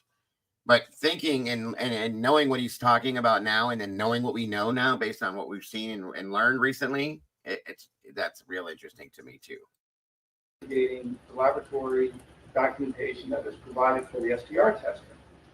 But we also have to appreciate, and again, I'm not a DNA scientist or a biologist, but I'm an attorney that works with experts, and I need to know what type of expert to hire. And one thing that I do realize in looking at this is when there's multiple tests of the same piece of evidence, and you have a genomic profile, in other words, potentially the entire human genome that is typed from this environmental sample of trace DNA, or at least an SNP profile, which is somewhere in the neighborhood of 700,000 locations of data. All right, guys, we're at 4 hours. I'm going to go ahead and pull it for today. We're going to pick up at 38 minutes and 39 seconds on finishing out this tomorrow. And excuse me. I just don't want it. There's a lot to do in one day, guys, and I don't want to go way over 4 hours at all. Plus I think Annie's live now, and I just don't want to step on anybody's toes. I feel bad when I do that. Have you played the day Emma and Demetrius were released? And not as of yet. I don't believe, Annie. No. We'll get to that point, though. I do believe. And if I'm wrong, we'll figure it out and find it. So, any thoughts at all, Mama Bear, from what we've done today? No, not really. Oh, okay. I mean, do you guys want to go? I can go to the end of this one, which is not going to be much longer. It's up to you guys. If you guys want to go to the end of this, throw one in the chat. If you don't and you want me to pick up tomorrow, let me know. So if you want to wait till tomorrow, throw a 2 in there. If you want to do it now and get the rest of this one at least out of the way, I don't know. It's maybe like 20, 30 minutes left. Put a 1 in the chat. All the trolls were out. They've been out for a couple of days. I do believe that one, Miss Lucy. We got 2 1s. Mama Bear, what are your thoughts on it? You want to finish this one, or do you want to pick this up tomorrow? I was gonna say, if there's only 20, 30 minutes left, might as well just finish it. Okay. See, we got Hi, 1. you king. Everybody's saying 1. James asked 2. All right, we'll go 1 more. Or we'll go till the end of this. I'm sorry. Moonlit said 1, 1, 1, 1, 1. Good deal. Good deal. By the way, did you get anything fun for your birthday, Mama Bear? Exciting? No, just time with friends and family was awesome. Well, I'd been missing it because I've been working so much. So that's the best gift you can get, right? Okay. exactly. All right. Well, on we go then, you guys. Your demand is my. Your request is my. Forget it. We're going on. What does that tell us about the STR profile markers? So for example, the STR profile markers, which are typed, are 20 out of 30,000 STR markers overall. And so what I would be investigating with a qualified expert is, number one, I don't know from the pleadings if there's a whole genome profile that's been developed for forensic genealogy, but if there is, that should contain STR markers. What does that tell us about the reliability of the STR testing? Is there any potential for artifacts? Is there any potential for an undetected low-level mixture? Those types of questions that are potentially available to inquire and ask about, where you have multiple tests of the same piece of evidence, and it's an environmental sample of trace DNA. Now, if it's just an SMP profile, I say just, but that's 700,000 locations of information that is like a probabilistic future diary of someone's health, medical, and all manner of conditions that are linked to genetics.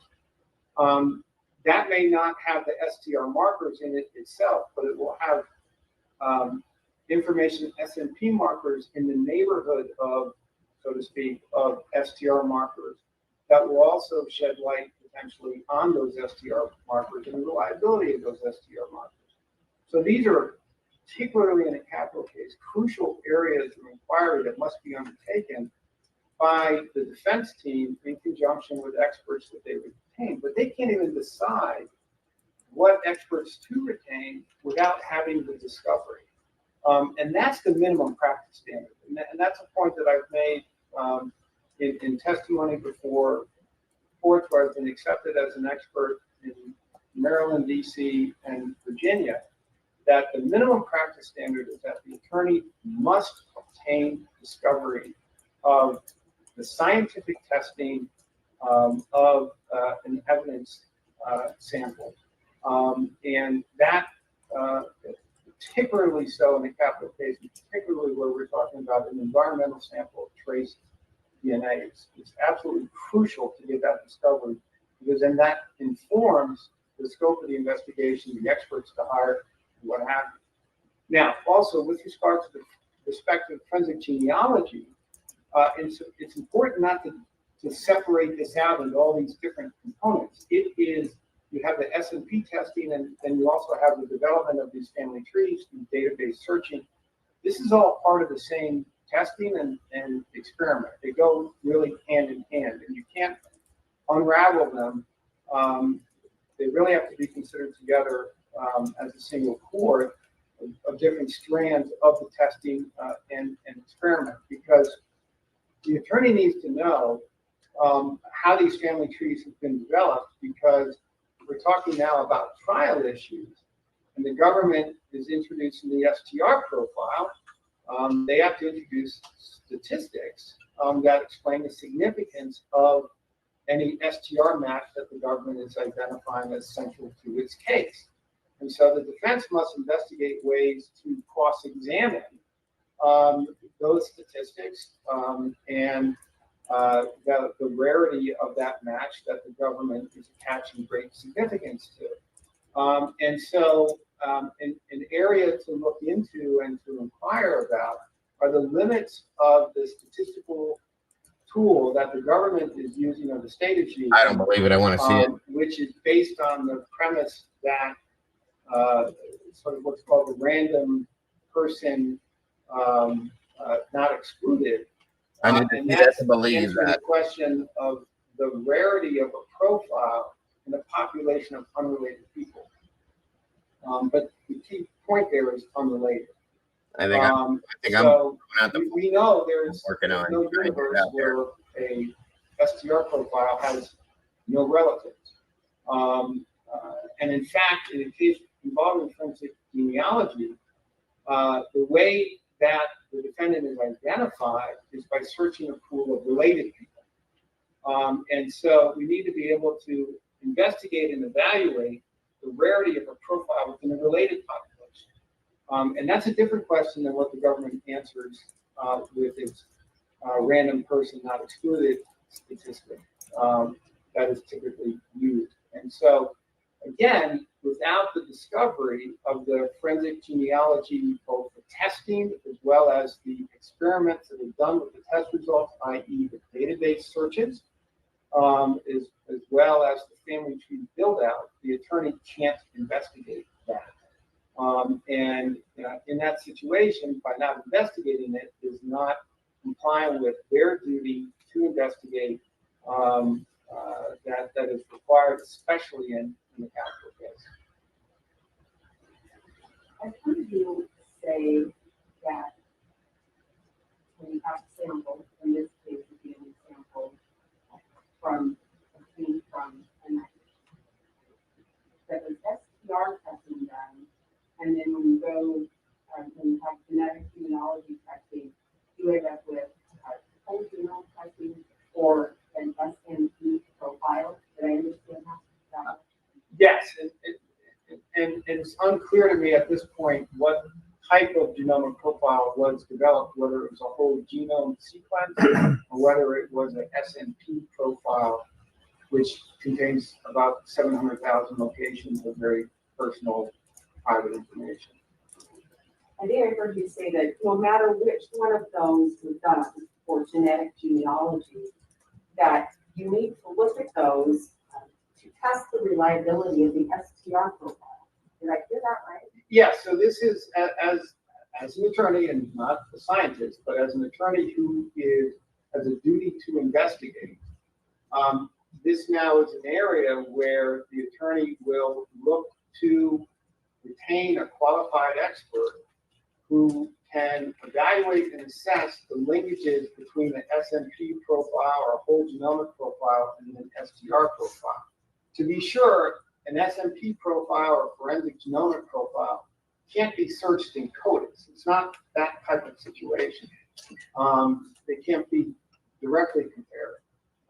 But there are techniques that can evaluate if it is a whole genomic profile, you would look to a scientist who then would be targeting the areas of the whole genomic profile that comprise the STR profile to then evaluate the reliability of the STR profile, the potential for any mixture, the potential for artifacts in the STR profile.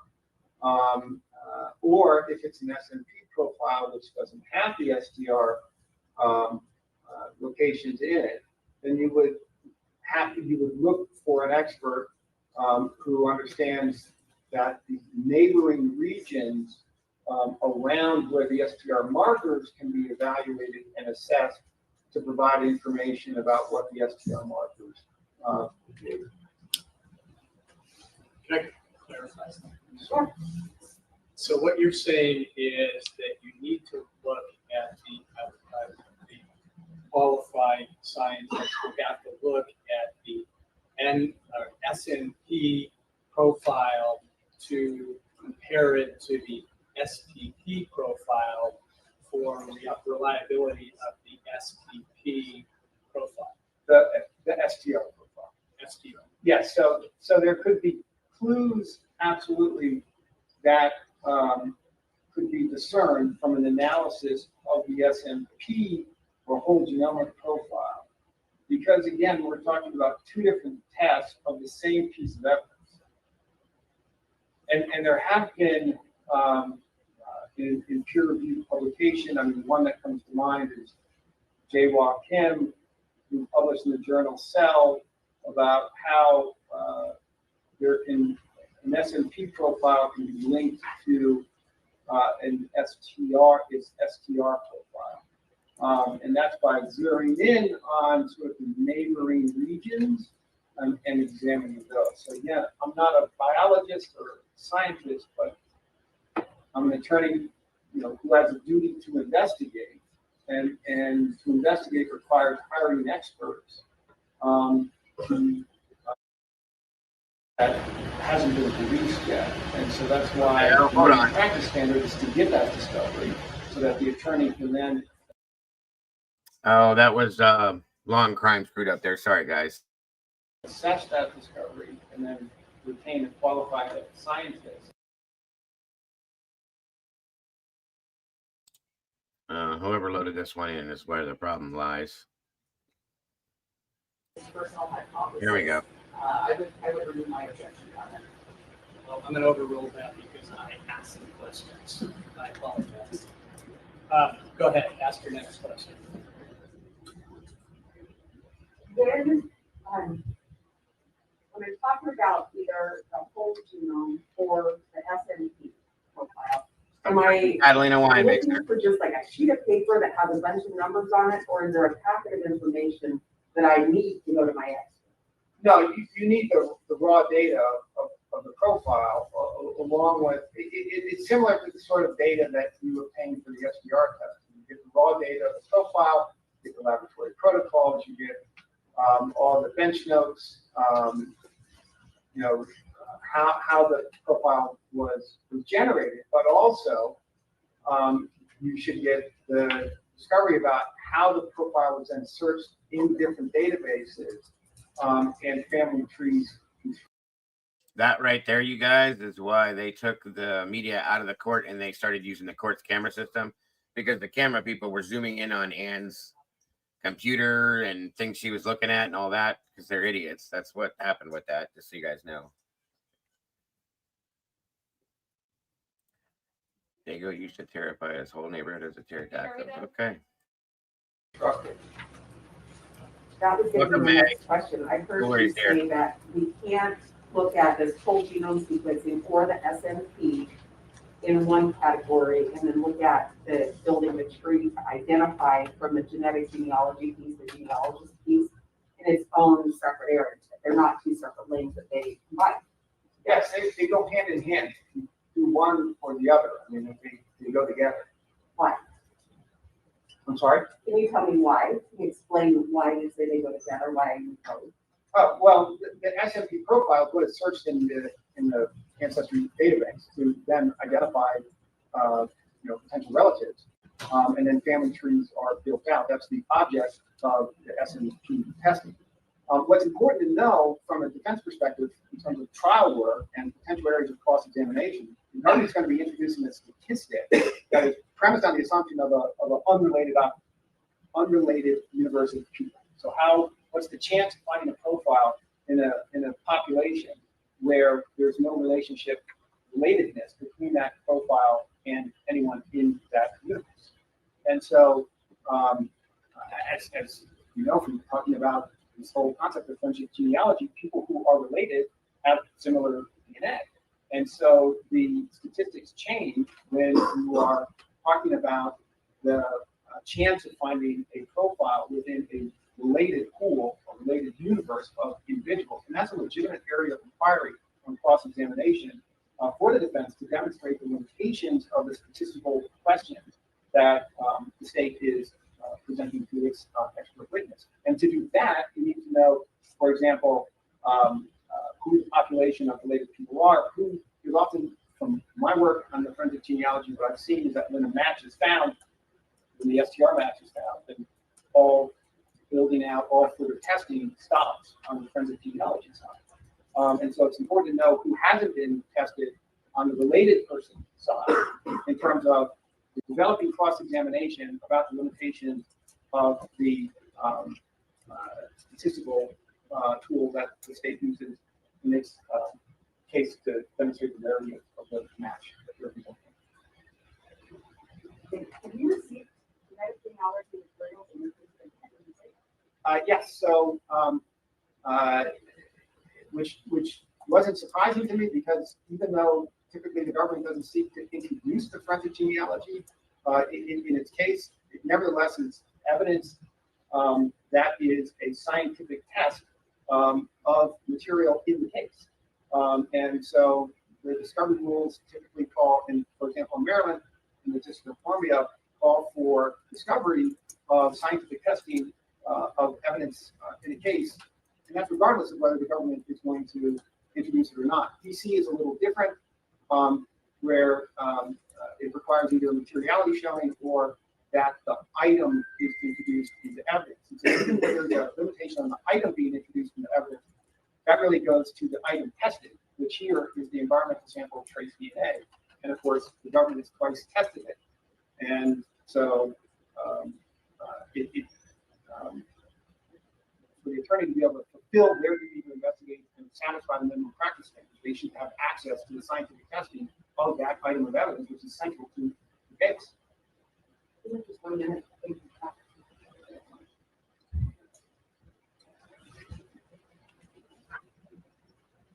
Mr. Ricker, I don't have any other questions. I'm going to be hanging on just a minute. Thank you.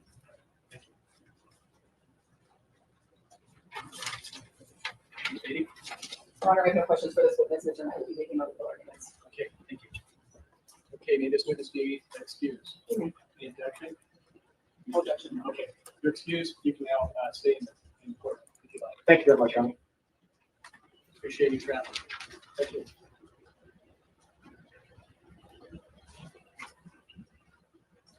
been about an hour. Maybe I need to give the court reporter a break. How about Mr. Shortland, 5 minutes, 10 minutes, maybe 10 minutes. Remember, that will give me time to have our next witness set up. Okay, great. Okay, 10 minutes, and we are off the record.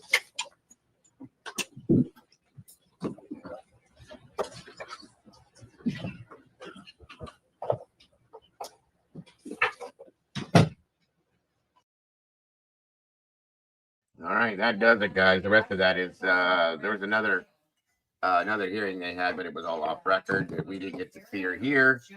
But that's it for that and for today. We put in 4.5 hours. I think that's enough on your brains for a while. I don't want you guys to get too jumbled up and forget things. So again, thank you guys for joining us today. Like I said, going back to the beginning, I hope you guys picked up some things you either didn't know, forgot, or are learning now for the first time, to give you some insight into what has happened within this case. And it hasn't even gotten good yet. It gets crazy as we get further along. I'm sure you can agree with that there, Miss Mama Bear. I put her to sleep, guys. She's snoring. Can you hear her? No, you go lay down. Yep. Snoring like a freight train. I'm here.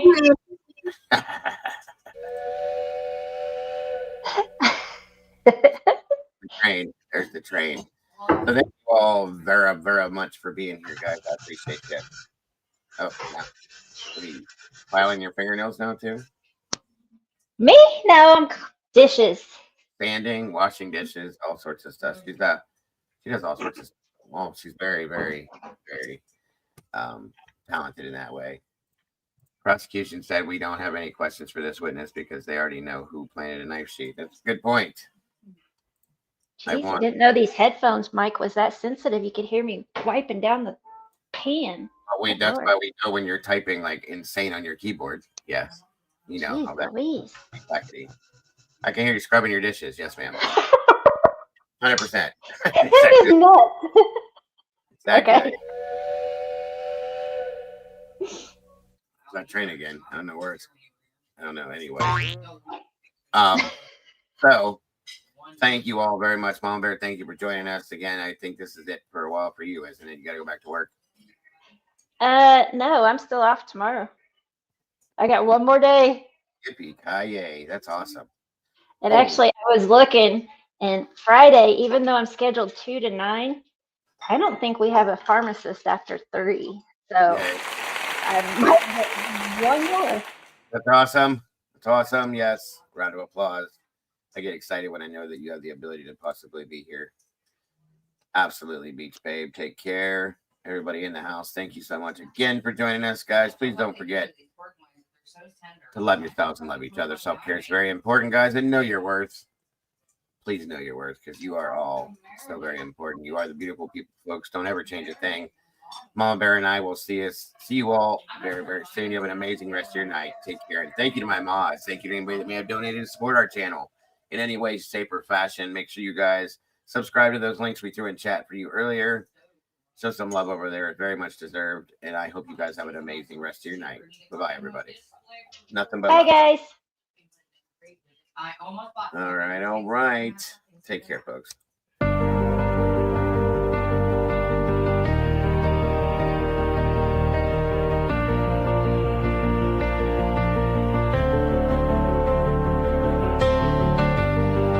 The coffee's cold, the final stain. We laid the map out in the pouring rain. No hidden corners left to creep. The dark truth woke while the city was asleep. The evidence lines up straight and true. A perfect picture of what they chose to do. The quiet street erupts in flashing light. A reckoning delivered in the night. SWAT serves the warrant, loud and clear. The sound of justice, the only thing we hear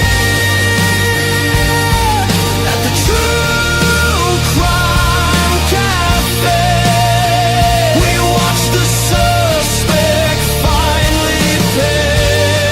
The dark truth is backed and signed and sealed. The wound is closed, the name is finally healed.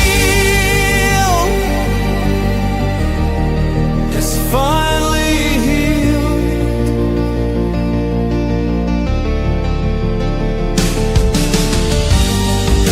The cafe's empty, closed for the night.